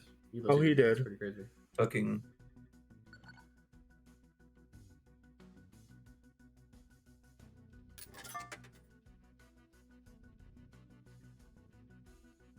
Derp, I got a better score against Forbes than you. Explain thoughts, emotions. Forbes was just off the perk 30 against me. I don't know what to tell you. Like, well, I'm not that good at Dragon City. I like to think I'm good at it, and I'm not, so that's why I picked it. And I wanted practice. Yeah, I wanted practice, so that is why I picked it against him. It is, I mean, it is an ego pick, but it's not. I don't know. But anyway. First, what other match did he win? At first, I thought you ego picked that in a first to 3. I was like, this guy's crazy, but it was first to 7. Yeah. So Yeah, whenever he said his first to 3, I got kind of shook. I'm not gonna lie. I just want to let you guys know that if the timer hits 5, that's going to be a yellow card. If it hits 0, it's a DQ and a red card, and they don't get the Lord of the Runs badge. Oh no, you wouldn't want to miss out on that. That's a prized possession. Well, I mean, it's only one time a year to get it, and it's going to change every year, so... Yeah, true. Most badges now are going to be changing pretty much every year now, right? Yes, the idea is there'll either be a slight redesign or basically like a different number or something on it. It's just the idea that it's more iterative, but that way it still means something and it's a little bit more exclusive. Oh yeah. Y'all can get more badges than me in the audience. I think I only have like 4. I should have 5 because I think there's a velocity badge, or there was one, but I don't know. There is, yeah, there is. Yeah, I never got that one. So y'all could probably have more badges than me. I only have 4. So we're gonna give this all the time and the respect. Let me message Rafu. Rafu, are you in here? If you're in here, oh, you are. Good. I can actually say something. I don't have to. If this goes south, I'm gonna immediately pull you in. We're gonna go right at it. So you got like 6-ish minutes until you play. If this dude doesn't show, okay?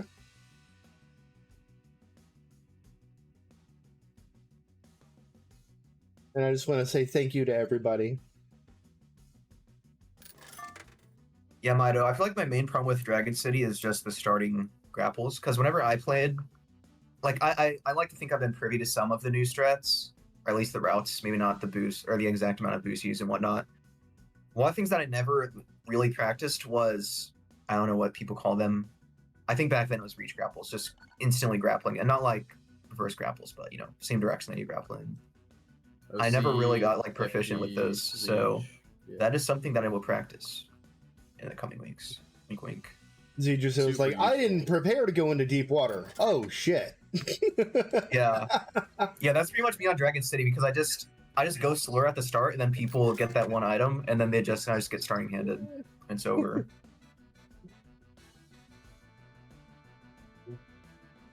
Like in that first match against Forbes, I tried doing the reach grapples, or again, whatever they're called, and I just failed. I got an item and the first round to even use it. Anything but reach grapple. Any other name is better. Okay, Yeah, what is the preferred name nowadays? Reach around. I'm pretty yeah, the reach around grapple. No, I feel like I'm pretty OG when it comes to that. So I feel like me and like some other people call it the OC grapple, but most people just call it FG for fast grapple. Okay. All right, we'll call it fast grapple. Really sorry to make everyone wait, but we gotta follow the rules occasionally. So this is one of those times where. But Ahmad and I have been talking in DM, so he should be on. Oh wait, are we? Oh wait, it's not Ahmad. Never mind. no, it's Forget what I said. definitely yeah. Pretend I So never that's said so anything. that's a yellow card right there. 5 minutes, and he actually had a little bit more than 5 minutes. Zedrazil, I will come back to you in a second. Let's look at the upcoming matchups that will potentially happen. So when Zedrazil wins here, by default, I'm assuming he's not coming back. It's going to be Zedrazil and Rafu. Let's say Rafu wins. Rafu and Ahmad. You think Ahmad's got that, right? Yeah. All right. All So if that's the case, let's talk about what the deal is. This means that Derp, Mido, Reds, and Ahmad from Group C and D all advance to final stage. That's fucking cracked. Yeah, that's a good lineup. It certainly is.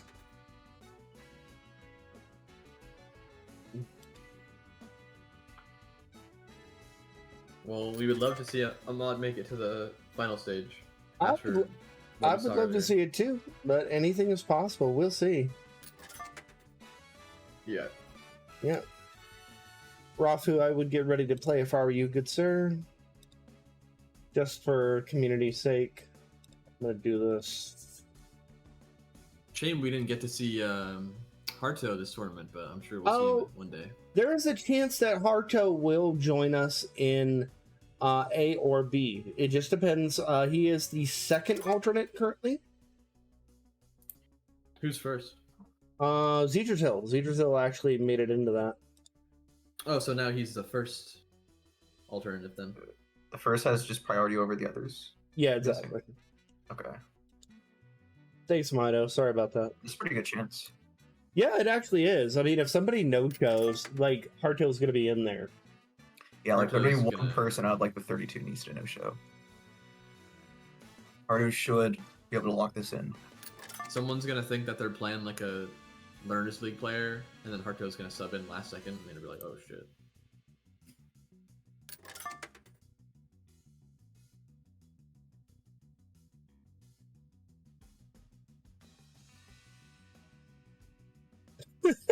Okay. He's spending points to timeout. Okay. Bye, Harto. You've been timed out. He actually spent the points for it. Oh, that's Harto wholesome. didn't even get any last words. No last words. Rough. Probably would have been something along the lines of Factory. Alright, so I'm going to go ahead and invite Rafu, but if this fool doesn't show...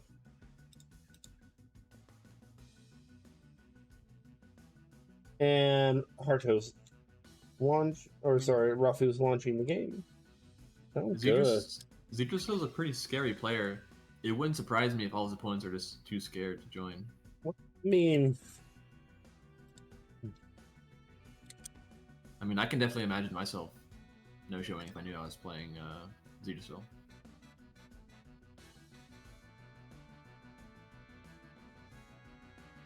oh boy. Let me go ahead and get a prediction going for this.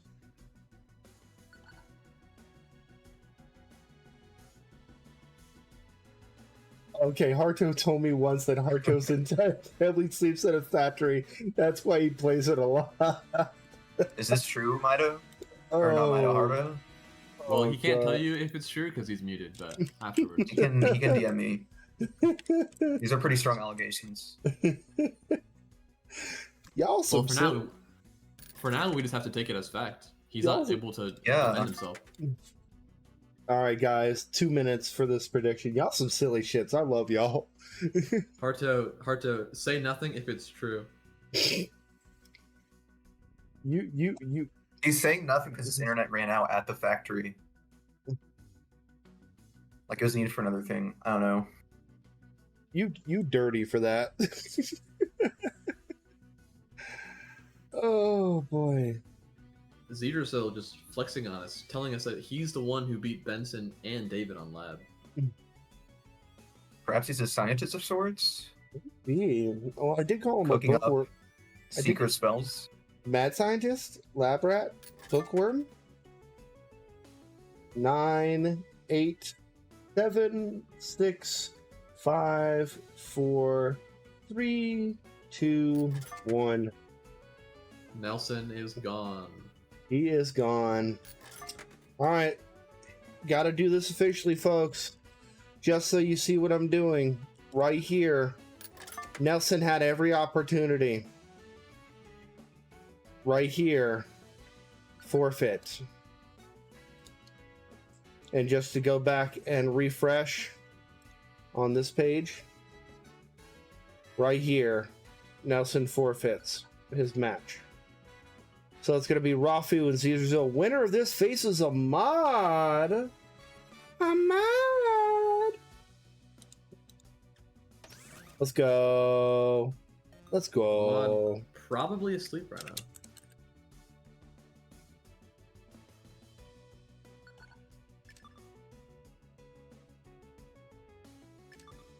All right, here we go. Here, let me get that DQ off screen. None of these two are DQ'd.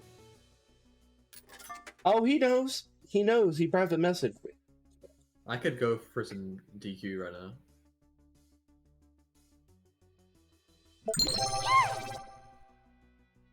Zerk_ just joined the Frosty Fight Club. So, Dizzy, alternates or for the beginning when people, like, when we're about to start? Not once we're a couple matches in, typically. Having somebody swap out at that point, that would be like a free ride, and I can't, like, have that happen. You need to be able to get that far on your own merit. Yeah, he knows, Mido. He knows. Yeah. Yeah, trust me, he knows. Oh, he knows. Hey, Niskit. You can already see, yeah. That's probably what you're about to say too, but Zedrasil already getting so much booster coke. Well, he likes those Falcon colas. Falcon colas, my apologies, yeah. Yeah. But it is at the cost of a round and a lot of boost.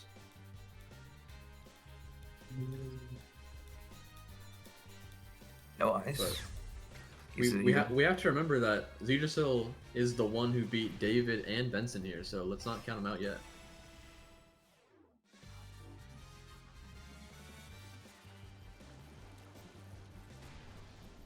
Yeah, so not looking good. Anyway, Zedrasil's pick. I think maybe his cat went on his keyboard. That couldn't have been the Zedrasil that I know that was playing right there. Not possible. Yeah. Hey, Cirque, I love you, but you said it doesn't work that way, dude.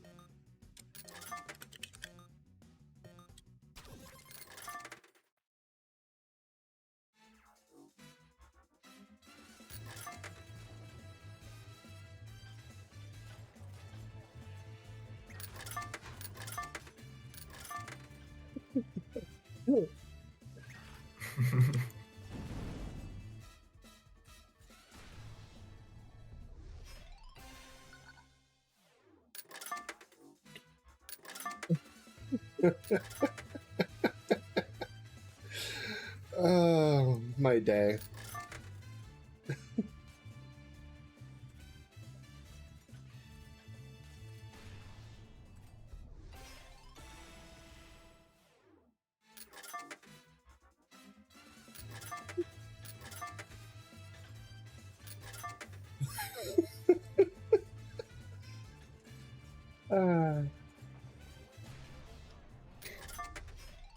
Anderson gets a point. Too easy. He has boost too. Ooh, FRGs.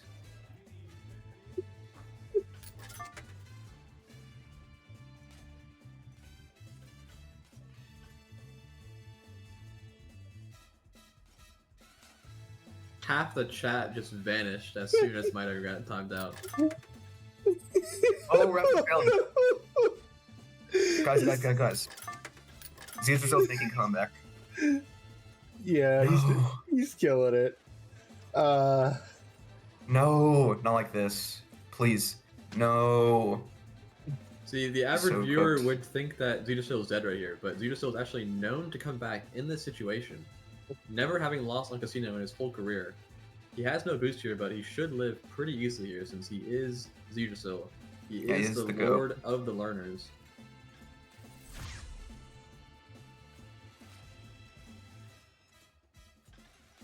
Zutasil, there's no way he dies here because he's just Wow. Guys, is Yggdrasil okay? Has he been acting up lately? I think he's Do fine. we need to call someone? I think he's fine. Just give him a little bit. Okay. back to lab. I mean, he is like the LeBron James of this game. Like we'll see him versus his son in like 10 or 20 years. Probably.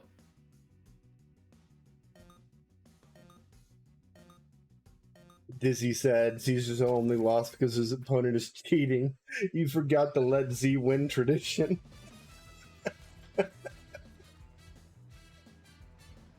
Oh, that's funny.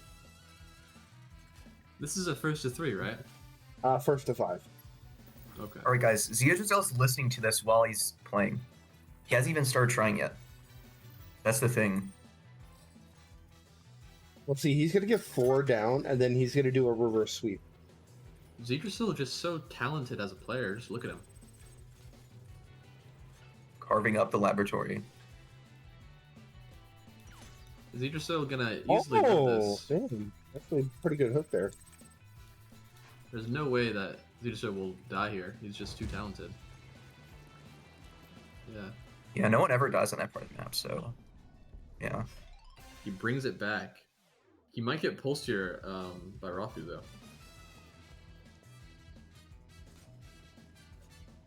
Never mind, Rafu just not pulsing.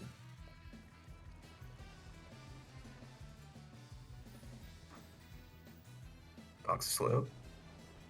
So Yggdrasil is very cultured. Not many people would box this up there.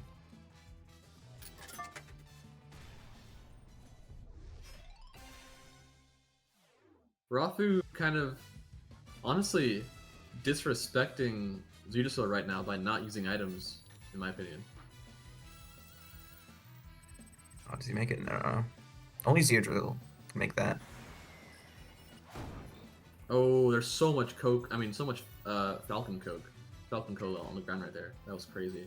There's a pile. Alright, I think Yggdrasil is just win traded. I think that's what he did. Zutasil should Fun. just clear here. Almost max coke. Rafu has a pulse, but I don't think he'll use it. That was a good rock Oh, spot if you wait a little as bit I more. said that. Maybe he's listening to the stream as well.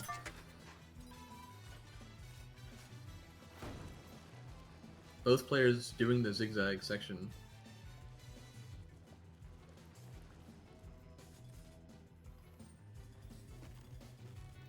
Oh, I forgot his Zutasil box hitting his slope. own box and then also hitting the one tile wall.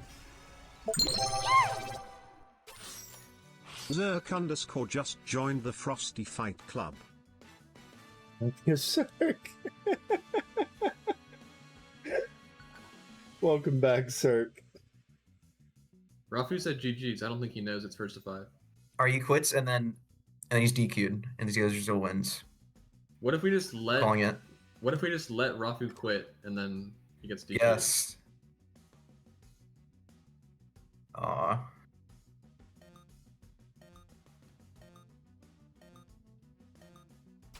Casino again. Y'all think Yggdrasil think he gambles? He gives me gambler vibes. Not gonna lie. Harto, sorry about that, guys. Mato had one too many to drink. It started taking away free speech faster than Brazil. Ooh.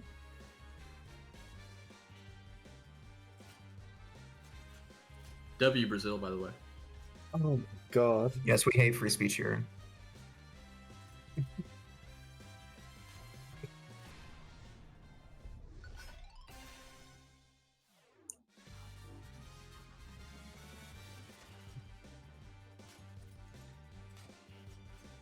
Yggdrasil would have been a mod.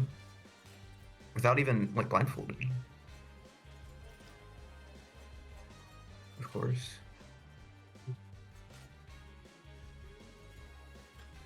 Man, honestly, whenever these players just don't use items, it makes it really unfun to watch. I wish Rafu would just use his items. Yeah, honestly.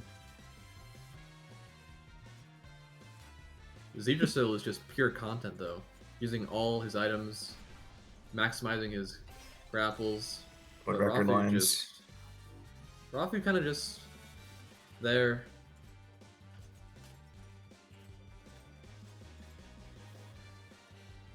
All right. Yeah, that's the problem, Xenos. Yeah, but we want them to use items. Their decisions don't matter. They can't play the game how they like. Yeah, free speech, free will, these are all bad things.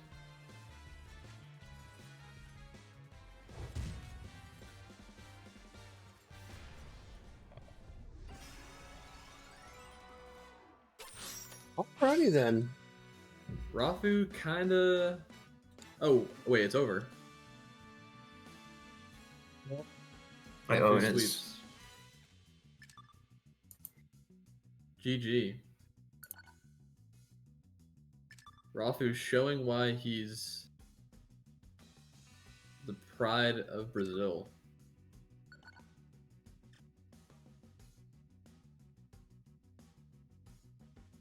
But I fear Rafu's reign might come to an end now, because he's up against a brick wall of an opponent, also known as a mod.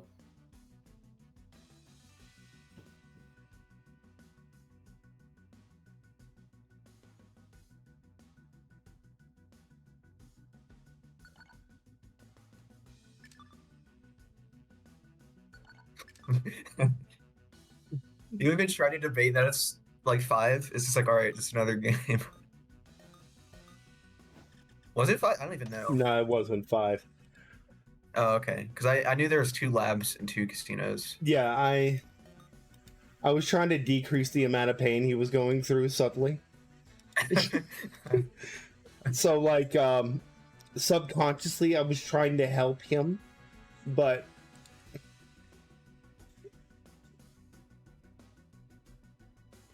No, this is when he comes back. This is when he reverse sweeps. reverse sweep, got it. Gobble gobble.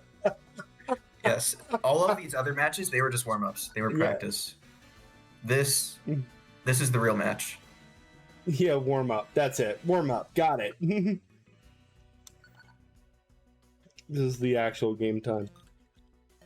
By the way, legitimately, I'm mid-stream working on the thing where I could press a button and have a counter increase. That's what I'm trying to do right now. Rafu, use some items.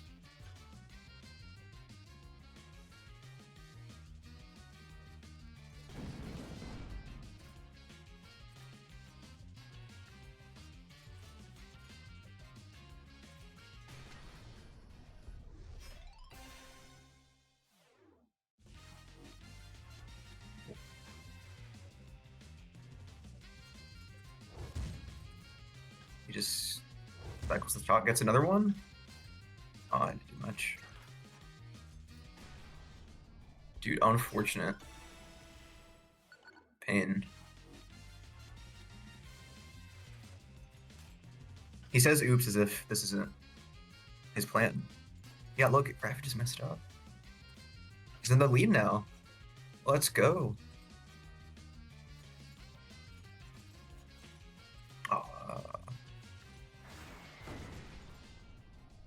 So you should get a boost there next time. Pro tip. It's happening, yes. This is when Zia Zizil locks in.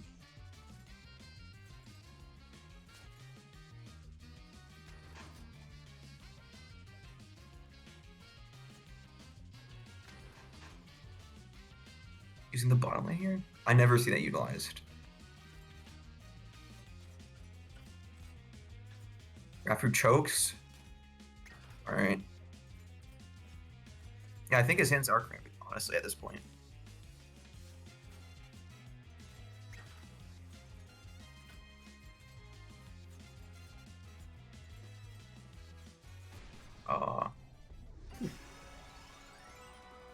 Okay. Nice try, Vitasil. Played well. We did our best. Okay. So I think it's time for our final match of the day, folks. All right. Ahmad is on speedrunners. Yeah. It is going to be Rafu versus the Mod. Losers finals. Group C. I'm really hoping that Rafu will use items versus Ahmad, because I'll just say it right now. If Rafu plays like that and doesn't use items, it's not even gonna be close. Ahmad's just gonna wipe the floor with them. So I would love to see. It'll be Rafu the finally same use level of damage he just did to Zedrzil, but it'll be done to him. Yeah. Yeah. So, Rafu, use fucking items. Yes. Got it. Pray to Gur. Because I think, honestly, I think Ahmad will outpace him anyway and just make use of his lead through the broken items you get Yeah. in first place. All right, waiting on Ahmad to join. He'll be here any minute. But yeah, if Rafu just doesn't use items again, this match is pretty much as good as over. Yeah. No. See, I tried Venmoing Gert $15. Somehow, what happened? Thank you, Klops. Where are my points? Where's my thank you, you son of a bitch?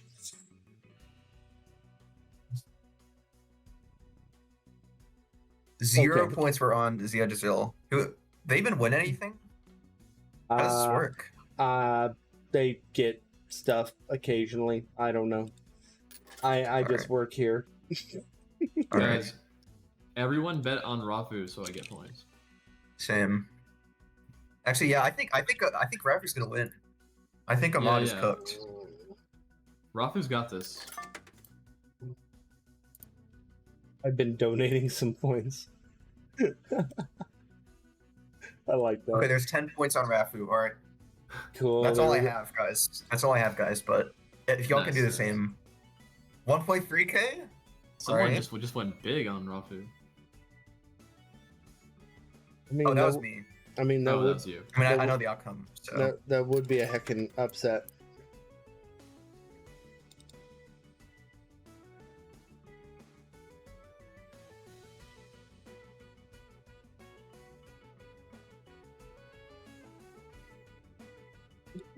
God damn it! Stop it. 2k on Rafu.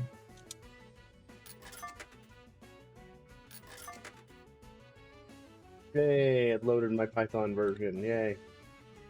So while I'm Yes, waiting, guys. I'm literally dicking around with a Python script. Hey, there's a mod. Just Alright. keep on betting on Rafu, guys. Do it. You have to. We are buying the dip right now. And Rafu. We're buying the.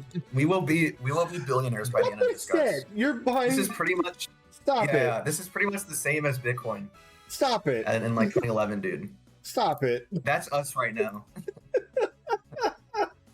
And everyone in chat is people It's who, gonna sell for so gonna- much. yeah, they're gonna regret it. Fucking stop it! I can't. I fucking can't. Ahmad joining the Alright. lobby and saying hi. Very dominant. Oh god damn. Alright. Ahmad coming first place from well, Oh, And- you know what? The intimidation was real. That's in what the blue corner. Oh, in the blue. Ooh. He's In the like, bl- sorry. He said, "Sorry, misclick." Likely, yeah, right. likely story, bud. Like, That's just a forfeit right there. yeah. Sorry, guys. It's been anticlimactic. We're gonna stop here for the day. After these ads. Nah, man, no more ads. Fuck that. We'll do ads afterwards. Make everyone suffer so we can hear a mod talk. All right. Maybe we can get a post-match interview with Ahmad. Maybe a mod will be I'm too joking. sleepy though. I don't think that'll ever happen, but we can hope. Yeah. I get it though, because like me personally, I'm fine with commentating, but after I've had a long day of playing, the last thing that I want to do is give a post game. It's kind of hard to have your Yeah. thoughts together. Like I feel like my interview yesterday was not good just because I didn't. It's just so hard to come in after your brain is like melted like that and give a somewhat coherent post game Yeah. interview.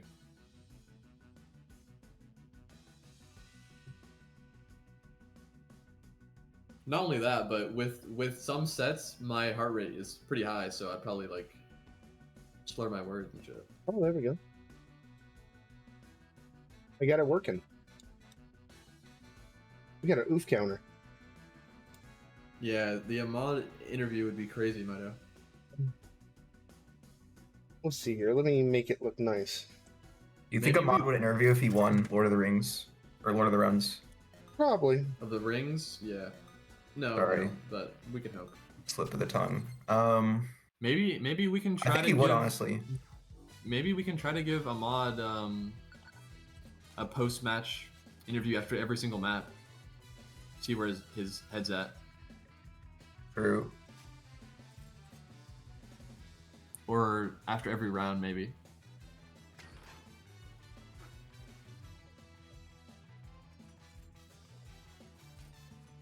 We just need to find his location and put a microchip in his brain, and then we can see what he thinks. Oh yeah. Gonna see an RG from Rafa here. 3, 2, 1. Never mind, he failed.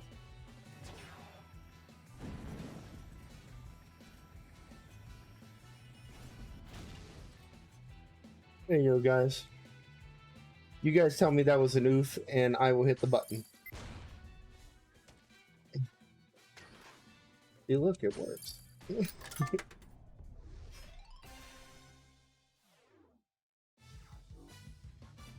feel like this is gonna be a running joke. We just say Zedrzil's name and we just oof counter goes up by 1 randomly. I love it when someone gets hooked and then they just reply by hooking back instantly. RG? That's like tagging back in tag. Yeah, exactly. The SR. That's so corny.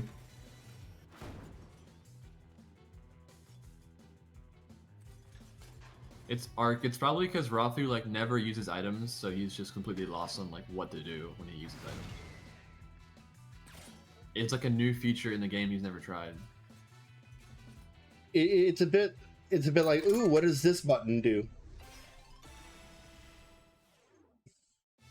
Yeah, the next speedrunners feature is time travel. You heard it here first.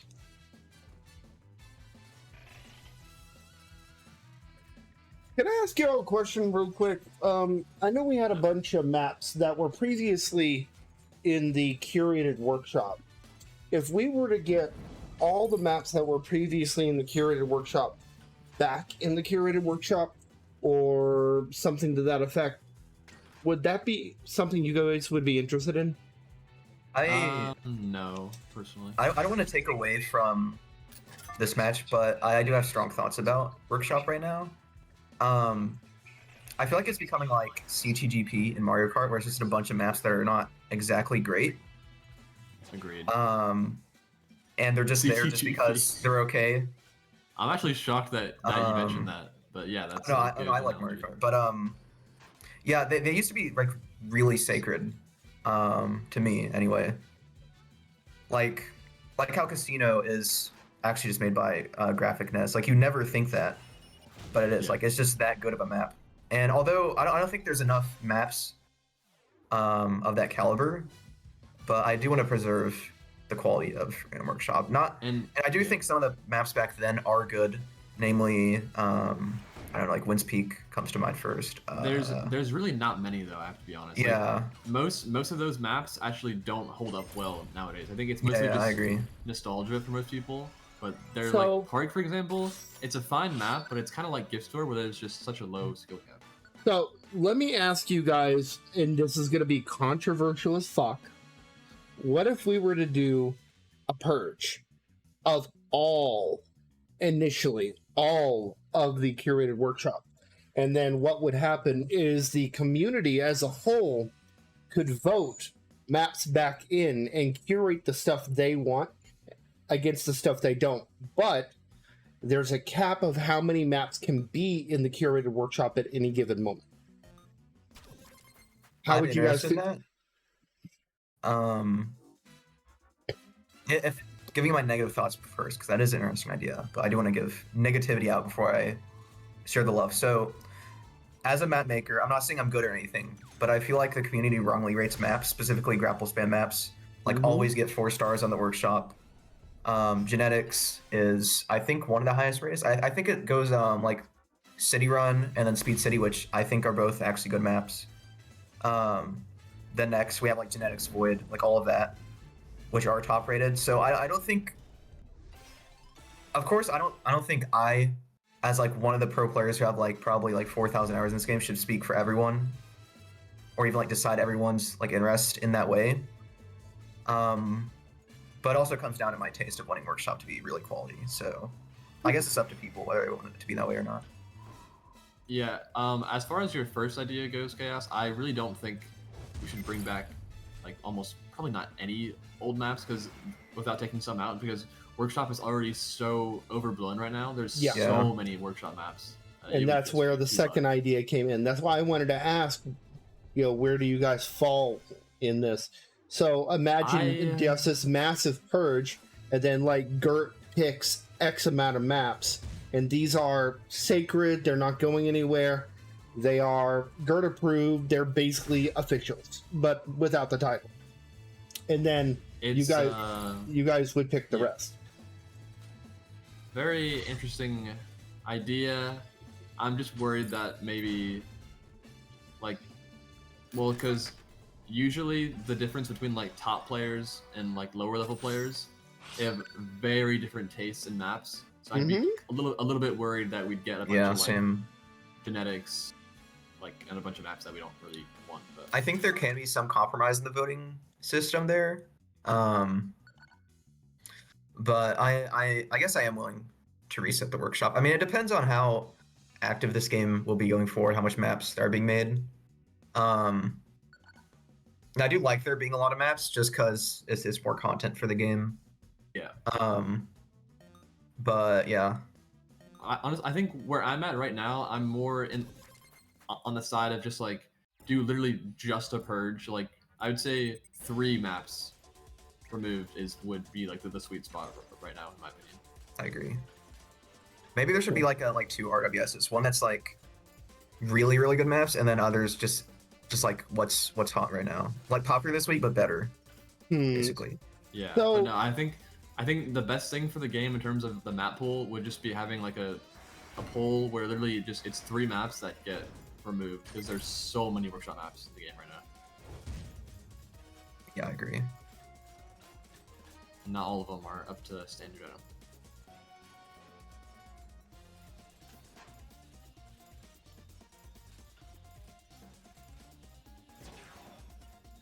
But you see why I would ask this. I'm literally trying to kind of be like, all right, what does the future of this game need? And more curation is always good, but the question is, who's doing the curating? I mean, the community as a whole is good, but again, there's such a skill disparity between the low end and the top end of this game, so you have to figure out what does casual players or low hour players want against players who are intermediate to expert pro like you guys.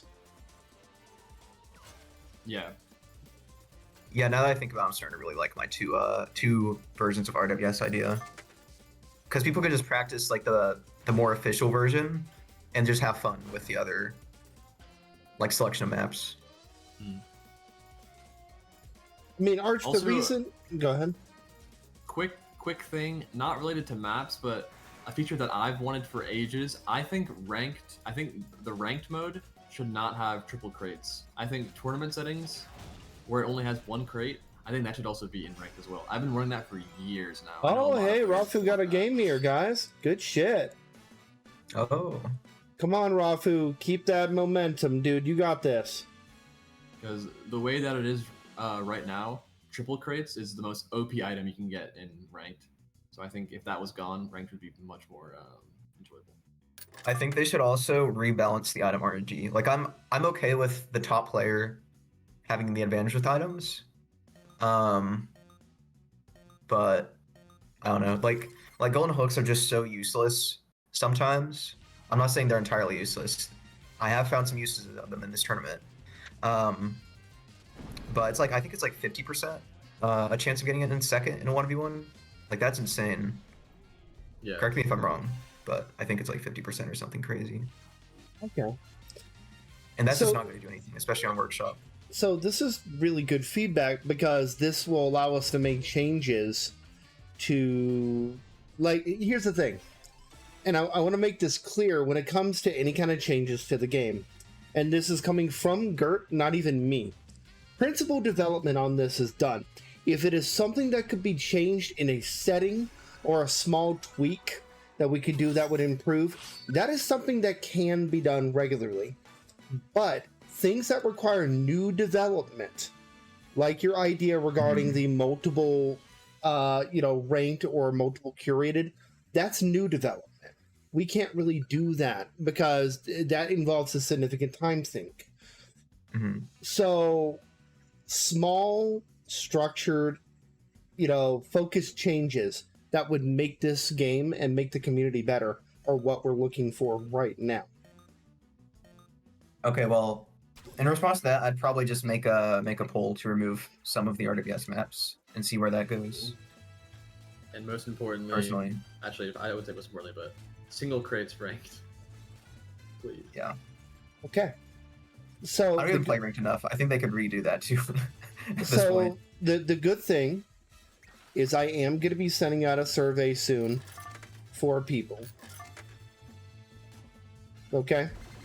And I want to get everybody's opinion on things. I want to see how everyone feels about certain ideas. And then I'm going to present that information to Gert because I need to know the community is behind this, not just, a couple people. And not to dispute that you guys is, your knowledge and experience in this game far reaches mine completely.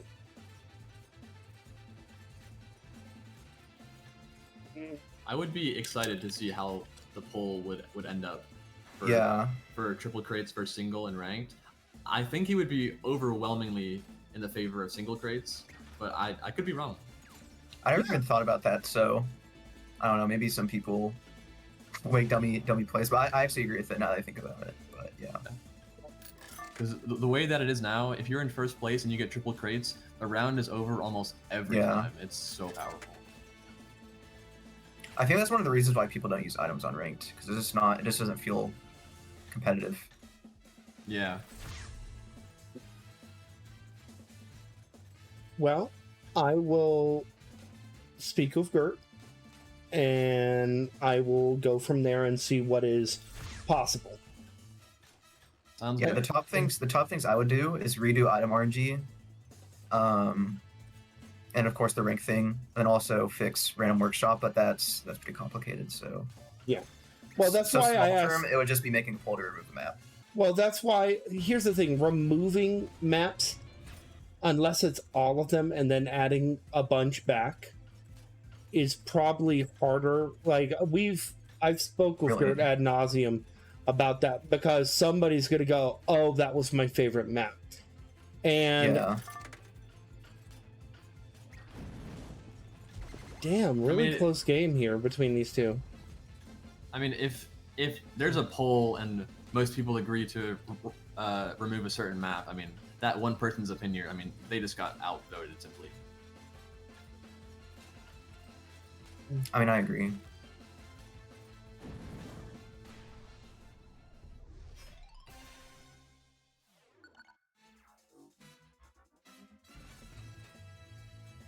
I mean, it's really up to like whether people want RWS rotated, because I feel like the only reason it needs to be rotated right now through maps is just because the maps themselves that are being added like all the time are not crazy good.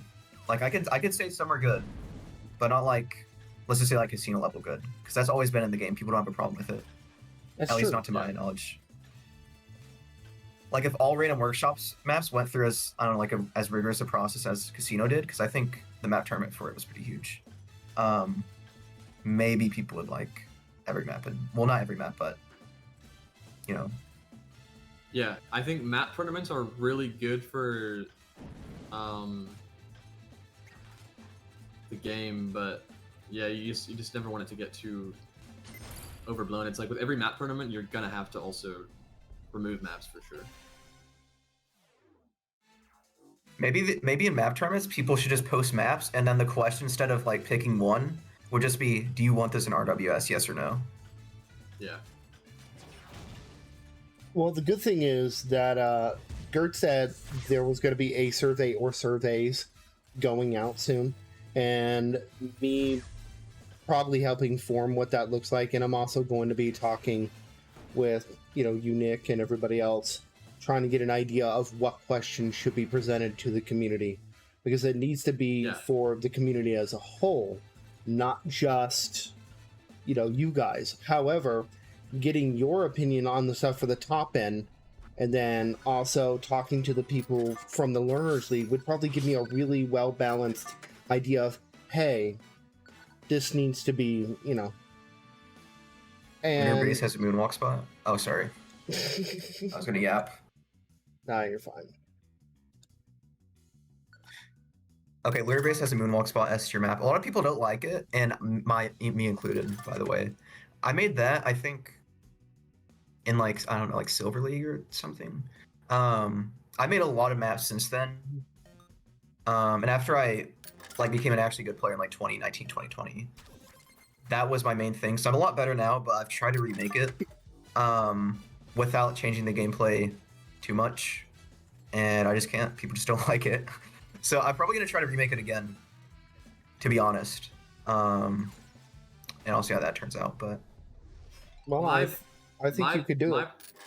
My biggest problem with Lunar, I mean, this is hard to I guess pinpoint like an exact thing, but I think if you look at maps like Abyss, the skill cap is so high, but on a map with Lunar, I feel like if I'm playing anyone that's like silver or higher, it's gonna be like 50-50 almost. I agree. Well, there's the obvious issues like the laser, I think the doors, and then of course the top right thing. I just haven't gone to fixing that because it's either like I want to update it fully and have it be goated or nothing.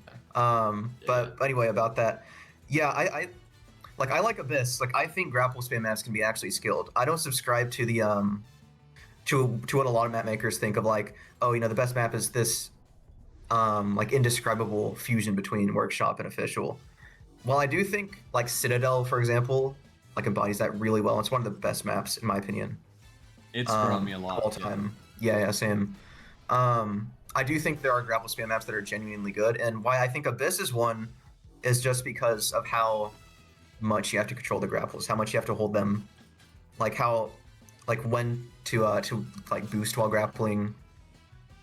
There's a lot of tech to grapples, way more than just grapple spamming, and I think Abyss utilizes that a lot. Hey guys, it's 2-2 here. Check this out. Yeah, close game. I think my biggest problem with Lunar is just talking about the start, for example. There's not many grapples for that whole section. So if you lose like any speed at all, like if you get item there, you're pretty much just like it's just over like instantly. Yeah. And to remake the map, I'd have to remake like fundamental parts of the gameplay in each section, which I don't really like doing. So I don't know how I'm gonna fix it, but I will try some more. Yeah. And I do have like two things I've posted on Workshop right now for that a few months ago. But they didn't get good ratings, and looking back, I don't think I liked them, so. Yeah, I think me and Reds actually played one of those the other day.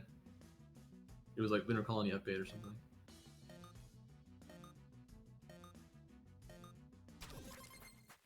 Yeah, like the capital update with the question mark in brackets. Yeah, I think so. I think I really liked the like the top right section that I remade. I like the spacing on it because I did change the spacing on that. But like that remade top right section, if any of you all play that map, that will probably be in Lunar Colony update if there is an Funny- actually successful one. Funny enough, my favorite change that you did was also the smallest one. It's literally just you fixing, well, I wouldn't say fixing, but making the top right wall climb go all the way to the top rather than leaving a tile. Because if you leave a tile there, it actually adds an element of RNG. Because sometimes you can floor stick it, sometimes you won't. It's literally just pure luck. Yeah, I'm aware of that. It's so weird though because I felt the same with like Felicia and wall climb sometimes. I don't know. I've never had that problem. I haven't actually like studied how that works, so. But just I would agree though. But like just in terms of like world record grinding, like people, I didn't really play it that much, but like from what I saw, some runs my character would stick top right. Sometimes it just wouldn't. It was just like pure RNG. Yeah. But I mean that was really only a problem in solo run. You don't really notice that in online. Yeah, I don't even know what I could do to change Lunar Colony.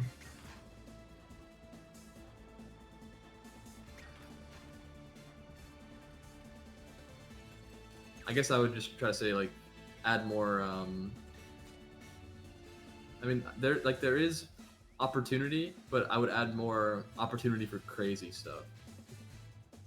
Yeah, maybe I can. I try to do that in the remake. Or I try to do that in one of my new maps where I just add as much shortcuts as possible and then just block out the ones I don't like. Yeah.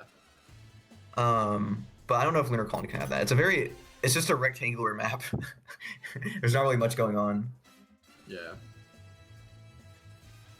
It's not windy at all. The top right section isn't bad, but I just feel like once again, if that first player just gets like a box or a bomb, pretty much just instantly GG. Honestly, I'm loving the open discourse about the future of the game and how we can improve things for you guys moving forward. Because the most I can do for you guys is host the events on a regular basis and be, this bridge of communication between, Gert and doing creative things with their blessing. These smaller things like, changing RNG, and stuff that you guys have asked, that's bigger stuff that is going to affect the way that everyone plays the game much more than me just hosting an event once every month, So that's why I'm like, okay, I got to think about the bigger picture and how I could really service your community going forward, because clearly we've hit a stride with these events. Everything is good. We did literally 2 events for the last 9 fucking months, and then this one we're doing 3 events in 1 month, and then after that it's once a month unless it's a special event that happens like twice a year. So that's the idea. Yeah, it makes sense. Yeah, it's insane, man. I mean, you've not to glaze, but you have probably done more for the game than I have. Honestly, I mean, in 2019, 2020, whenever I was like really good, not much happened. Like that, it was like years in between King of Speeds. Workshop being added. Yeah, not really much happened in the way of organization. I mean, there was the winter ELO tournament. And Velocity, of course. Yeah, I think that was that's more so towards the end. For Velocity, because that was like the only thing going on, I feel like, during that time. Yeah. But that's kind of around when you stopped playing. Yeah. Yeah, I won the first tournament, I just never played again. Yeah. Yo, Rafu! Guys, making he won on Factory. Guys, for real, we're getting. Maybe we should start commentating the game again, Rafu. Make it interesting. The fact that this is like probably the most entertaining for people besides like a mod versus Reds, and we just haven't been focusing on it. Like, I don't even know what happened. I don't even know how it's 43. It's honestly, the gameplay's been pretty good, but I feel like this discourse and the communication's been pretty good too.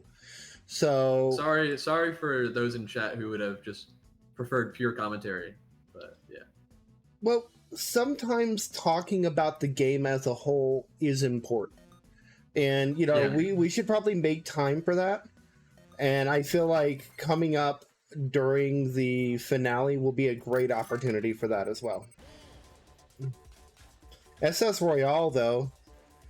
All right, so Nick, I'm waiting for that first 100. All right, Ban Arch. Hold on. Why do I not have 3,000? Oh wait, I voted a mod. That's why I don't have points. All right, Ban Arch though. That's funny.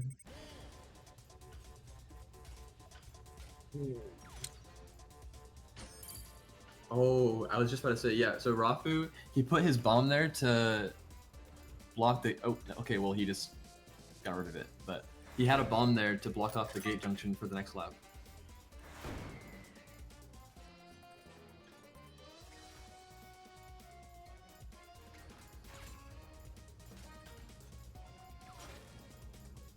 Ortez the lead. Great hook by Ahmad. He got rid of Rafu's box in the air.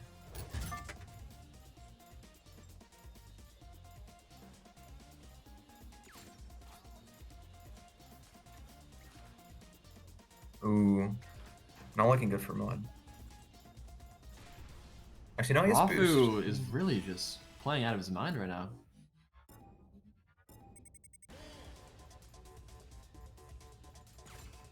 Oh, I could have bombed there. Hopefully he's not listening to Yeah, this. usage. Back ball is really strong here. Rafu might just want to win trade. Rafu Yeah. should, I think, win trade. He tries to live. He doesn't. Could pay off for him, This potentially. map is so win trading. Yeah, he's just gonna. Yeah. It is the most win trading map in the entire game by it's not even close. Yeah. I've been saying for a long time now. I feel like SS is just like SR checkers. Yes. Derp versus Arch set should happen at the last game of the day. They have a lot of beef. I have no beef with anyone. No beef. I have a brain. You see how he's trying to start beef with me right now? Yeah, Derp's a changed man. Yes. Even if you don't believe it, I will. I don't know. I'll just stay here, Axe. I won't do anything about it. I don't know what I can do, man. That just proves how changed he is. You Yes. won't do anything about it.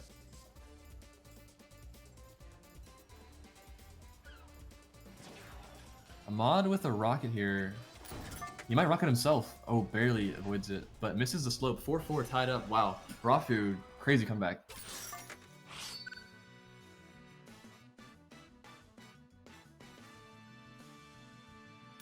Derp lost his competitive edge. Ban him.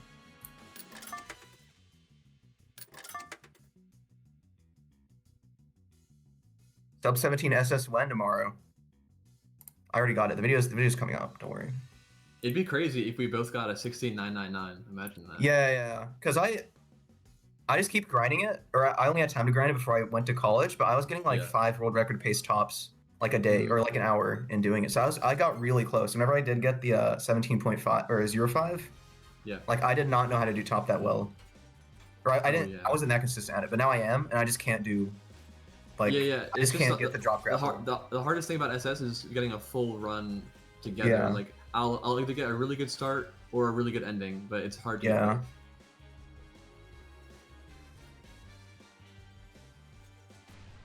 Mod's able to drop there. He has almost a full boost bar. Oh, I didn't even notice that he pre-iced. Don't know if I agree with that usage, but interesting nonetheless. Oh, okay. I thought he just died from that. Maybe not the smartest idea to try that on 100 ping. Is he holding the bomb? Where even is the bomb? Oh, right here. It's right there, yeah. Skips aren't allowed. No, they are. It's first to 7, Cardinal. Wow, Rafu got stuck on the gate right there. Some people don't know this, but I think it's that little gray part of the gate. You can get stuck there, and if you land on that part, it can just be devastating. Yeah, I wish. Okay. Here's a small change that I want them to fix. For chaos here, whenever you go down while you're touching doors, like you have downwards momentum, you don't get the wall climb from it. Only whenever you're going upwards towards the door and then hit it, you get the wall climb. That is something that I would like them to change. Fair enough. Yeah, that's absolutely fair. Rafu, I don't know if you should have gone top there. Well, luckily it's fine because Ahmad messed up. Not able to dodge the super boost box though. Ahmad takes that pretty easily. All right, It's intended Ahmad for is drop sections, like I mentioned. That is true. But I feel like there should be like a something you can do to like edit it. I should say that.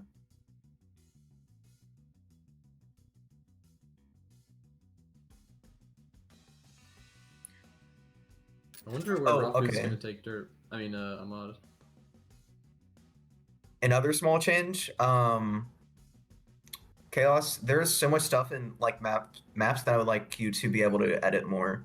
Because I feel like for example, on my most recent map, I have moving saw blades, but they only reset after like 40 seconds. So you can't do that on like a 30-second map or something. Also, I feel like there's so much more stuff that I can get into, but I forget. So the best thing for you guys, even telling me right now, it's not going to help.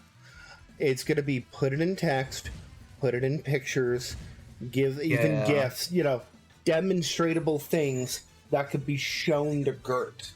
That's the thing, because you can tell me all day, but at the heart of this, and you have to know this, I'm not an SR player.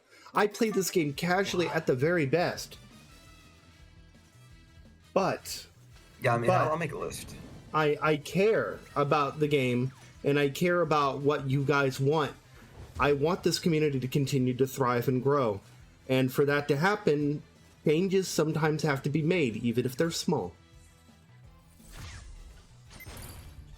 Yeah. Rafu plans really Arbit, you're probably one of the, Orbit, you're probably one of the few people here who are qualified to actually look at the stuff that's going to be submitted and say, you know what? Yeah, no. Because you literally make fucking bellow. You literally know what the code of the game is and what's possible and what isn't.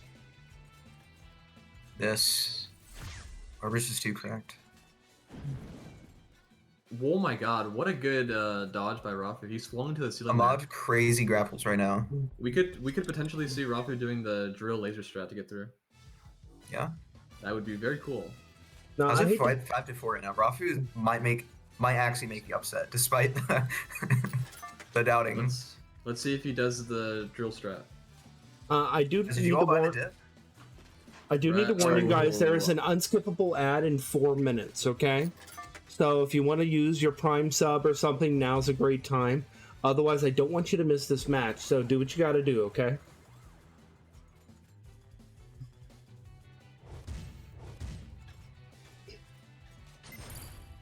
Rafu just a little bit, seems like when it comes to the items, his awareness isn't great, but that makes sense since he doesn't really play with items. Well, dude's starting to fucking cook with them, though. He's starting to learn when to use them and how to use them, and he might just be able to win this map on sheer mechanics, though, it looks like. If this actually goes to 5-5. No way. I'm impressed as hell, frankly. Yeah, I mean, Chad, did you all buy the dip? My stock is soaring right now. Sorry. If there's any time when Rafu could beat Ahmad, it would definitely be today. I mean, it's probably, what, like 4 a.m. for Ahmad right now. Yeah.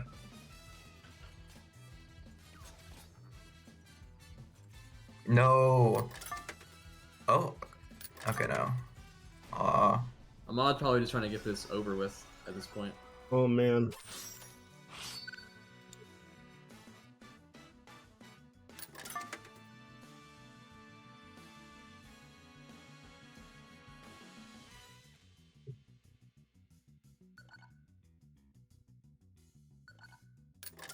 We were 5-4, right? Cirque is kind of an op for that, yeah. Or is it 5-3? I think it's 6-4. Oh wait. Wait, huh? Okay, I don't know.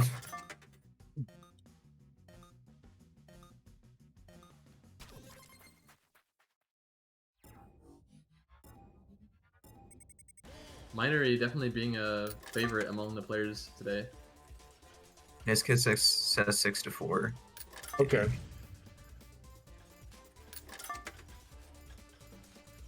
All right, fair enough. Yeah, 6-4. All right. So this is his point. Nice rocket.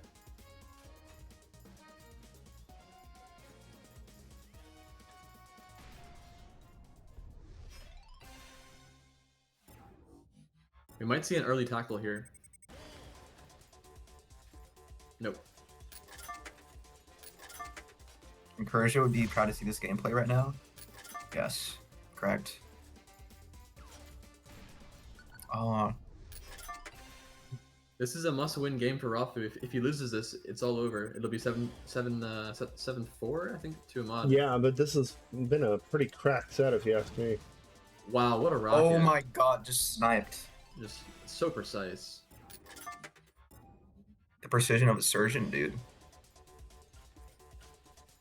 He's surgically tearing apart Ahmad right now. Rafu's just playing out of his mind right now. Alright guys, Alright guys, who wants to join my yacht whenever I get the points from Rafu winning? Wow, it might just be over already. Yeah, this is a big lead.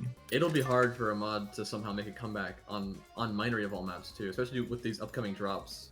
Right here, yep, no chance. Mido, is Nicholas playing on Rafu's account?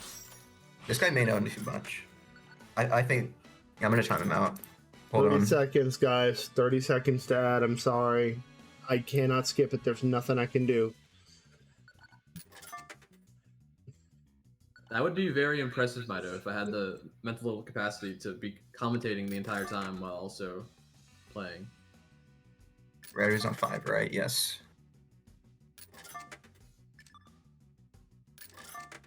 Okay, do you think we should check the score? Like for real, before moving forward? Yeah, It's we're 6-5. good. I mean, we're pretty certain. We're good. I'm pretty certain. Yeah.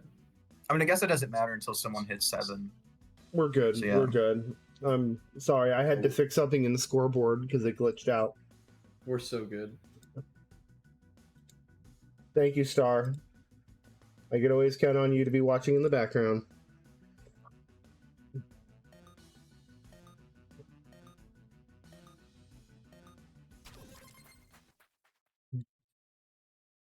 Part of me wants Rafu to actually win this match just so we can see it come down to the last match, because that'll be a great content. Ahmad says last game, a little bit cocky here. I don't know. Maybe less cocky. Maybe he's trying to get in the head of Rafu, to be honest. Maybe. Ooh, not good. Rafu. Oh.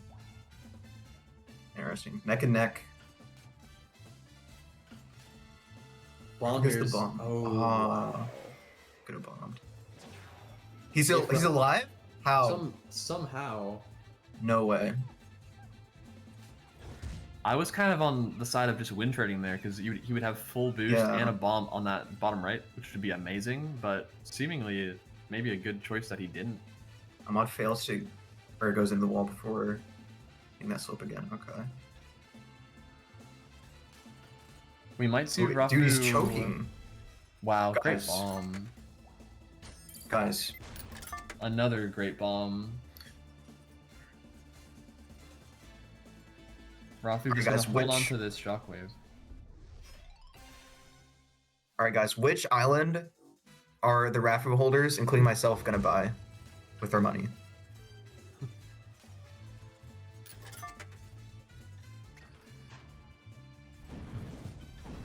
Oh, I don't know how... Both fireballs missed. That is insane.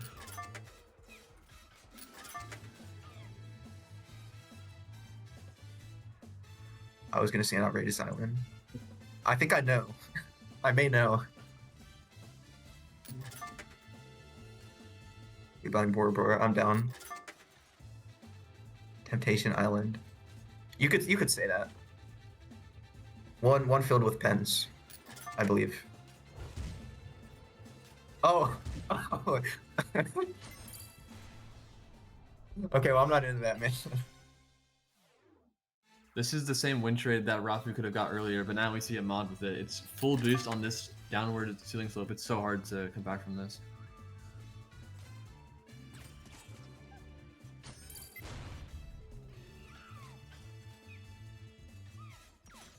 Yeah, mod's cooking right now. Win trade? No. Oh, that was so close. Well timed, really well timed. Yeah, Refuge just should have win trade. Like, you should have, like, tried to go down the slope and then just not use any boost.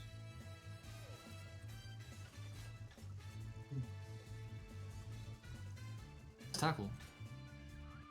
So once again, we're at not only match point, but we're at round point. I'm on at 2 rounds. Wow, Ahmad was able to get that box. That actually could potentially end the game. No. Wow. Okay. Nice rocket. Rafu And he gets with the another rocket haymaker. too. You can see this rocket use. Ooh. Oh, maybe not. That actually might. Not good. That might have already ended it. Rafu Yeah. bros. Yeah. Wow. Not looking good. It is over unless. All right. Please. Oh Come my. on. Come on. It's not GG's yet. Ahmad's gonna box this slope though. It's gonna be hard for Rafa Yeah. to maintain any level of decent He speed. does it box. Oh, he saved. All right, all right. What is Bond doing? Oh, Oh, okay. Well, no. now it has to be. Yeah. Yeah. Wow. Very That's impressive. close. Super impressive from Rafu to actually keep a close set versus Ahmad. One of the best Yeah, that was players impressive. in the world. Woo! Yeah, GG's. Good game. Damn. That's it for today, folks. Let's make it official. Because that means I get to shut down the game. Holy hell. Wow. What a Congrats first to set. Ahmad on Jeez. qualifying.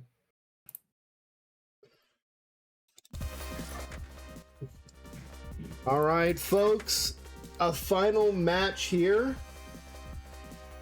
Ahmad was our winner, 7-5.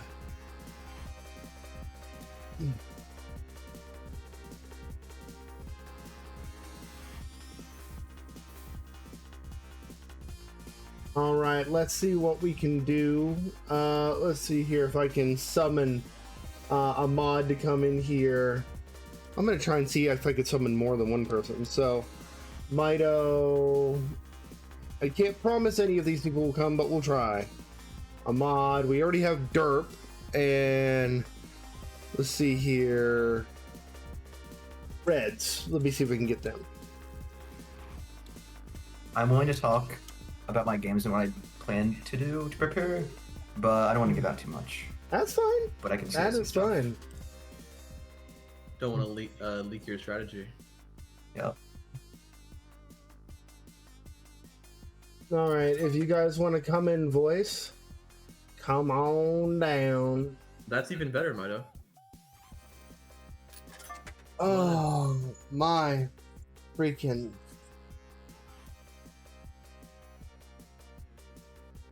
So you guys let me know who you want me to bring in and I'll bring them in. But this is C&D. We are halfway done to our finale. Reds here, moving on, will be, that'll be, I believe, seed number 3 in winners. And then Ahmad will be in losers. I'll be seed 7. Mito will be seed 8. Derp will be seed 4, I believe. Remember, you're... That sounds right. Yeah. Well, Dizzy, the whole plan is to actually bring in Dirt later on, but not now. I'm gonna make you guys wait on it. We'll see. Yeah, I don't know. No promises. No promises. It really depends on their schedule. No, you can throw cake at me. I'll eat the cake. Because I like me some cake. Num num num num. I'm still waiting to see if they're gonna come up here. We gotta at least get one post. I don't know what you're talking about, interview. Xenos. Gert doesn't play this game, he just codes it. Come on, man. You can't have any regrets. You can't have any regrets.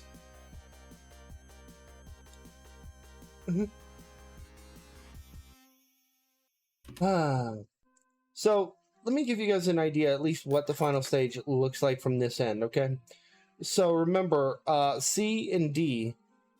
So, first in C will be here, first in D will be here, second in C will be here, second in D will be here. So, that's what we have going on here. Going back to the group stage, let me give you guys a preview of what's happening in 2 weeks. In 2 weeks, in our Group B, is going to be Nizkit versus Alfie. Looking pretty good there. Benson versus Ekelvost. Esma versus Xenos. Moon versus Lax. And then in Group A, it's going to be David versus Star. Cirque versus Sensei. Incurzio versus Dizzy. And Nicholas versus Sun to get things started. That's looking pretty darn good. I'm excited to see the Cirque Sensei match for sure. Yeah, those won't disappoint. I feel like Esma and Xenos could do some work too. And Nizkit and Alfie for sure. Yeah, Dizzy, you're an alternate, dude. And you were basically let in because somebody else didn't show. I'll have to go back and look at during the stream, but I made it clear what it was.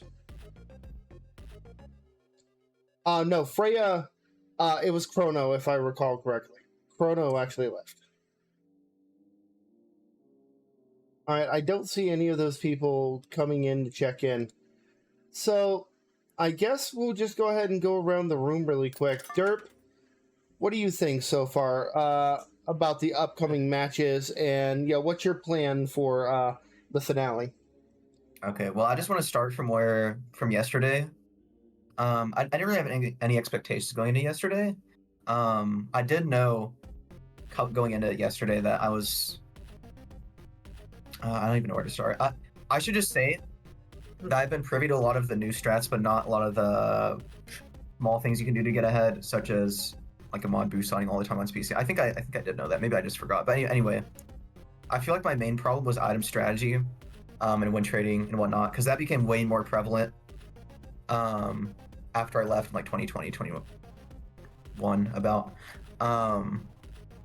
As Edek said, I think earlier, doing like the best route is like the normal now, and going a little bit faster, it is still the exception, but it is just to get ahead and get broken items. And if not, there's always win trading. So I need to know that better. That is one of the things that I will prepare for. And today, I think I did that way better. Yesterday, I was just trying to get, I don't know, accustomed to mechanics, because I usually have to be comfortable with how I'm playing before I like start plotting with items. And I think that's why me versus Maida was my best performance today. Just because I got to focus on that quite a bit. My match against Forbes, I'd have to rewatch that, but I don't really feel like I played extremely well. Or extremely bad. Kind of like the same performance against like a mod yesterday, I think. At least in the first match. I think I played better in the second match.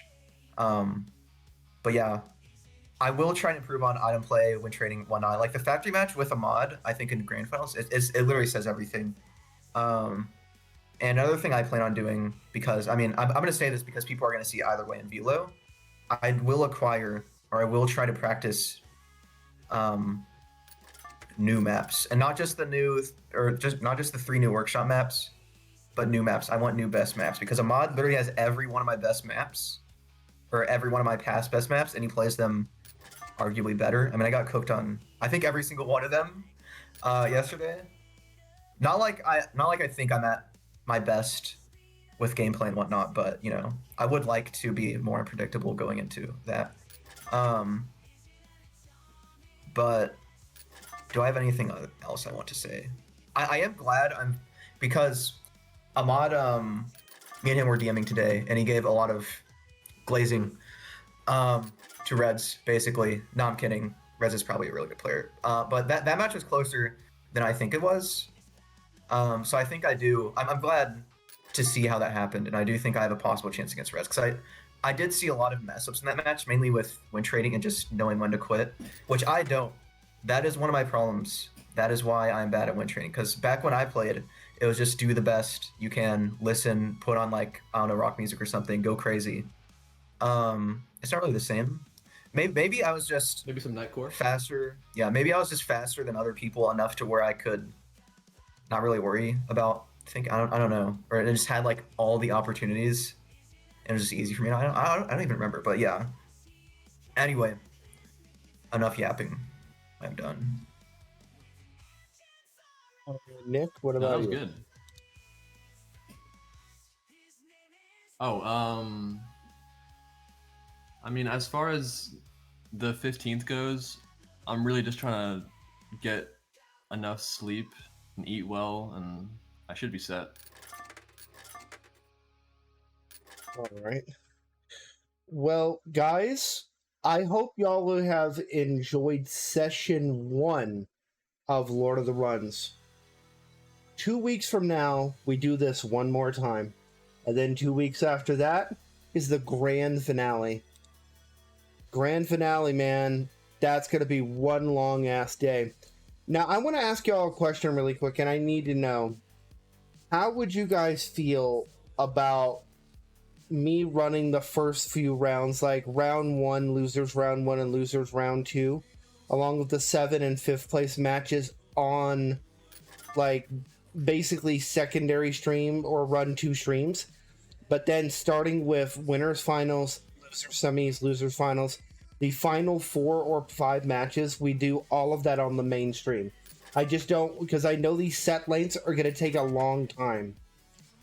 I just want to make sure that, you know, we're balancing time and quality, you know?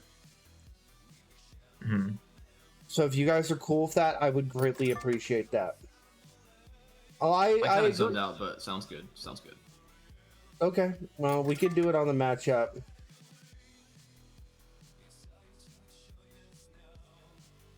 All right. Well, guys, I'm going to wrap things up. Thank you again to Nicholas. We will hopefully see you in 2 weeks. I'm pretty sure you'll be here. Derp, if you're free, would you like to come back and commentate with Edak and be the commentary for team? Sure. And we'll do that in 2 weeks. So much. Yeah, I haven't seen Edak in like three years or something, like 4. But he's one of the chillest people I know. I know we would be fire as a commentary team. Awesome. So, yes. Well, so you guys have an idea. Yes. You guys have an idea of what's happening. You know what your commentary team. For the rest of us guys, you know what? I'll go ahead and don't worry, Mito. Stream's over anyways.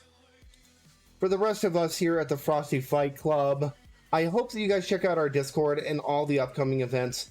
I know some of you aren't interested in that stuff, but please at least take a minute. And if you like something, let us know. Otherwise, for the rest of us here, that's going to be it for now. Game over. Good night. Good luck. Stay safe. I will see you guys in 14 days. Get some practice. See you then.